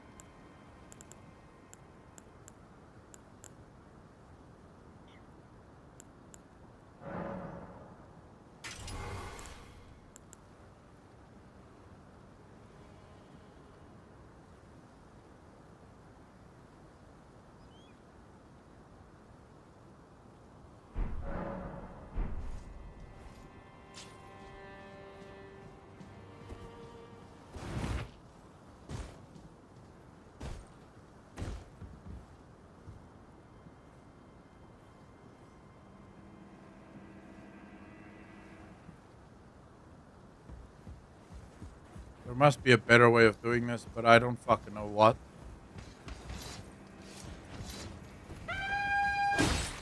Well, I guess I didn't fucking do that right. What was the... How do you do that again?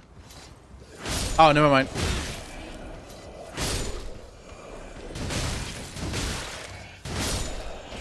Wow, I just fucking wrecked myself. But okay, I know now. So you just hold it in. It's not the same as the other one. Okay. I think I've got this now.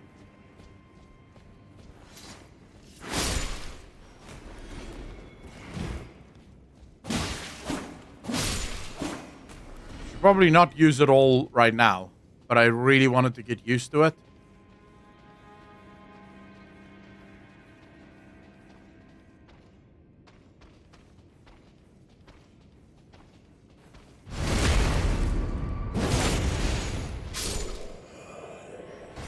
Oh, sure. One-shot him?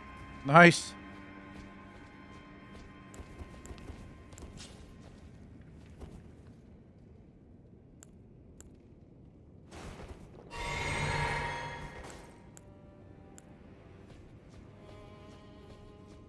Always mouse and keyboard.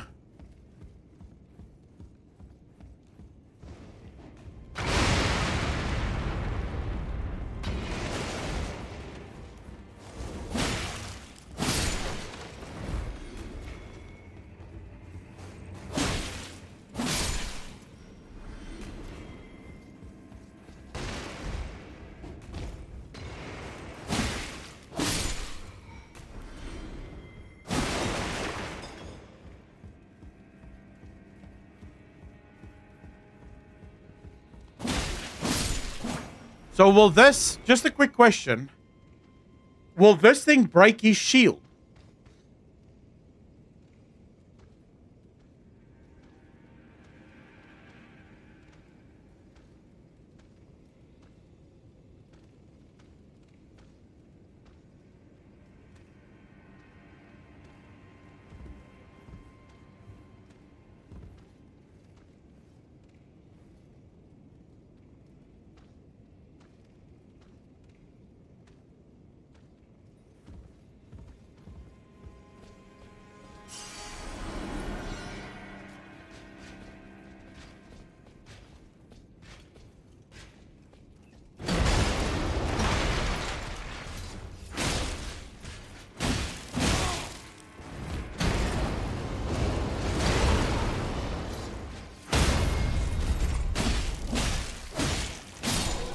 Fuck you, you son of a bitch!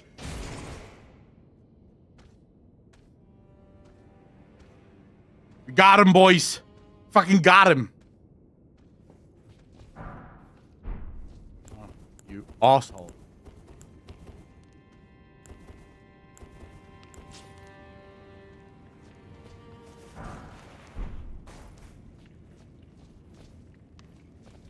I guess you could say I'm really good at this. We'll pretend this was my first try, alright? Curved sword talisman. What does this do?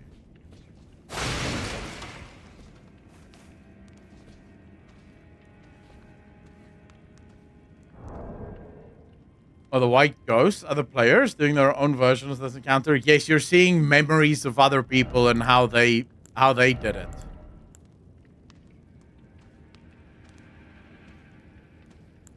What exactly is a guard counter?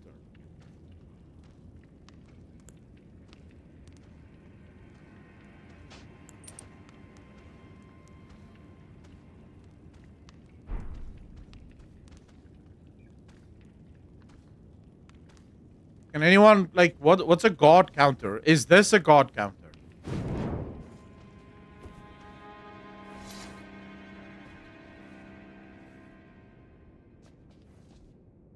Or is this not a guard counter? You need a shield for that. Oh.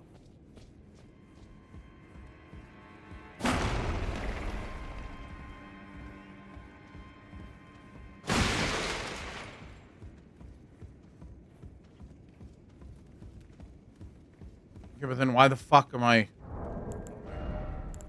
And I did the wrong thing?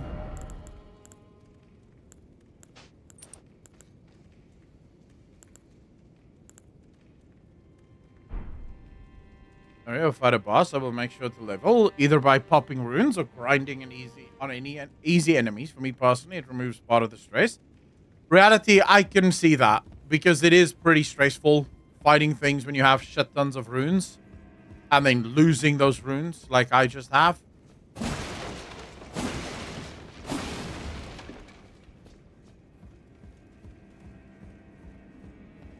It is crazy annoying.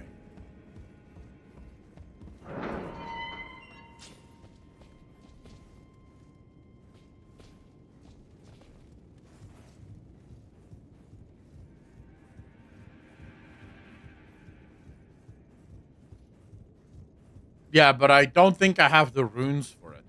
Maybe I do.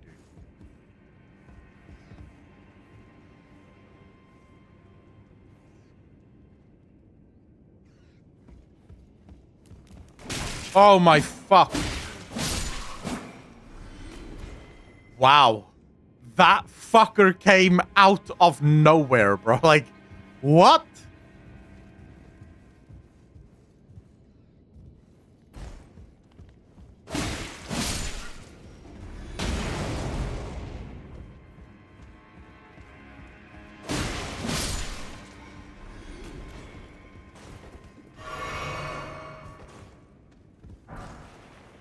Wait, how do I get there? I hear something big walking around. I want to get to that. There's something there. Can you go over here?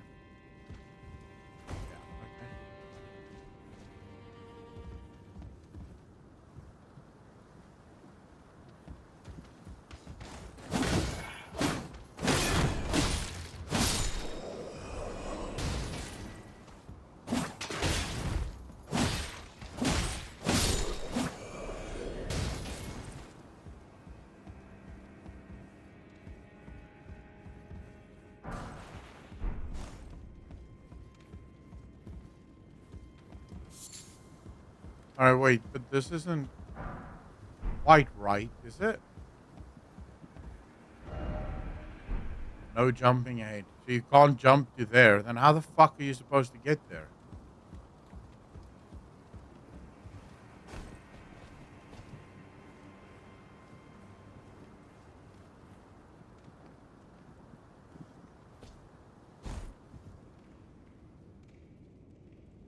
Wait, where the fuck am I now?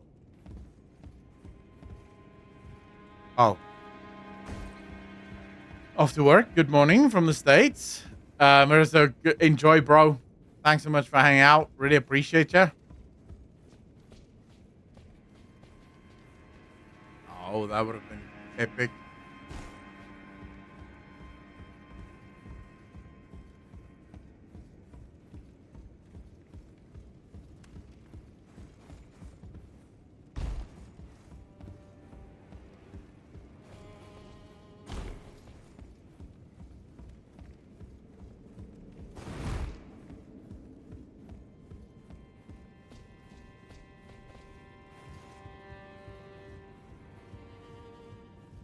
Yeah, I keep forgetting that you get these runes that you can open.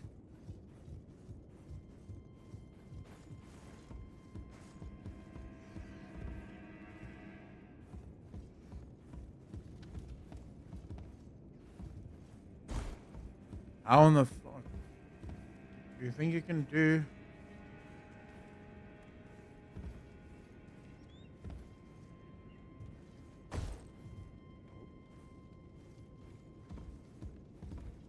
Alright, I don't know how you get up there.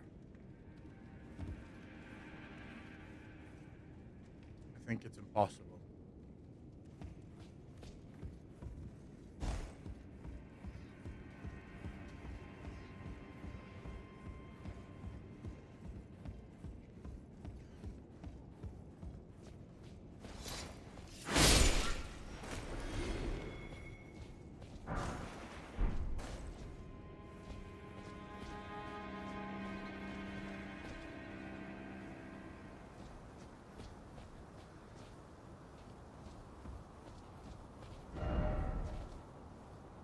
Try rolling. No. The fuck? Try rolling? What do you mean try rolling? Wait, you can't jump. Oh, there we go. Oh, no.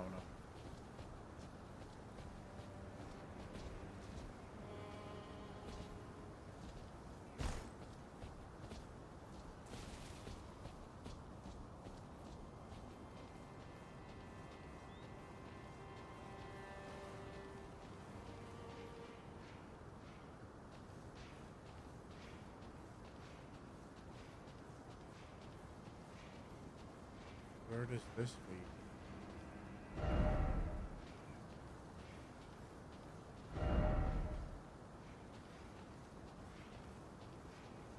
Not gonna lie to you, I don't understand half of these fucking messages.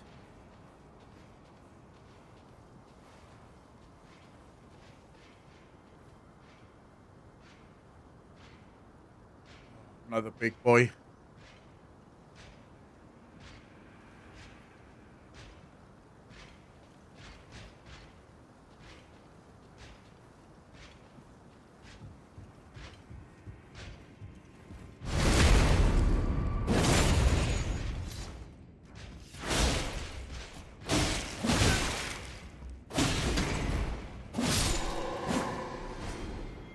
Ooh. You almost gave me a hard time, bro.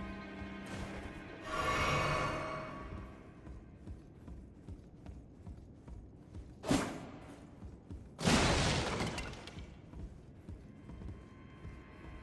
supposed to be able to go up here.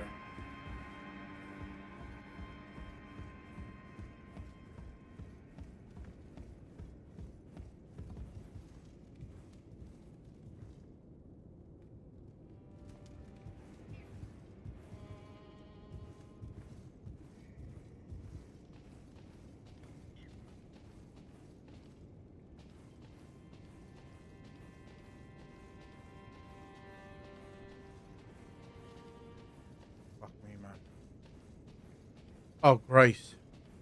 Thank you.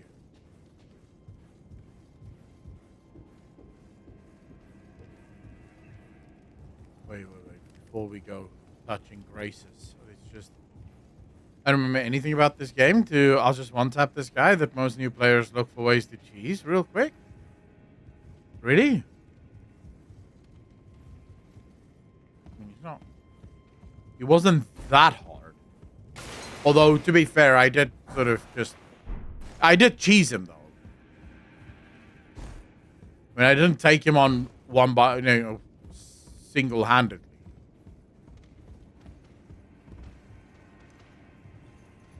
Oh, fuck me. Of course, there's two of them.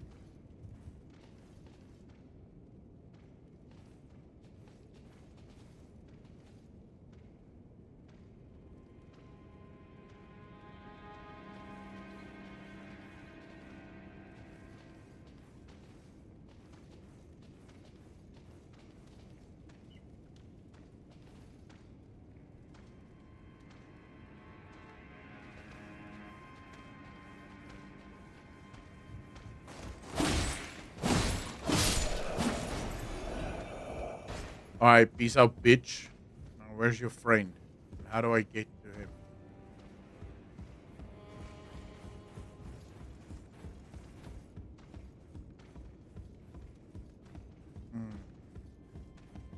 Not like this. I mean, I could try and get over like this, but it could fucking hurt.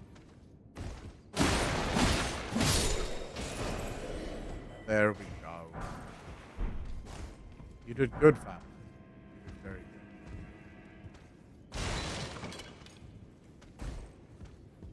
good. What the fuck? Dude, I have the strongest jump in any video game ever.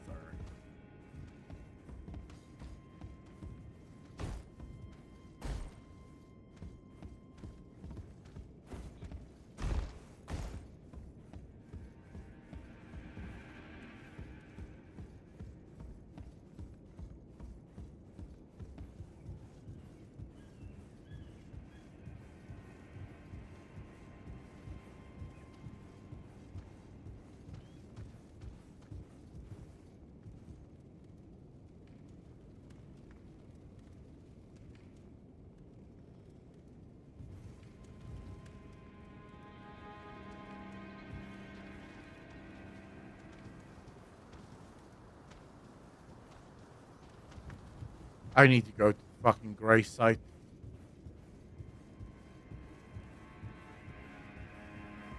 I am about to get myself into some real trouble here. Can you imagine if I just died there? How far I would have had to run back? That would have been ridiculous.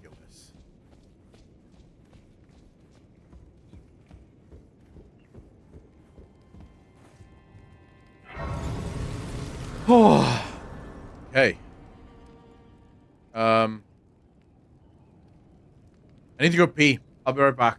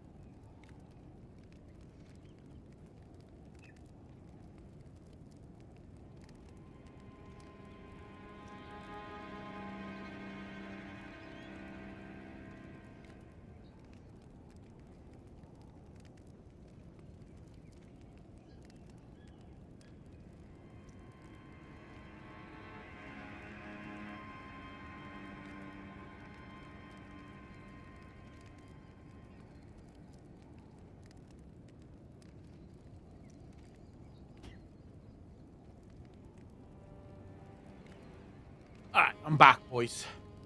I'm back. Now the question is, do we...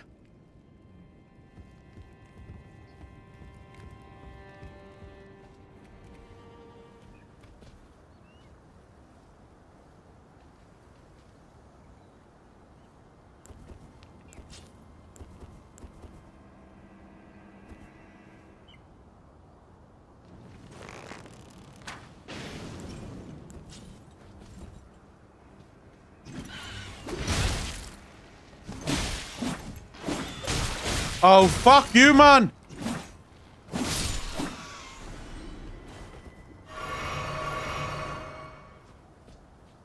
I hate these birds, by the way. I fucking despise these birds, man. Well, you just know something bad's about to happen here, don't you?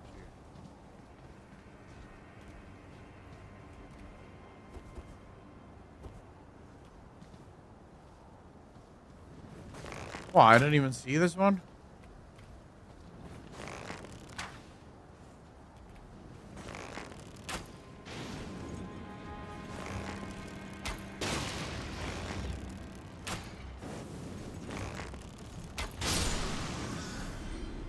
Well, fuck you. Now, your turn.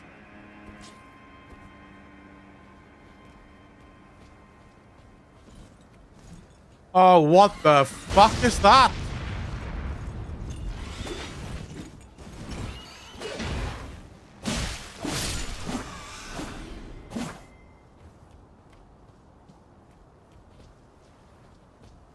Now, there's more birds gonna do this now.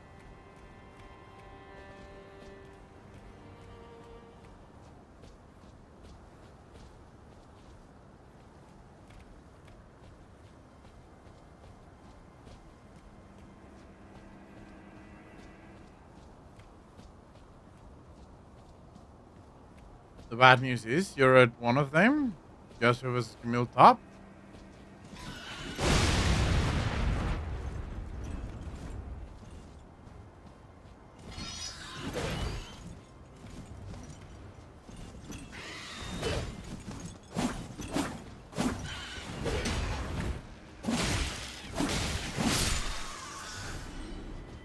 Wait, I'm at which one of them? To these stairs. Which stairs? Which stairs? There's only like 3 places with these birds in the whole game. On the wall. I mean, these stairs.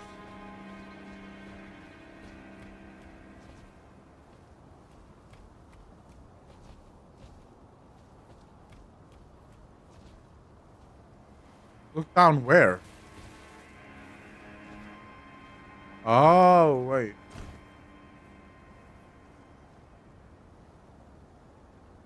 Oh, you can drop down here. No? Can you? Yep.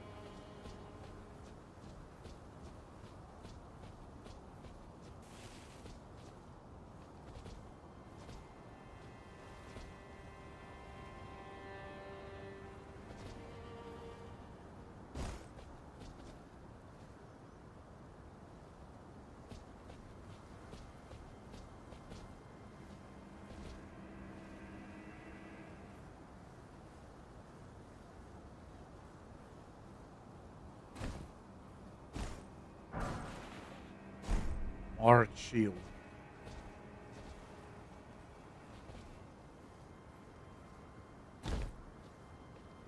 Dude, I'm going all the way fucking down now? What's going on? So, welcome back, bro. Thanks for the 2 months, part of the DJ Nation. Appreciate you, fam. Thank you, thank you, thank you. Far too kind.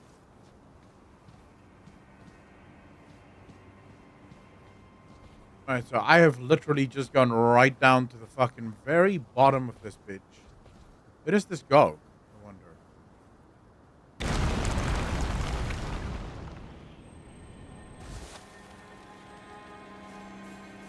What the fuck?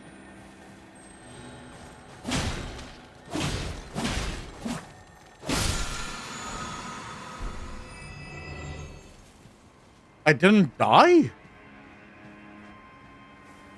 Dude, how even is that possible? I'm assuming from here you have to use the Grace fast travel thing. Oh no, maybe not. I don't even know where the hell I am. I'm back and off to work.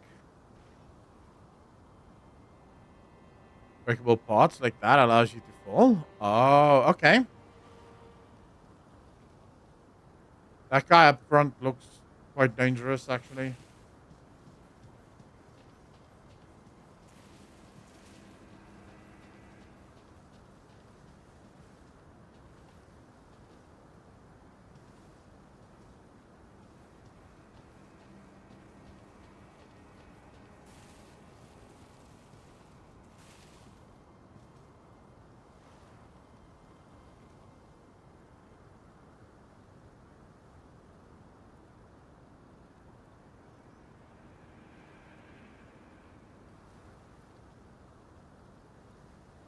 Which tower?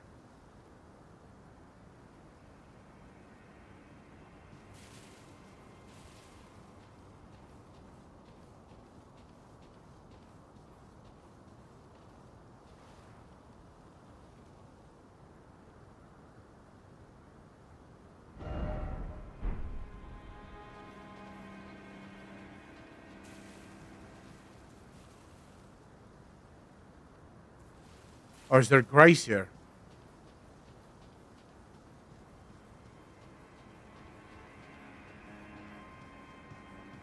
Please tell me there's a fucking Grace here.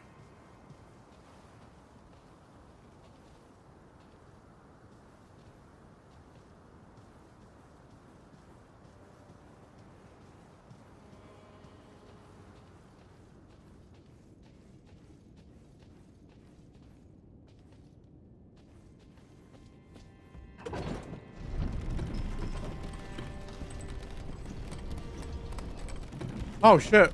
So this is the lift to get me back to where I was. Rubbish. Another one, all skin and bones. The hell is this? Worse than a petty squire. Ah, not a muscle on this one either. Oh, you. For God's sake, don't scare me like that. Oh. What? Oh, just clearing out some corpses? Can't just leave them about, you know? They'll start to pong, eh? Oh, hello. No, don't you mind me for a minute. It's my job to keep the grounds clean. Oh, hello. It's my... Hey.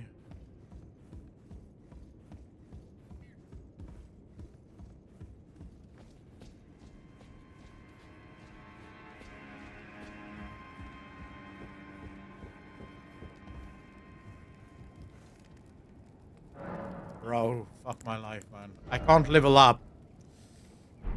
Is there anything I can do? I can't increase my... Ah, man. What was this Ashes of War I unlocked? Pretty sure I got an Ashes, no?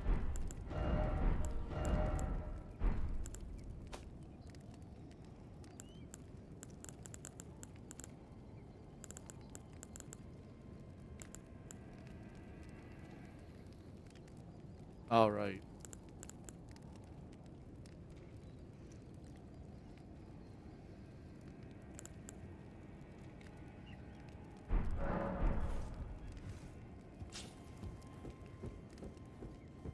You don't believe? Oh, you don't believe the groundskeeper? We're shut out of luck with that groundskeeper. He doesn't.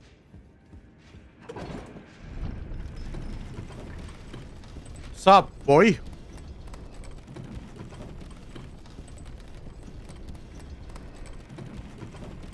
He doesn't want anything else. I don't know if we kill him. We could probably try and kill him.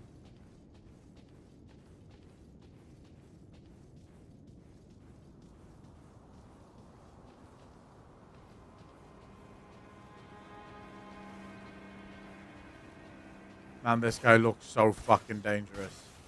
Just listen to that sound. Oh, fuck my life. I don't want to do this.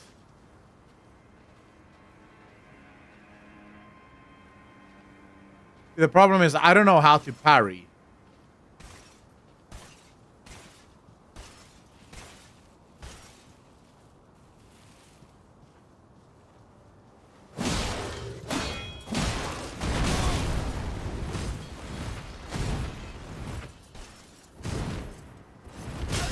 Whoa, motherfucker.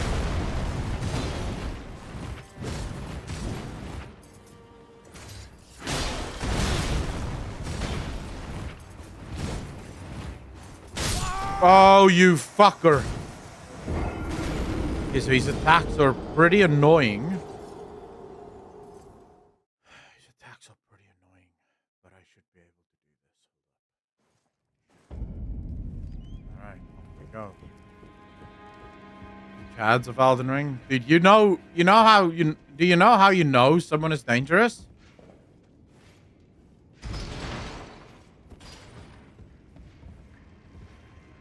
When they walk and you hear clunk, clunk, clunk, clunk. Like you fucking hear the weight. That's how you know. Oh, wait. This guy's really dangerous.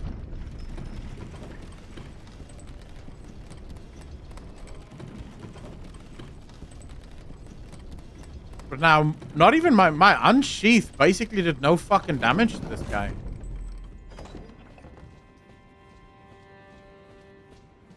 And why didn't I backstab him?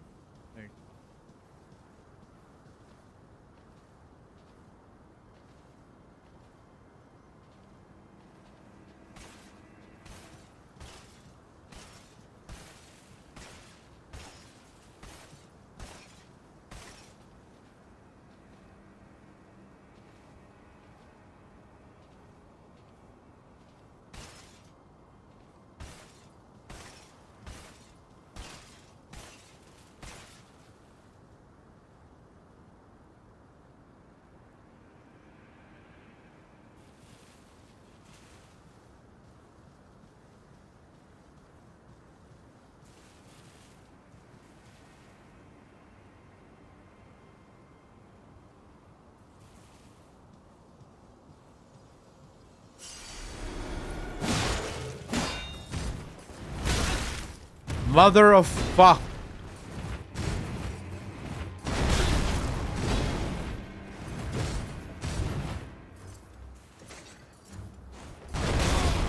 Dude, how the fuck am I supposed to heal with this?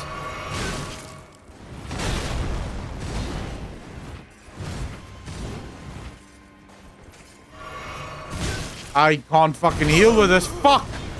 Dude, I can't heal? Like, when's my gap? I hate you. I hate you. You're my new least favorite enemy in this game. The Crucible Knight, is that what he's called?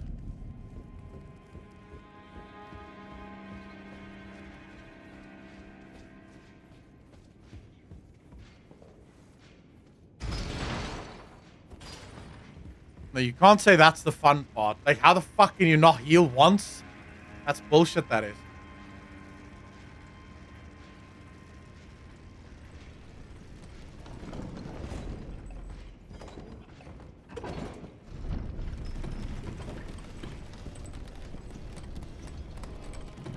I'm sorry, but not being able to heal Miku is not a fucking game mechanic.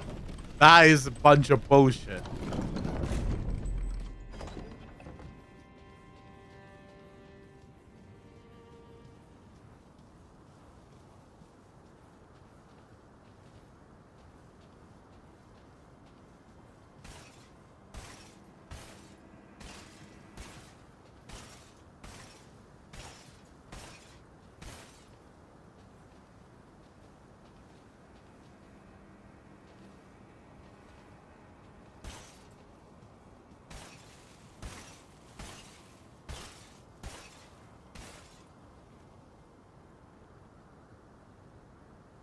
Okay, so you can't backstab this guy.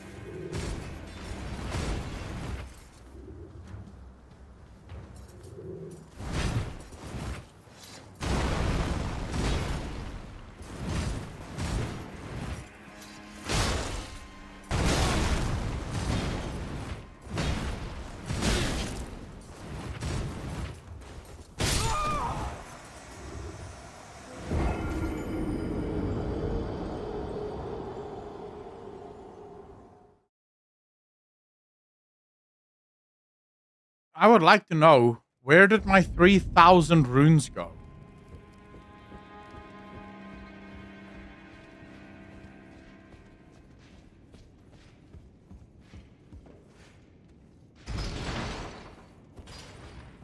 I had 3,000 and something runes. I collected my runes every single time I died. And I only had 1,800 when I collected the last time. Where the fuck did half my runes go? Is that knight stealing my shit?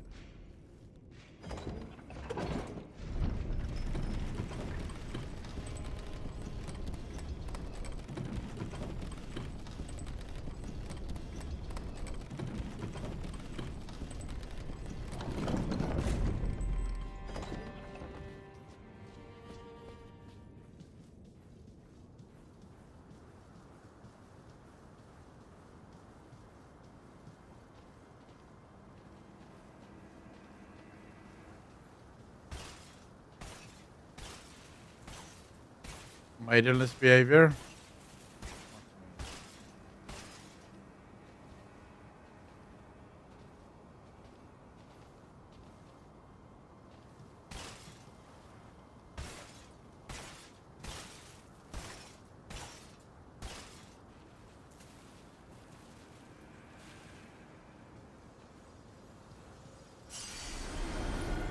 Now I only have 1,200. What the fuck? I'm gonna have nothing left by the time I'm done with this.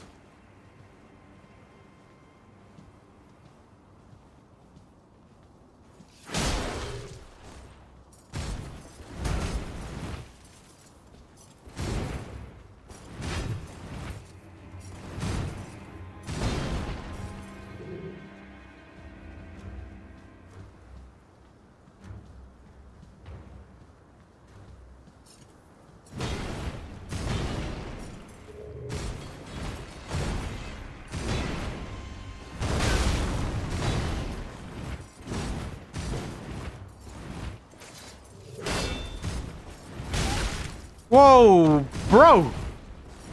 Like, fuck me, unnecessary.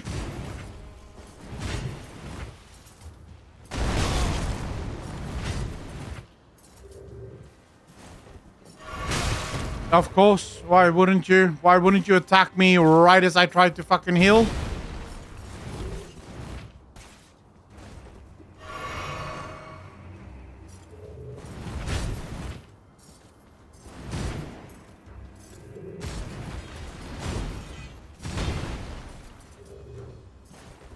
No! Oh, for fuck's sake, you've got to be fucking with me. You were just chilling, bro. Oh, every time.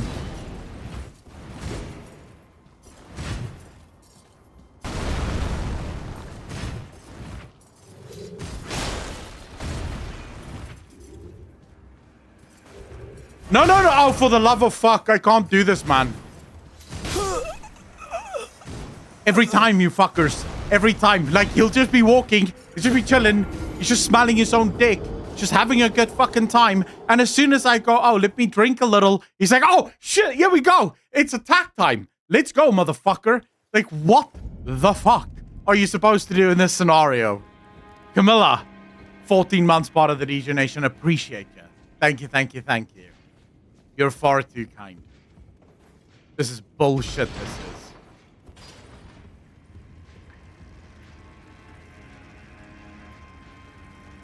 Knowing you, we'll punish you. You just kill him. I could work on. Fuck me, man. Just kill him, my asshole. Wait, this guy is annoyingly strong.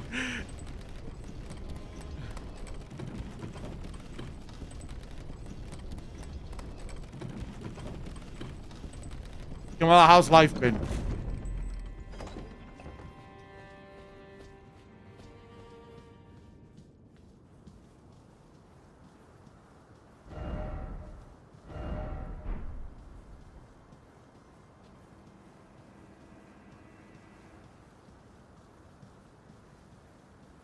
What the hell is this?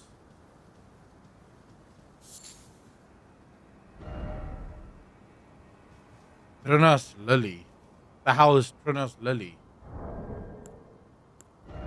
What is this?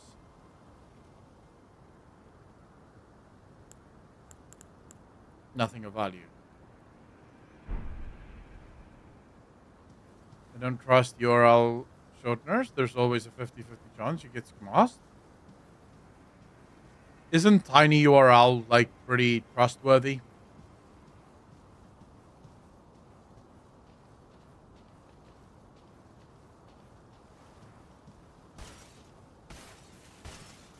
I love how Rurikon... dude, I can't parry. I don't know how.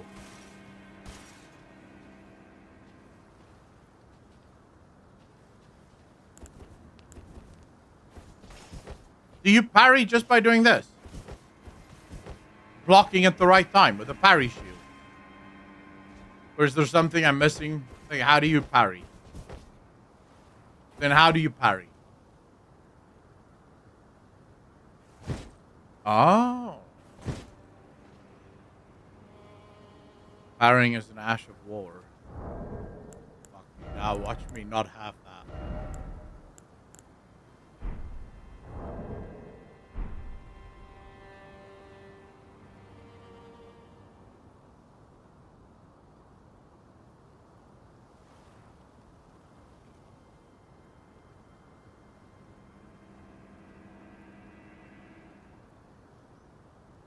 Timing is tight though. Well, now I'm about to die again.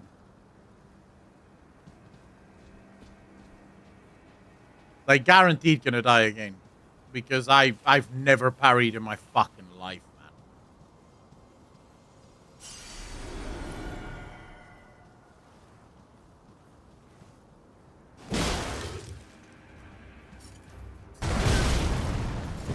Oh.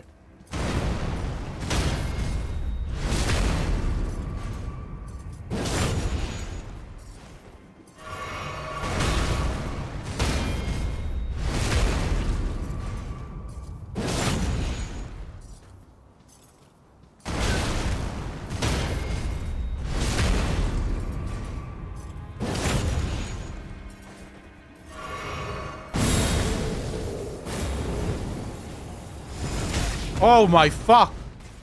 Wait, seriously? What the fuck was that?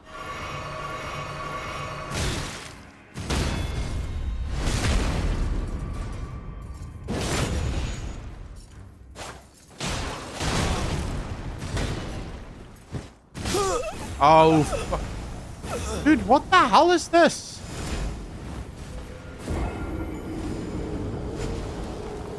Alright, parrying is not too bad, actually. We'll do it again.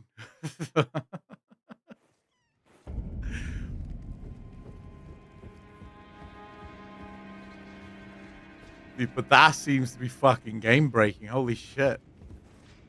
If you can land it, of course. Now watch me not land a single one again.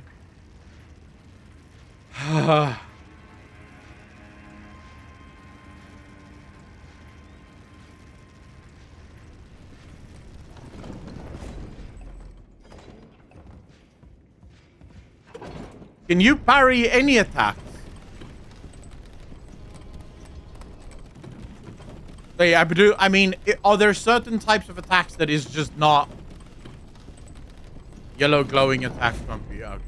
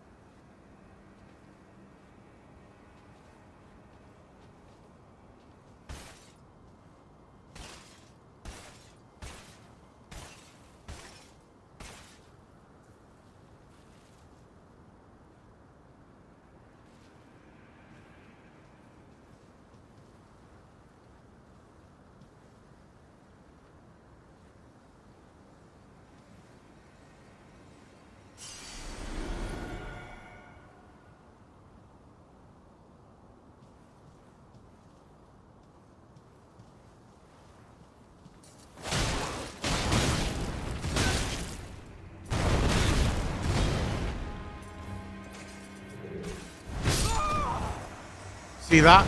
Wait, hold up. Can you not roll out of his stomp?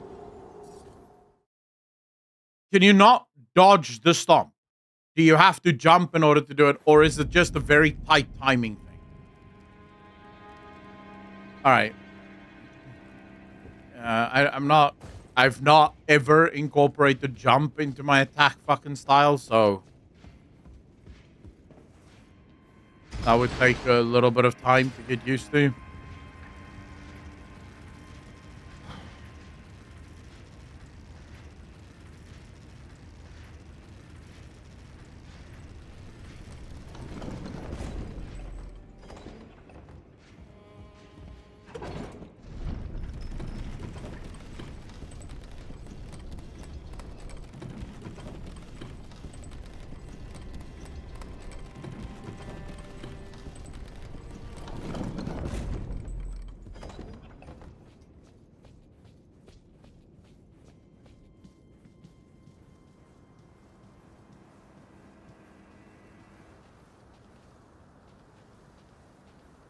Yeah, this fucker is stealing all of my runes.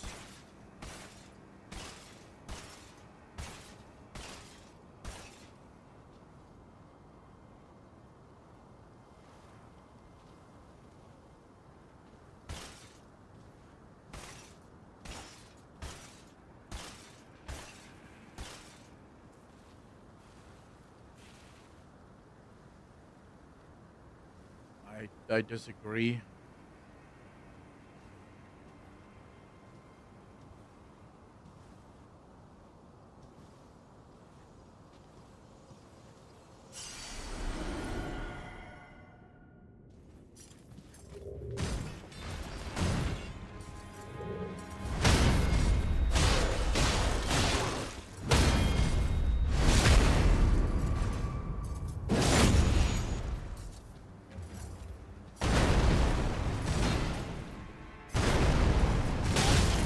Whoa.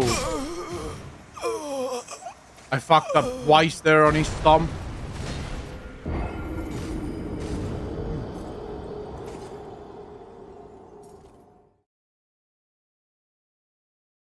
Yeah, I fucked up with the stomp because I thought this stomp is an attack.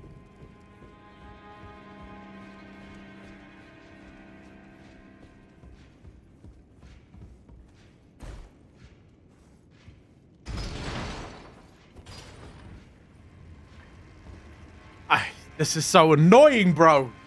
Like, this guy fucking blows dick, man.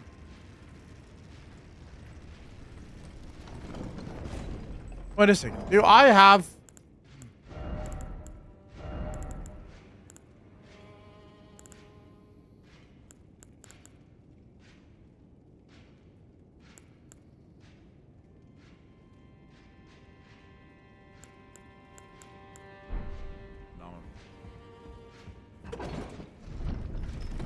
Yeah, I think about it the whole time, and then I just completely lose it on the way down. Like, every time I stand here, I go, man, just send the fucking elevator up before you die.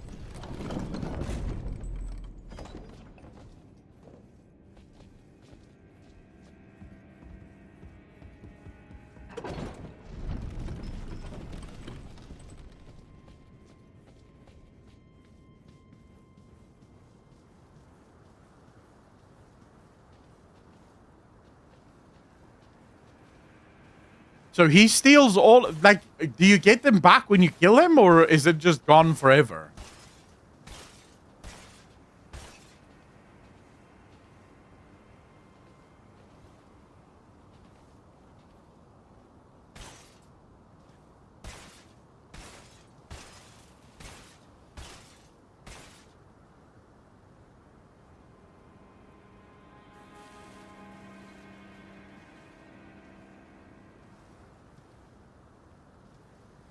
He's stealing my runes, like, what the fuck are you talking about? You're lying.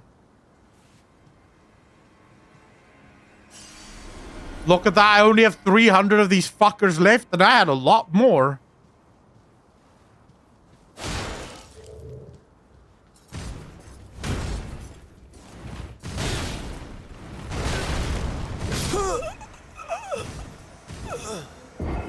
What the fuck kind of attack was that? He started completely differently.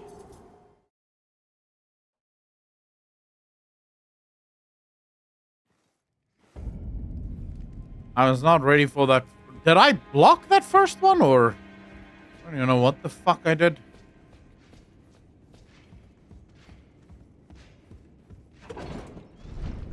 You know the worst part of this game? The absolute worst part of this game is when you die. Like, you just had a pretty good, decent run, and then you die. Like, that so quickly. Like, you have a couple of really bad pulls before you get back into it. That is the worst part of this game.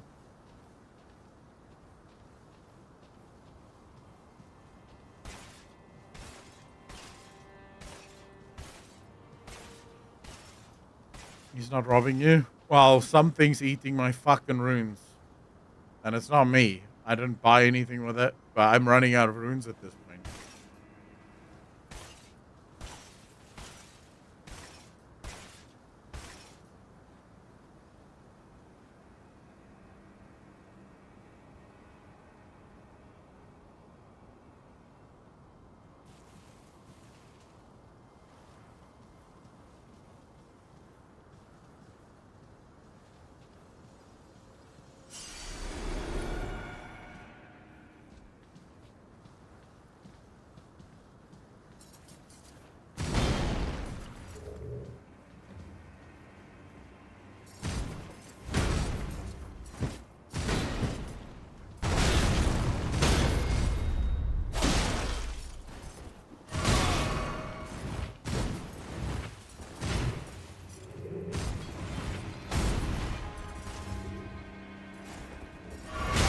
Oh, you motherfucker, please.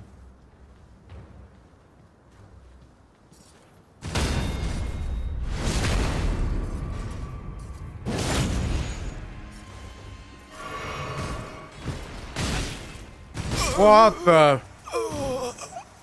I tried to parry the fucking yellow attack.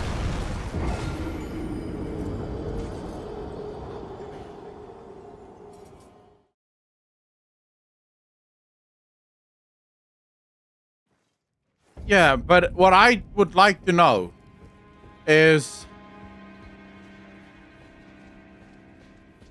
how do you heal on a fight like this if this fucker will not let you heal?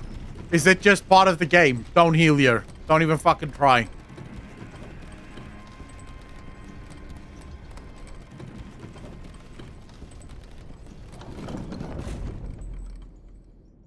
Because it would feel like that's just part of the game. Don't even try to heal.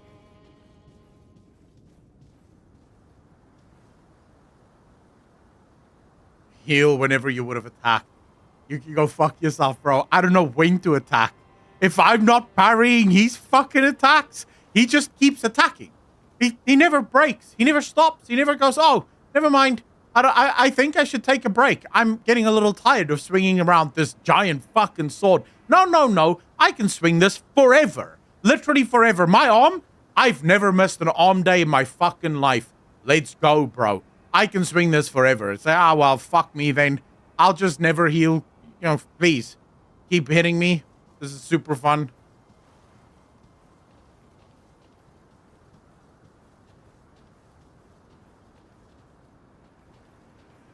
He really is Terminator. Look at that shield as well. Like, this is disgusting. Joy.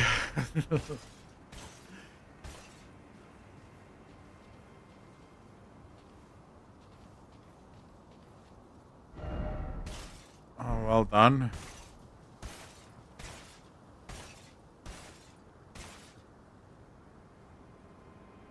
I know those feels, bro. I think that's me.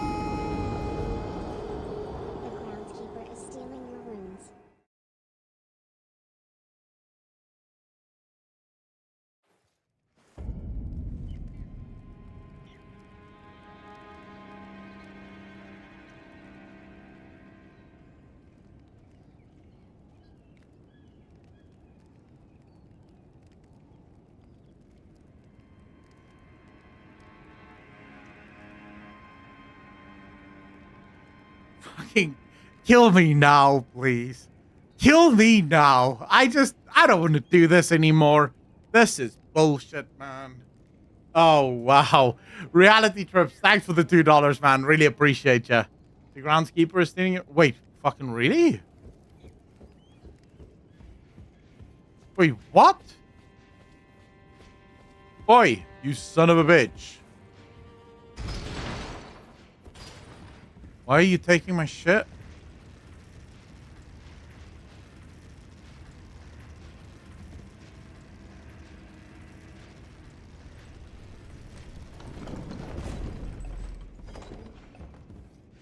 Oh, hello.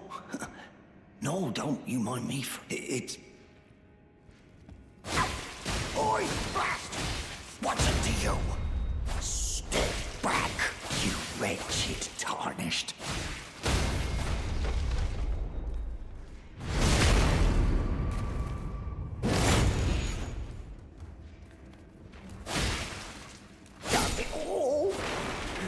Why is it always Oh, you fucking son of a bitch. Look at that. I do to deserve? You got all my shit back? Nice. Thank you, you asshole. Now we're gonna go level. Easy.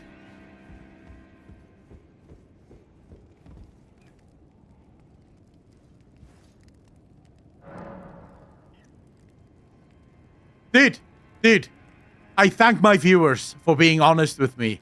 Because if I were to trust the fucking old guard of Elden Ring, I would have never had those runes back ever. I wouldn't even have started to fucking think that the runeskeeper may have been taking my shit. Or the groundskeeper. Because my thinking was just, well, who knows? You know, this guy just does things. No, fuck that Crucible Knight still. I don't care. Oh, by the way, Super Chat, you also gave me... Oh, Reality Tips, you also gave me $5. I appreciate you, bro. Thanks for the donos. You rock, man. Is honest with you, and you keep believing everyone else but me? Z-Vengeance, it's because I don't trust you. You see, every single time I ask you guys questions, you guys don't give me good answers. That's why we're in this predicament. That's why we're here.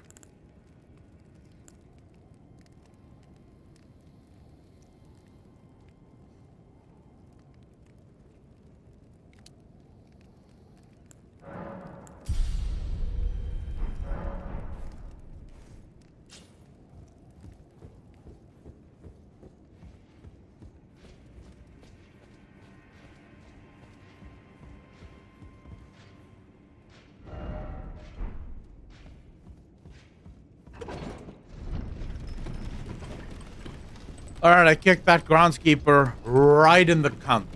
So, we're good now. I've got my runes back.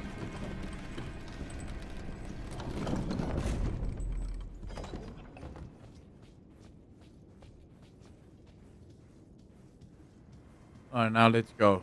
Let's see.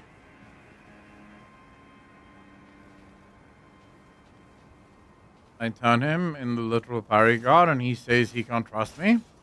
Yeah, but Urukon, you also didn't want to tell me where my runes were going, did you?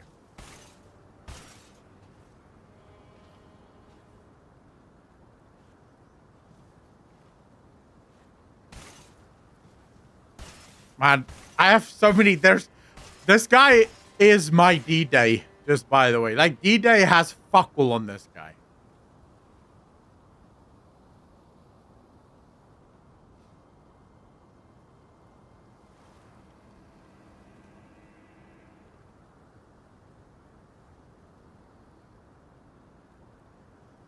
And he's standing in front of the little runes. Well, there's no fucking runes left there, so who cares?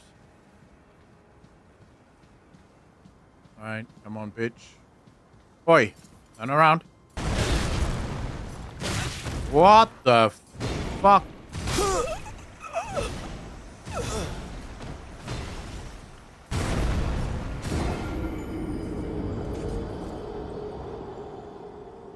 Well, that's a new kind of fucking opening.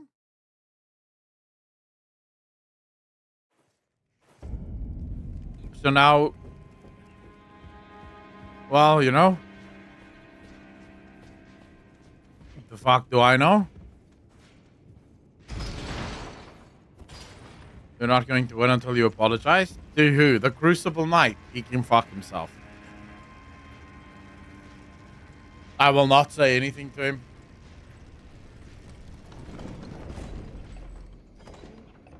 Come on, bitch. Come on.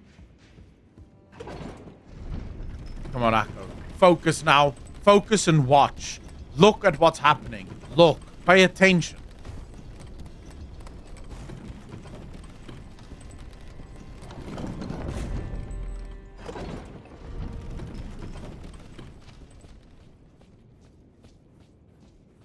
I wish I had a giant butthole.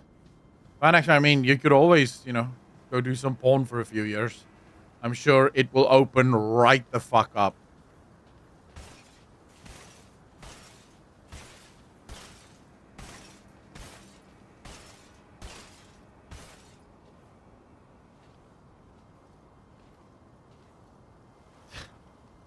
Robbie Firebat, how you doing, bro?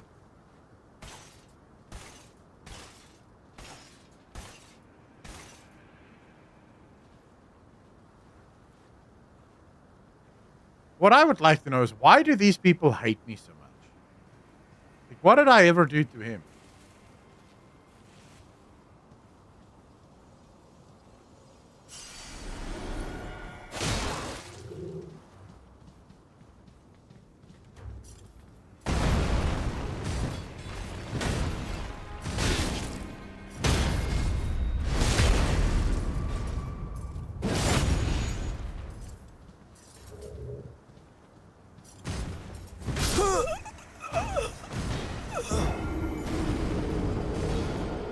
I want to go home and then age. Vanexer, don't let anyone tell you not to do that. You do what you need to do, bro. Don't parry the shield bash. Yeah, I found that out. You know, not gonna lie, I did find that out. The problem is I'm starting to get tilted here. So I'm not.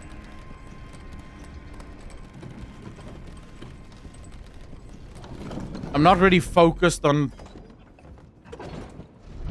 his fucking moves. Plus, I am cold as all shit, man. My hands are freezing. You guys have no idea. My fingers is in pain from the fucking cold. I have 3 layers on, and I'm still too fucking cold. And I don't want to put on the heater because I hate heated air. Ugh.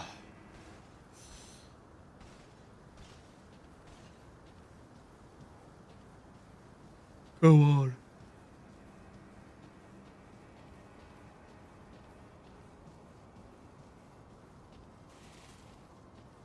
PTA man, but I think it's worse down there by you. But I would doubt that. Trust me when I tell you the...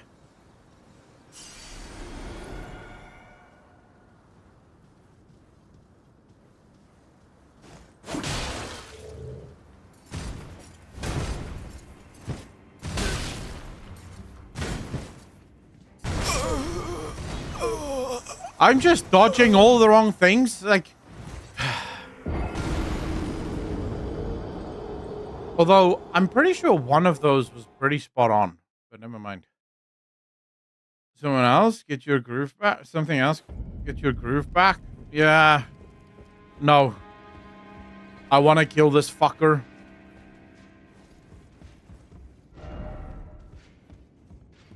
I can do it. I just need to stop sucking.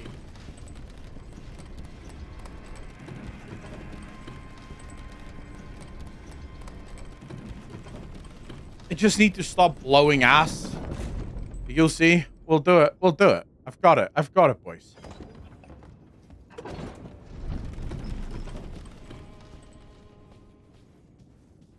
Parry his hand, not the sword. Dude, I'm not even looking at that. Like, fuck me.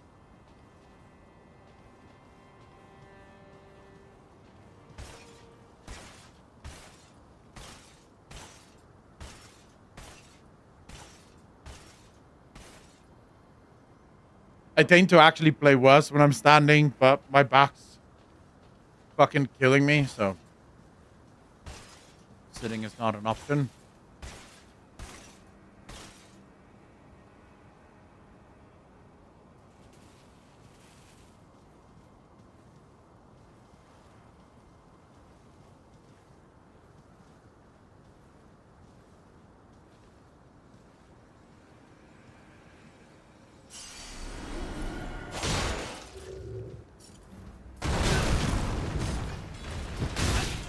Whoa, fuck me.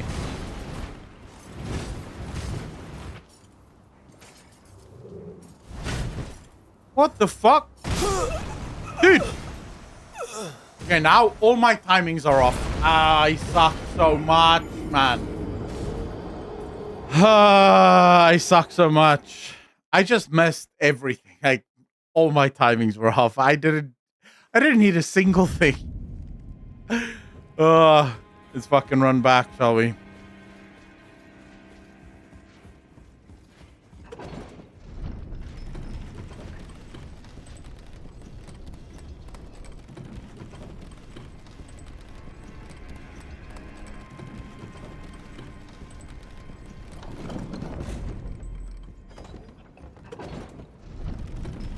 Rukon, give me 2 seconds. Let me just try this, and then if I don't get it down, I'll join you. Well, actually, hold up. I can get on the call now. I'm still in a safe spot.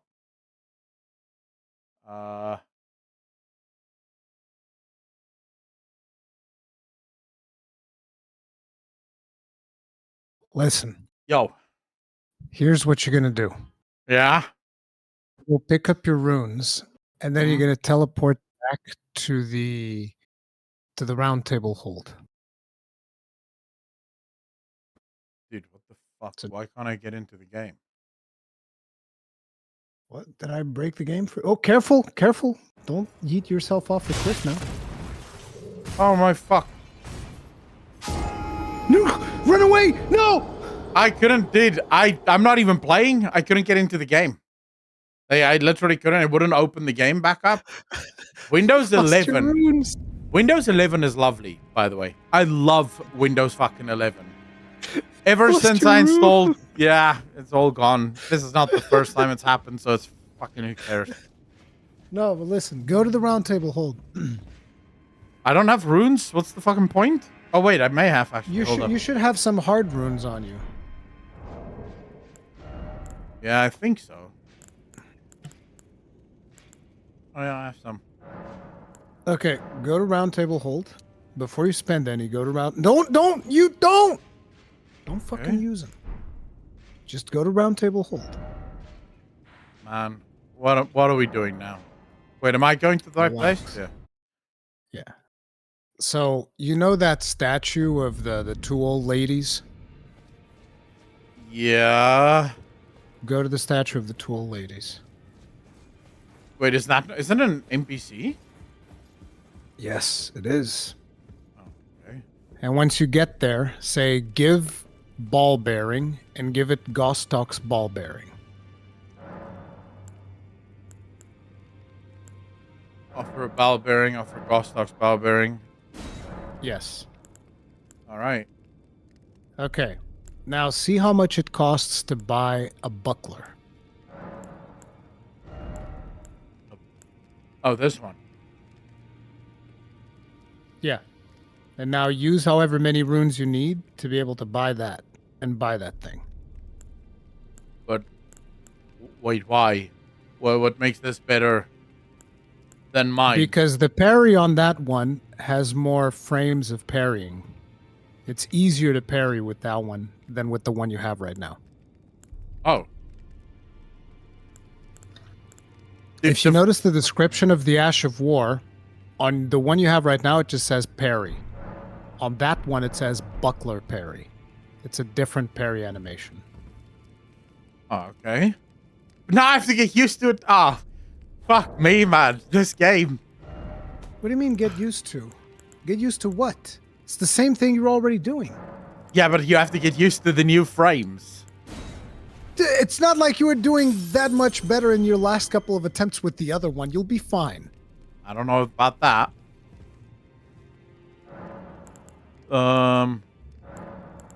Okay, Gostox, Buckler. How can you shoot ballistas? Like, I mean, that sounds like a good idea. You Let's need do a that. big ass bow. You need a big ass bow. Should one-shot this thing, no? No, of course not. What? I think they would put something. You think they would put something that powerful in the game? Yep. Yep. I'm pretty sure they would. I wonder, do I have... Like, I don't think I can upgrade my weapon. But let's check. You haven't equipped the buckler yet, by the way. Yeah, I'll do it now. I just want to see if I can upgrade this weapon first. Well, where have you been hiding? I took you no matter. Lay out your arms then. Strength and armament.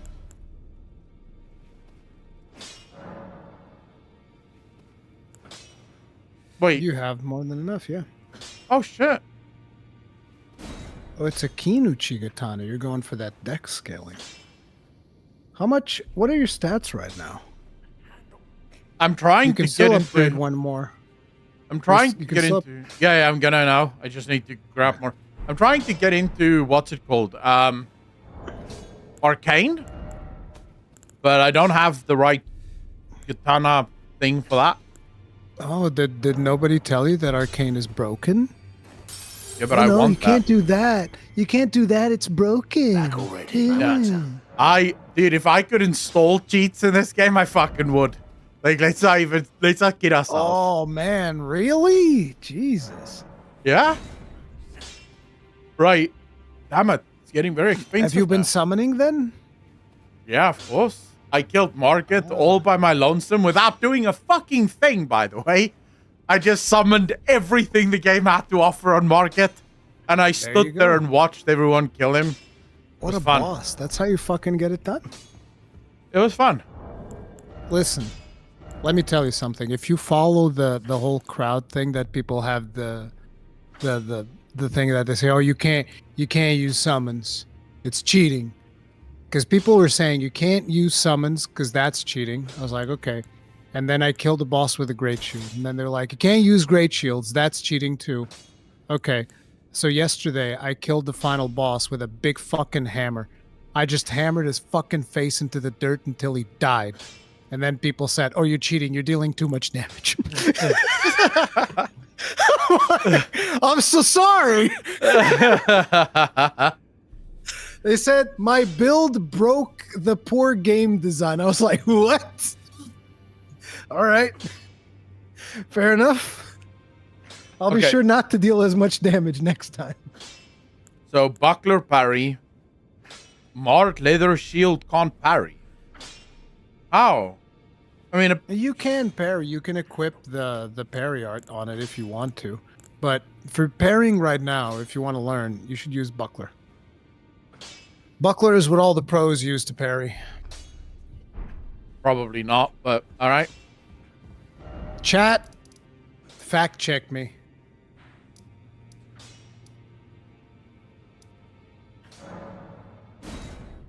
Is chat gonna lie on purpose just to fuck with you? Yep. Sounds like something they'd do. Dude, never trust chat.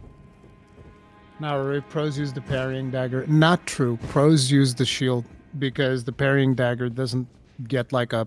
I don't think it gets the partial blocking of the shield whenever you fuck up the parry.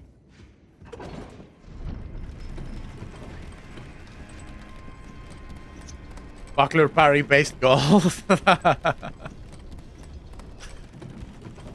Well, we'll see. Dude, my entire body's fucking shaky. That's how cold I am. Stop fucking crying. Toughen up, bitch. Anyway, I'm out of here. Have fun. Alright, peace out, bro.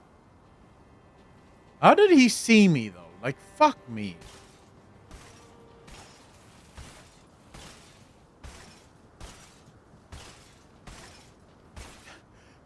Take a look at that little shield.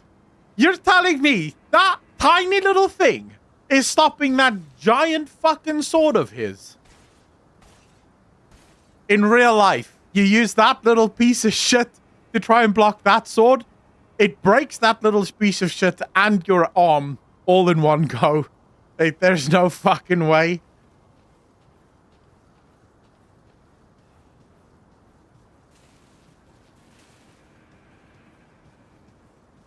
Ugh.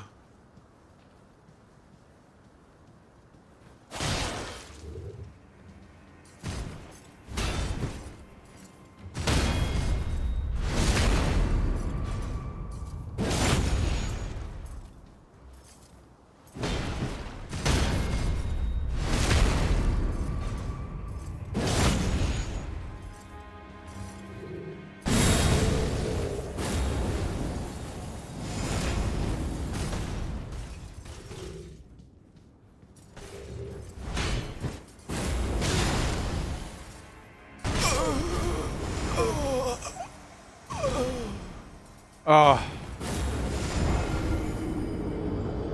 And now he has a tail as well. Wow, this is fucking fun.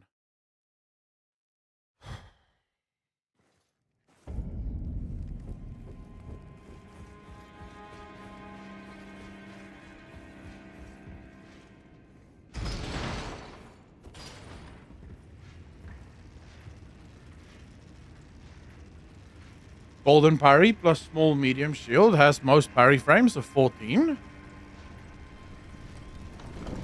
When you say parry frames, what you mean is you have the most amount of like freedom to, or margin of error, basically, is what you're saying, right?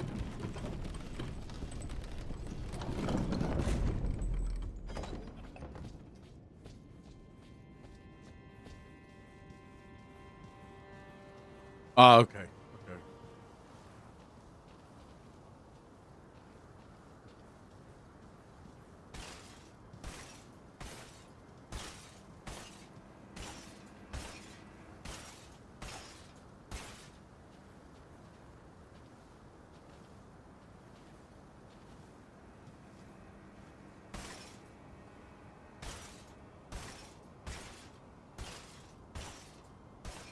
Ugh. Fuck.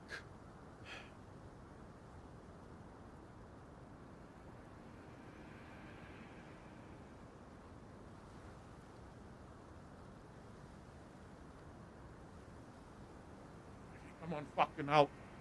Just warm up a little bit, please.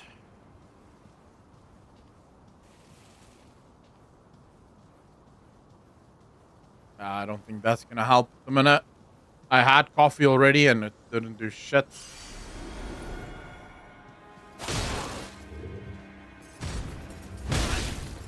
Oh, I didn't do shit.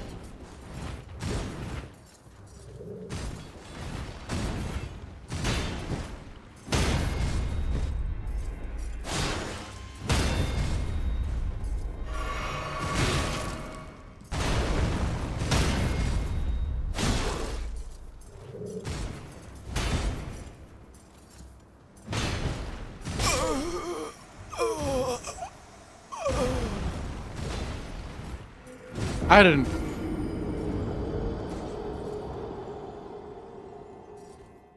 The thing that is annoying here is this is genuinely the first time I'm parrying in this game.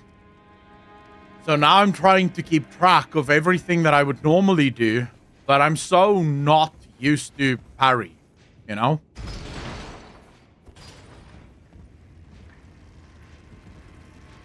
Well, Kenny, if you have a better way of defeating this motherfucker, I'd love to hear it. Right? But I've tried everything, and at least with parrying, I get to phase 2.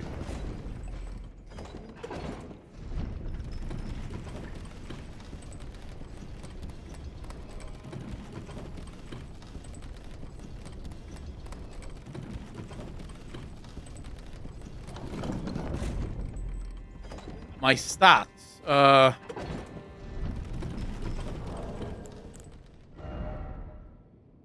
I don't know where you there you go. Very low. Very, very, very fucking low.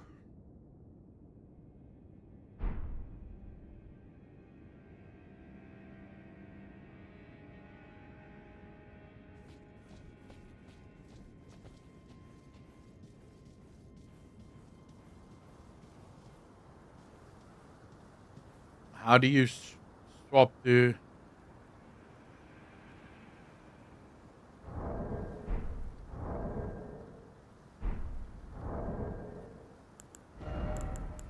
I don't know how you do, like, oh, you have to be at the Grace to change this, right? At the bonfire. Nah, fuck it. Let's go. It'll be fine. If I could just stop fucking shaking, man, that would be great.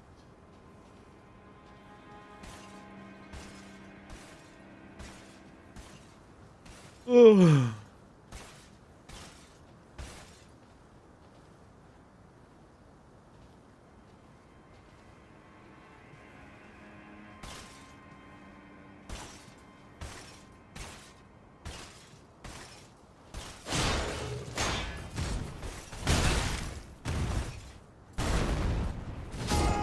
Wow. Wow. Talk about an unfair fucking fight. I wonder if I could make him fall off this fucking platform. Wait. So you think Keen might actually be holding me back?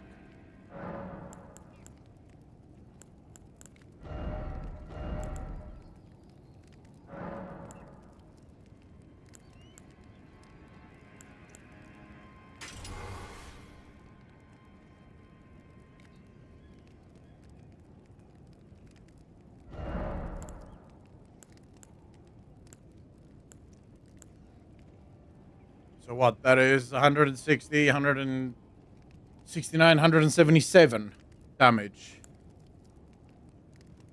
Ah, it's not that much. It's 176. So it's 1 damage difference, really.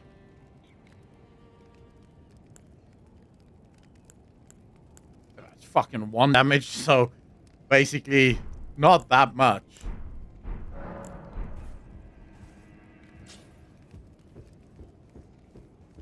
You were losing 1 damage. All right, bro. I'm sure that 1 extra damage is all the difference. Watch me kill him now because I'm doing 1 extra damage on this boss. I know that's not what you're saying, Murikon, but... oh.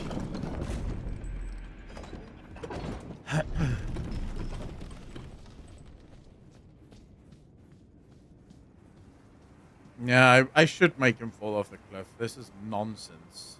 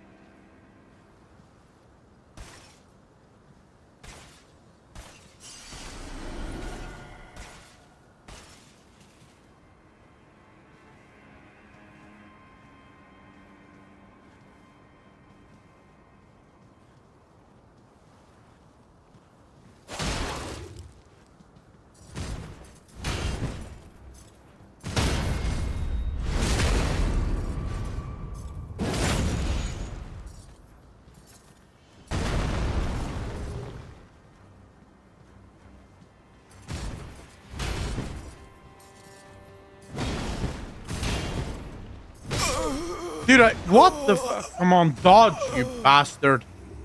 Okay, so the shield thing can't be parried, as you guys said.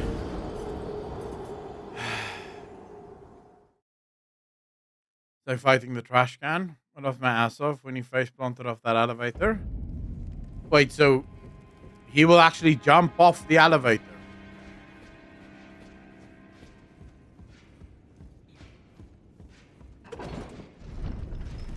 Yeah, for his stomp though, just moving around him seems to do the trick because he seems to stomp right in front of him.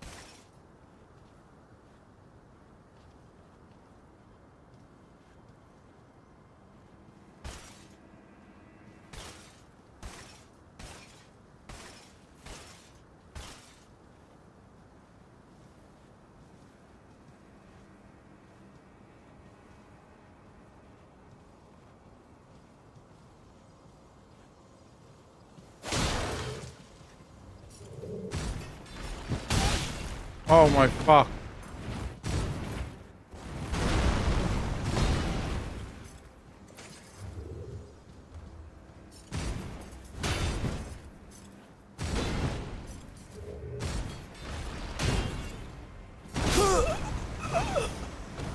Dude, why is he doing all of these exotic attacks now rather than just the ones that I'm used to?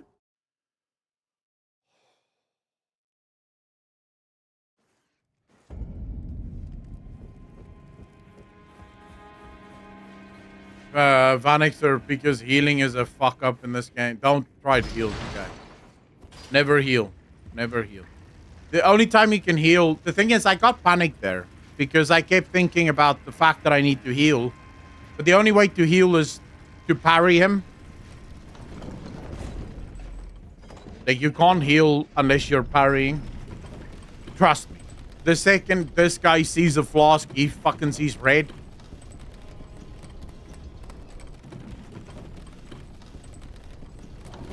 You can't, Dano, but anyone that's watched the stream will know that that's not how I do it. I will very rarely come back after I've gotten stronger. I will keep doing this because I know I can. I know I can. I just need to focus up.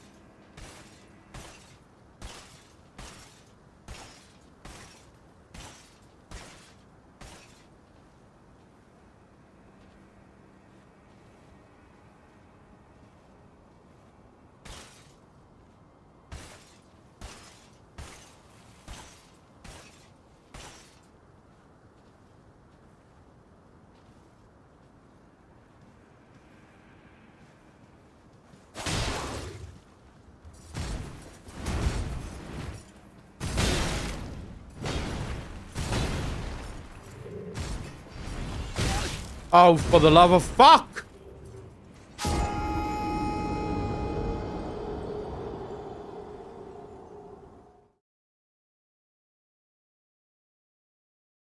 Completely mistimed that. Guardsmen employing the Imperial Guard's finest tactic, keep throwing the bodies into the grinder and drown them in our blood.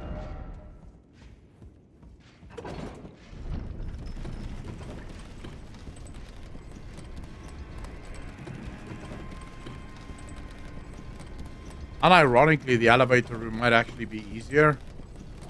Because there's no falling down here. But it is dark as fuck here.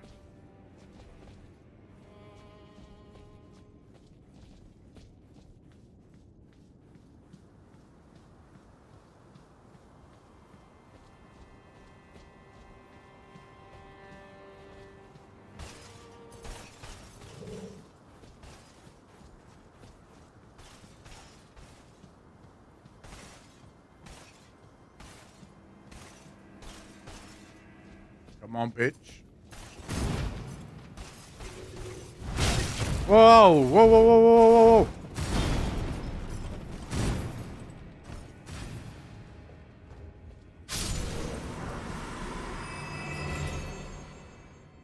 I didn't actually plan that, but fuck it, I'll take it. I swear to you, I did not plan that. My thought was, I'll fight him in the elevator room because at least I can't fall down here. And then I stepped on the elevator. I was like, I'm not fucking going up because I'm going to fall to my death. But that counts, I think. Get fucking face planted, Crucible Knight! That counts. Oh. I'm really glad I did that. Thank you. Oh, wait. I have stuff I need to go collect down there. But there's probably more of them in this game, right? He's not the only one here. Is he?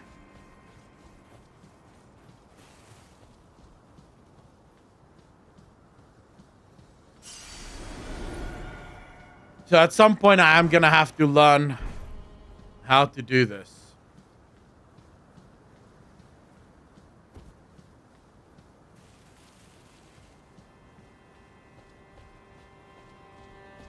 All right. I promise I promise at some point I will learn how to do this correctly.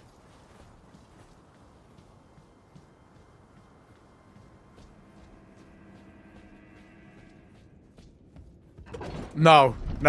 Kenny, wait. What the fuck are you saying? Are you saying that at some point you're gonna fight two of them? That's bullshit, that is. No, there's no shot that you're fighting two of these at the same time.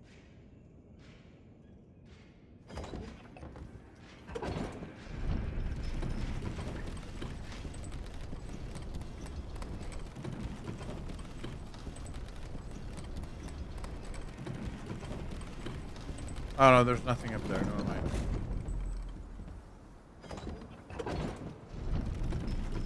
It's an optional fight? Well, there's no such thing as an optional fight.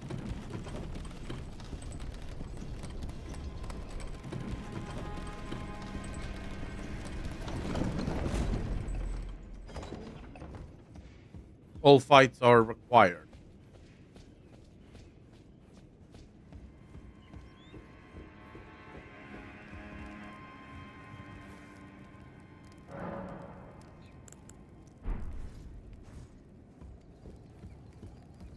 Okay, now it's me and these fucking birds.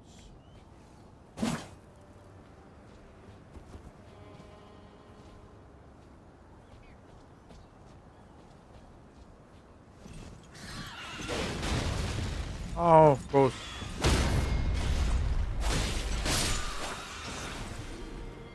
Man, this is much easier.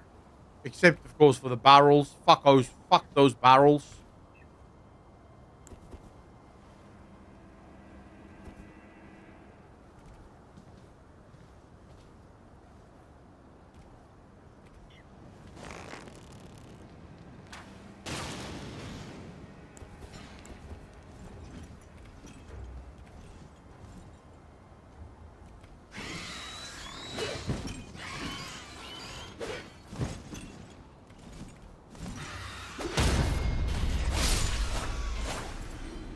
Yeah.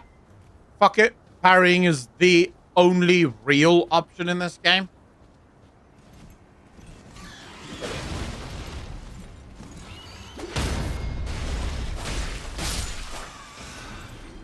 Dude, like what the fuck? How have I not been parrying before?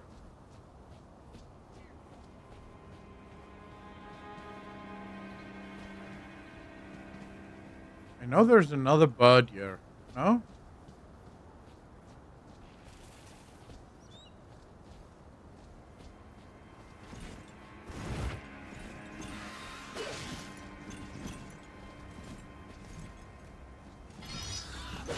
Alright, come on, bitch. Come on, bitch.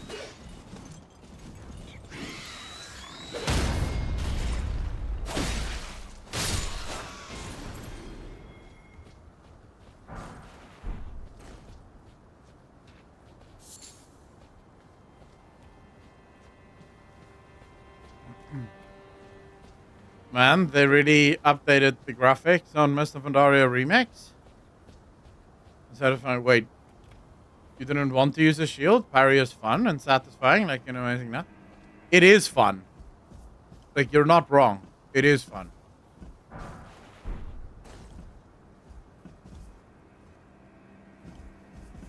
Fuck.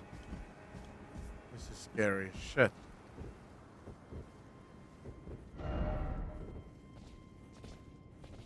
Oh, wow. Oh, shit. Matthew with the super chat. $5. Really appreciate you, fam. Thank you, thank you, thank you. Far too kind, sir. All right, I'm hearing big footsteps.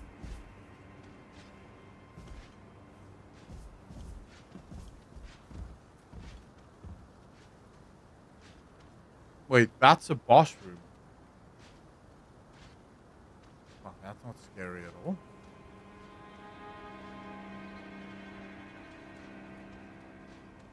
Another knight. I hate these knights.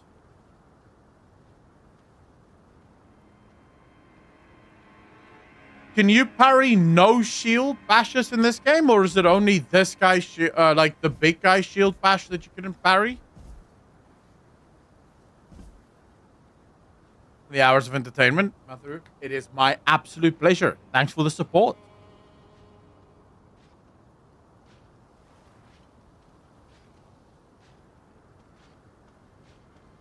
Okay, so no parrying shields. Okay.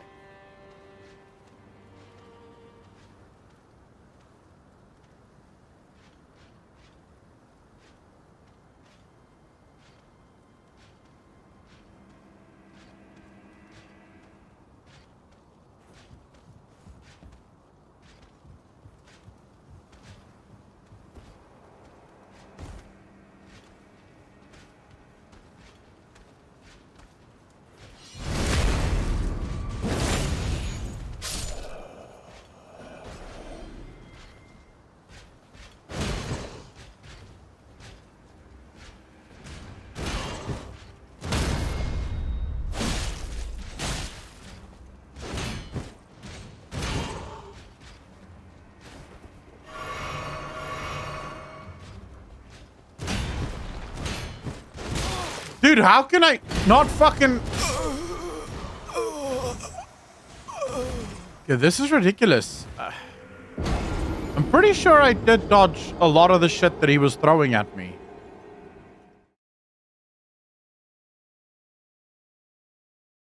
Wait, is he attacking slower than what I'm seeing? Must be, right? That must be it. His attacks are slower.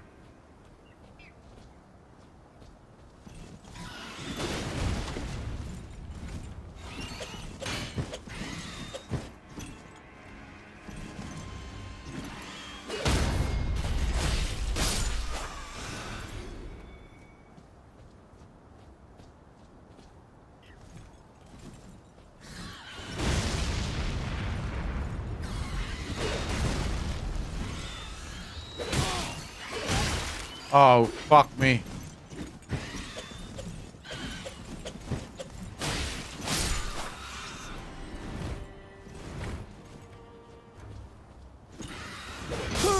No! Oh, you son of a bitch. Just lost more runes, man.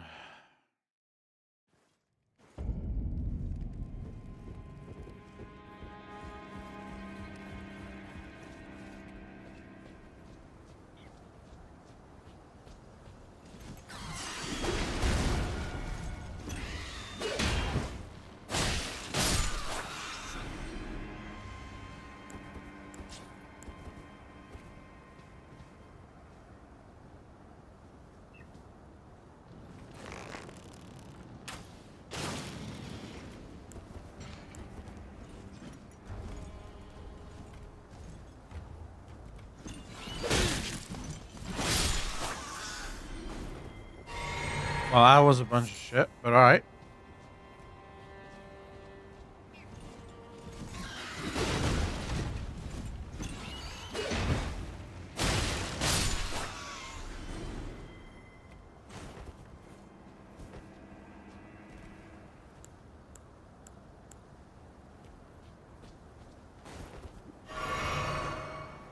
In the chicken slices, yeah. No worries. We'll eventually get more plenty runes later in the game.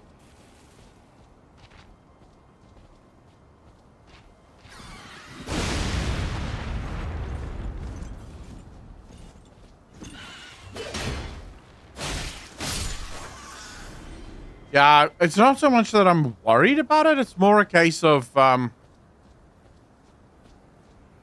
hate losing shit. Like, it pisses me off.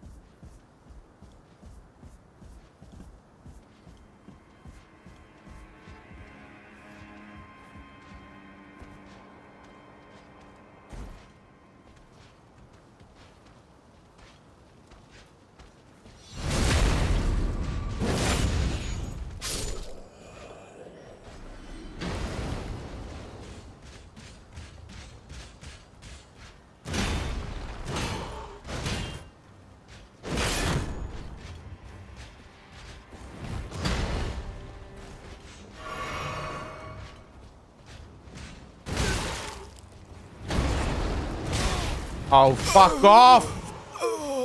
Fuck off! I don't know why I'm trying to parry this guy. Like, I genuinely don't know why I'm trying to parry this guy. I did just fine not fucking parrying this guy.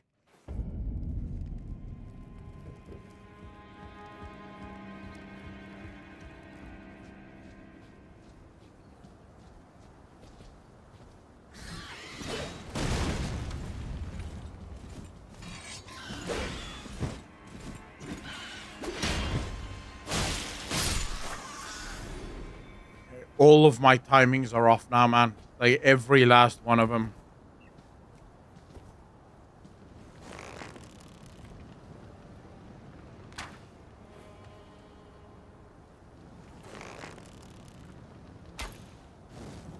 What the actual fuck?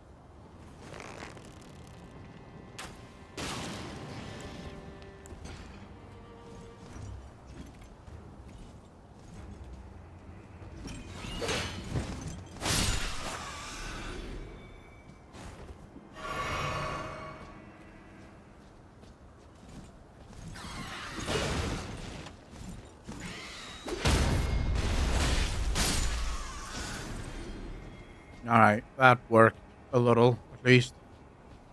Turn that sword so you can use unsheath. E right-click on the knight. That's what I'm gonna do. It's just, I like parry on these birds, because fuck them.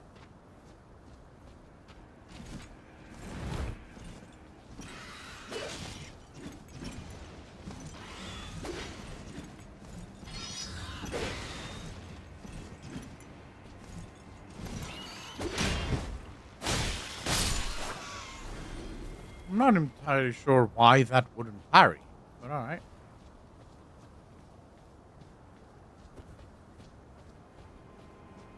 It has made me hate birds more. Dude, these birds suck monkey dick.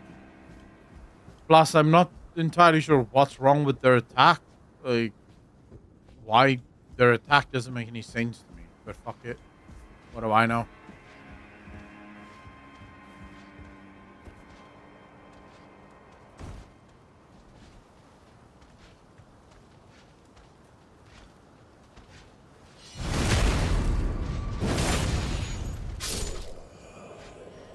Alright, come on, bitch. Come on, bitch. Come on, bitch.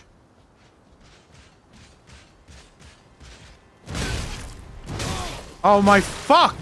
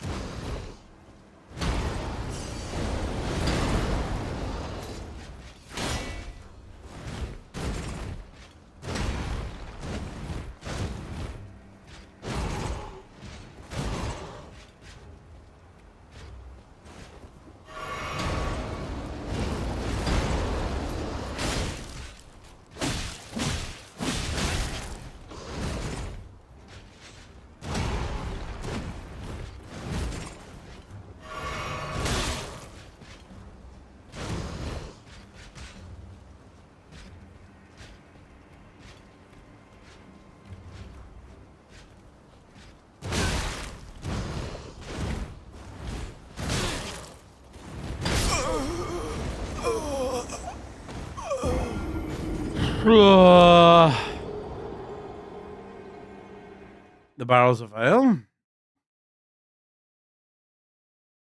Man. I am beyond tilted right now. Like, you guys have no idea. I am beyond fucking tilted right now.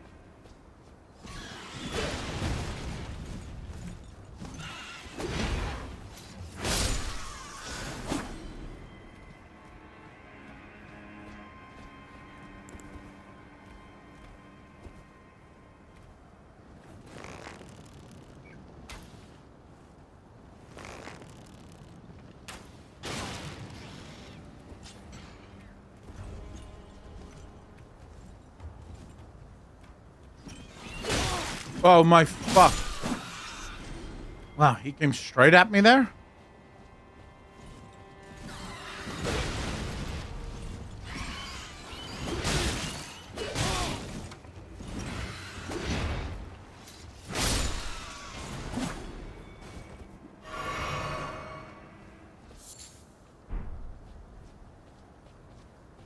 Try to use bow. Wait, bow's ash ability, Echo? I don't even know what the fuck that is, bro.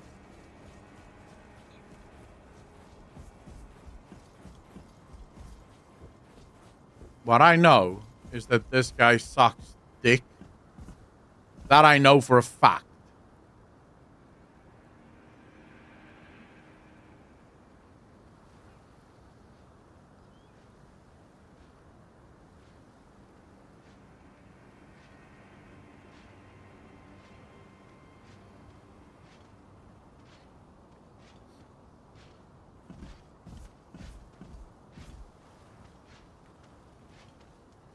The problem with this is also you have so little space here. So little fucking space to work with. That's actually, I think, the worst thing about this entire fucking area. Everything is small spaces.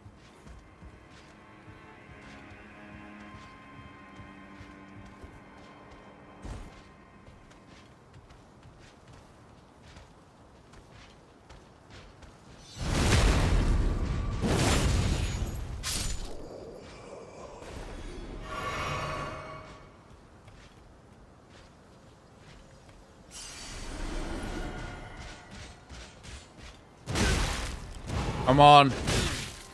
Roll, you fucker! Man.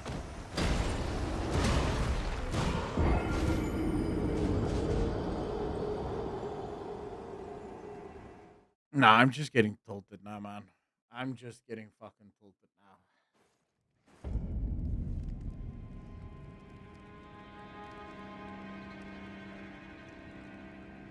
Hey, this is just ridiculous, is what it is. It's ridiculous. That's why I can't play this. Ordinarily, this wouldn't be such a big problem, but I took like more than a week and a half's break, and now for some reason, I don't know, today everything is just off. Might be the fact that I'm cold, or the fact that I'm just not fucking focused enough. I don't know. Everything just feels wrong at the minute. I mean, we got all the way up to this point in the game. So clearly I'm not good enough to play this game. But for some reason, I am playing as if I'm not good enough to play this fucking game. I'm just gonna fucking quit, man. I can't now. I can't now. At least you aren't becoming reliant on a shield. Your first run like I did. You are doing great. I don't even know. Thanks, bro. I appreciate that. But yeah, I don't know what I'm reliant on. Because it seems like I'm reliant on fucking failing. Oh, man. You were yawning a lot too earlier. You sleepy too? I'm a little sleepy. I'm quite tired. I woke up. I got woken up. I told people at in stream earlier. I got woken up at about 2 a.m. with a back muscle that was in spasm. And yeah, I didn't sleep well at all as a result of that. So it wasn't the most fun I've had.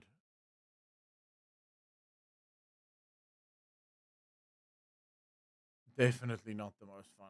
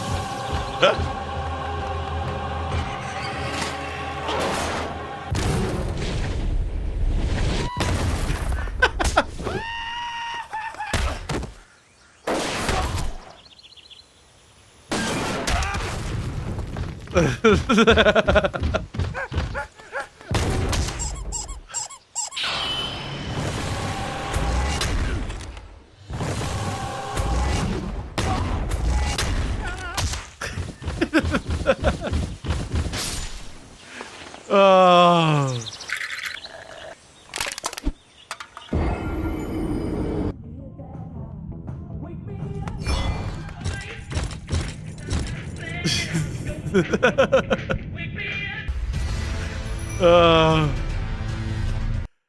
Accurate, bro. Accurate. This game is so fucking tight, man. Oh. But you know what? This is the type of game where some days you have it and some days you don't. Like you just, I don't know. Like some days everything is just a little off, you know? I don't know how to explain it. But sometimes you're just not seeing things the way that you're supposed to see it. You're not seeing the frames the same way. Like things are just fucked. So refreshing to watch someone play that's not a no-hit run or something. You're doing great. I appreciate that. Thank you very much. This is my, just to be clear, this is my first ever time playing a Souls-like game. Just to be clear. Right? So I am like starting with Elden Ring. We started, what was it? Like, how long have we been playing, guys? 2 weeks, I think? I'm not sure. 2 weeks, I think. That we've been. It's on the VODs. You'll be able to see when we started the Elden Ring playthrough. And it's just been a lot. When you get into the game, you think, oh, this is pretty simplistic. Don't get hit and hit. And then you realize, oh, no, actually, there's like a lot of small little things that you have to pay attention to. Builds that I don't know what the fuck I'm doing with my build. I don't know what's important, what isn't. So I'm just sort of running around, not sure what's going on. The fact that we're like 3-4 streams in and most of them lasted 8 hours plus and still haven't dropped it says a lot. That is very true, yes. Alden Emerald, how you doing, bro? Elden Ring is an easy game, guys. It's all just pattern recognition, echo before starting. But I wasn't wrong, though. I'm still not wrong. Like, if you still ask me, is Elden Ring a hard game? My answer will still be no. It's not a hard game. It's annoying, right? But not hard. And I don't mean the game is annoying. I mean, what is annoying is that pattern recognition. Because the bosses have enough variance in their animations and in their attacks to where you just sometimes miss it, right? You don't see the difference between a sword hit and a stomp. You're fucked. Congratulations. I think it's more about remembering the patterns that's oftentimes the difficult part of the game.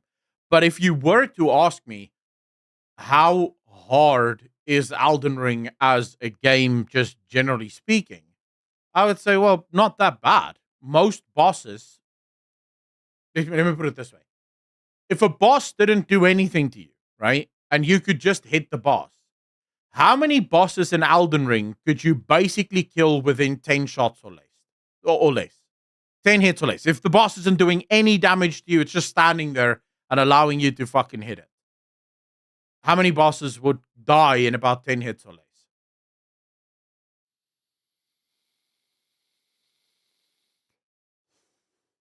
Mathura, and how's that going for you?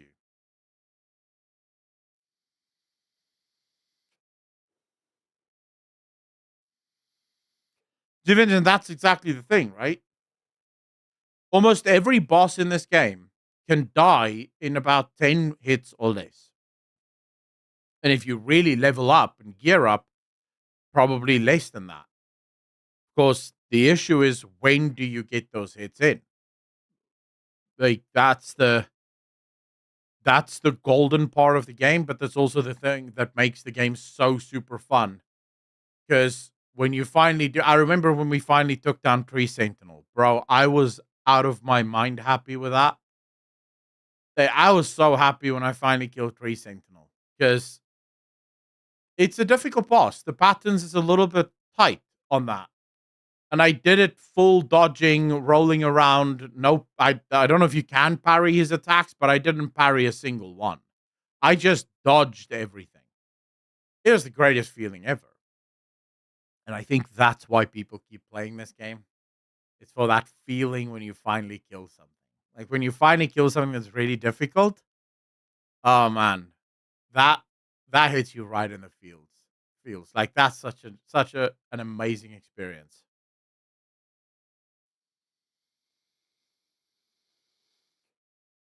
sense of pride and accomplishment, but in the true sense of that term, true. No hit and got close to market. Fuck, no hit. Holy shit. Yeah, I would not be able to do it. No hit. I got hit quite a few times. I had no health potions left by the time I killed him. I killed him, but I had like very little health potions left. It was a tight fucking fight. Market, I fucked up. And I will say this, and it's not like,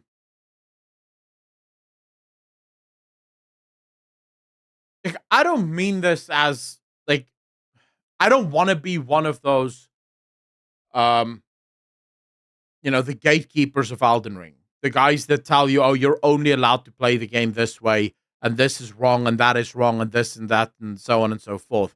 Because I don't believe that, right? If you're using tools that exist within the game, then those are valid tools that you're allowed to use within the game. If you want to play a full-blown arcane bleed build and just bleed the shit out of everything, go for it. If you want to play, with all the summons in the world, go for it. I think you're absolutely allowed to play the game whichever way you want. I will say, though, and I had this discussion with Rurikon as well. Wife, and how you doing? Welcome back. I had this discussion with Rurikon as well. So, when I first started playing Elden Ring, I managed to follow, you follow the grace right up until Market. Then you get to Market and you quickly realize, oh, what the fuck is this? You don't get a single hit in. He's basically beating the living shit out of you. I died without hitting him once. Market. Not once. I couldn't land a single blow on him. I was like, what the is this boss? How is this even possible? So I went and I did the thing that you have to do, which is gear up, level up, get stronger, come back to Market. But I was so afraid of Market. Like Market was so such an obstacle in my mind that I decided to summon everything for Market. Like I used the golden little summon thing outside the door. Inside, I immediately summoned my wolves. I went balls to the wall. I even had the shackles on Market. And here's where I killed him. Literally first try, got him down. Not first try. We took a couple of tries, but eventually got it down, killed him. Great. Now Market is dead. And I remember when Market died, I didn't have that dopamine feeling.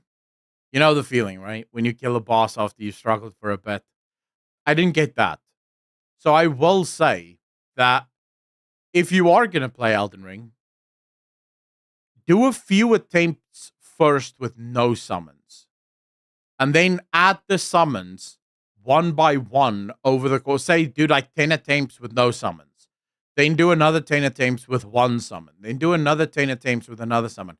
Just because if you do kill the boss with everything out, it really doesn't feel that great. Just from a psychological perspective, you don't get that dopamine hit, that massive feeling of, wow, I've overcome this challenge. That's the only part that I would say sucked a little for me. And I'm looking forward to doing another playthrough of Elden Ring where I can actually face off against Market properly this time. So I'm really looking forward to that. Very rewarding in this. Did it in the DLC and it was worth it. Oh yeah. I think if you don't embrace the challenge of this game, then you should go play something else. And if you don't want to challenge yourself, and I don't mean challenge yourself, other people are going to have their own sort of metric of what they believe a good challenge should look like. Fuck them. They didn't buy the game. They didn't play your game. It's not their job or their place to tell you how you're allowed to play your game.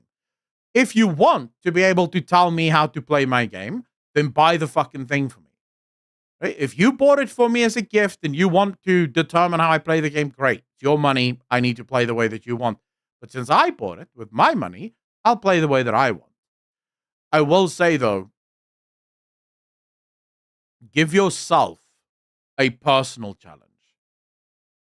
Play to your own level, play to your own skill set, but try at least to embrace some of the challenge before you just go, and summon everything. Because yes, the bosses are super easy when you use summons. Super easy. To parry and stagger with Unsheath, good day. Yeah. And then tomorrow I'll forget exactly how to parry and stagger, and I'll go back to just fucking swinging the sword mindlessly. Because apparently I just have amnesia and I just forget everything as it happens. But no, today was a good day. Hey, I streamed. I had fun. So why not, you know? Today you learn to parry and stagger and see. Wait, not to spoil too much, but you'll get your chance. That's all I'll say. Oh my, I'm fighting him again. Oh shit.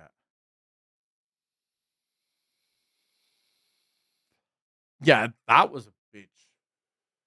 I wonder if that isn't what threw me a little, Seven. The fact that when I first loaded into the game, I couldn't remember anything.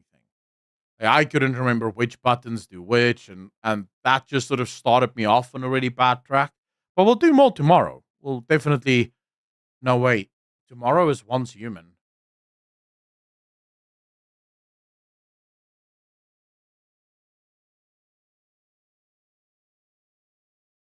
Fuck.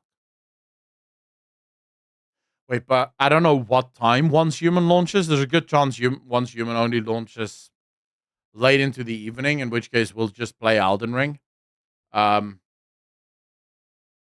I probably won't play a lot of Once Human. Like if Once Human is out tomorrow when we stream, I might do like 2 hours or so of it, and then we'll jump back into Elden Ring. Because yeah, I really want to finish Elden Ring. I like this game. It is super fun.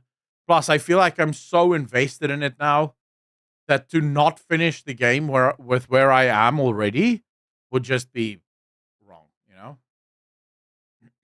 Non-Human launches July 9th, 2024. 11 p.m. Central Eastern Time. Okay, so it's going to be late at night for me anyway. Not late at night, but like 5 o'clock, 6 o'clock in the afternoon.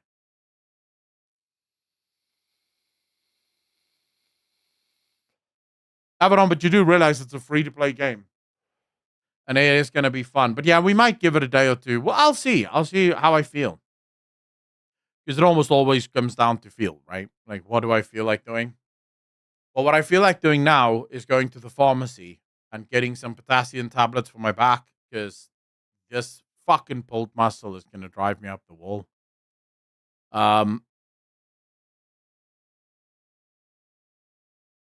Yeah. So that's what I'm going to be doing now. I'm going to go to the pharmacy. 11 p.m. Ah, fuck me. Yeah. Okay, so we'll definitely be playing Elden Ring tomorrow. Definitely. Because Once Human is only coming out at 11 p.m. I'll be asleep by then already because I go to the gym at 5 o'clock. Hopefully, like, please, guys, keep me in your thoughts. I need to be able to go to the gym tomorrow. Like, let's hope these potassium tablets sort out this back. Because, yeah, this is fucking annoying. Anyways, ladies and gentlemen, I want to thank all of you for coming out, for hanging out with me, for spending some time with me. I hope you enjoyed it. I hope I entertained you at least a little. I will be back tomorrow, same time, same place. As always, right here on Twitch or on YouTube, wherever you want to hang out with me, you're more than welcome. As always, ladies and gentlemen, be good to each other. Be kind to each other. And I will see all of you in the next one. Peace.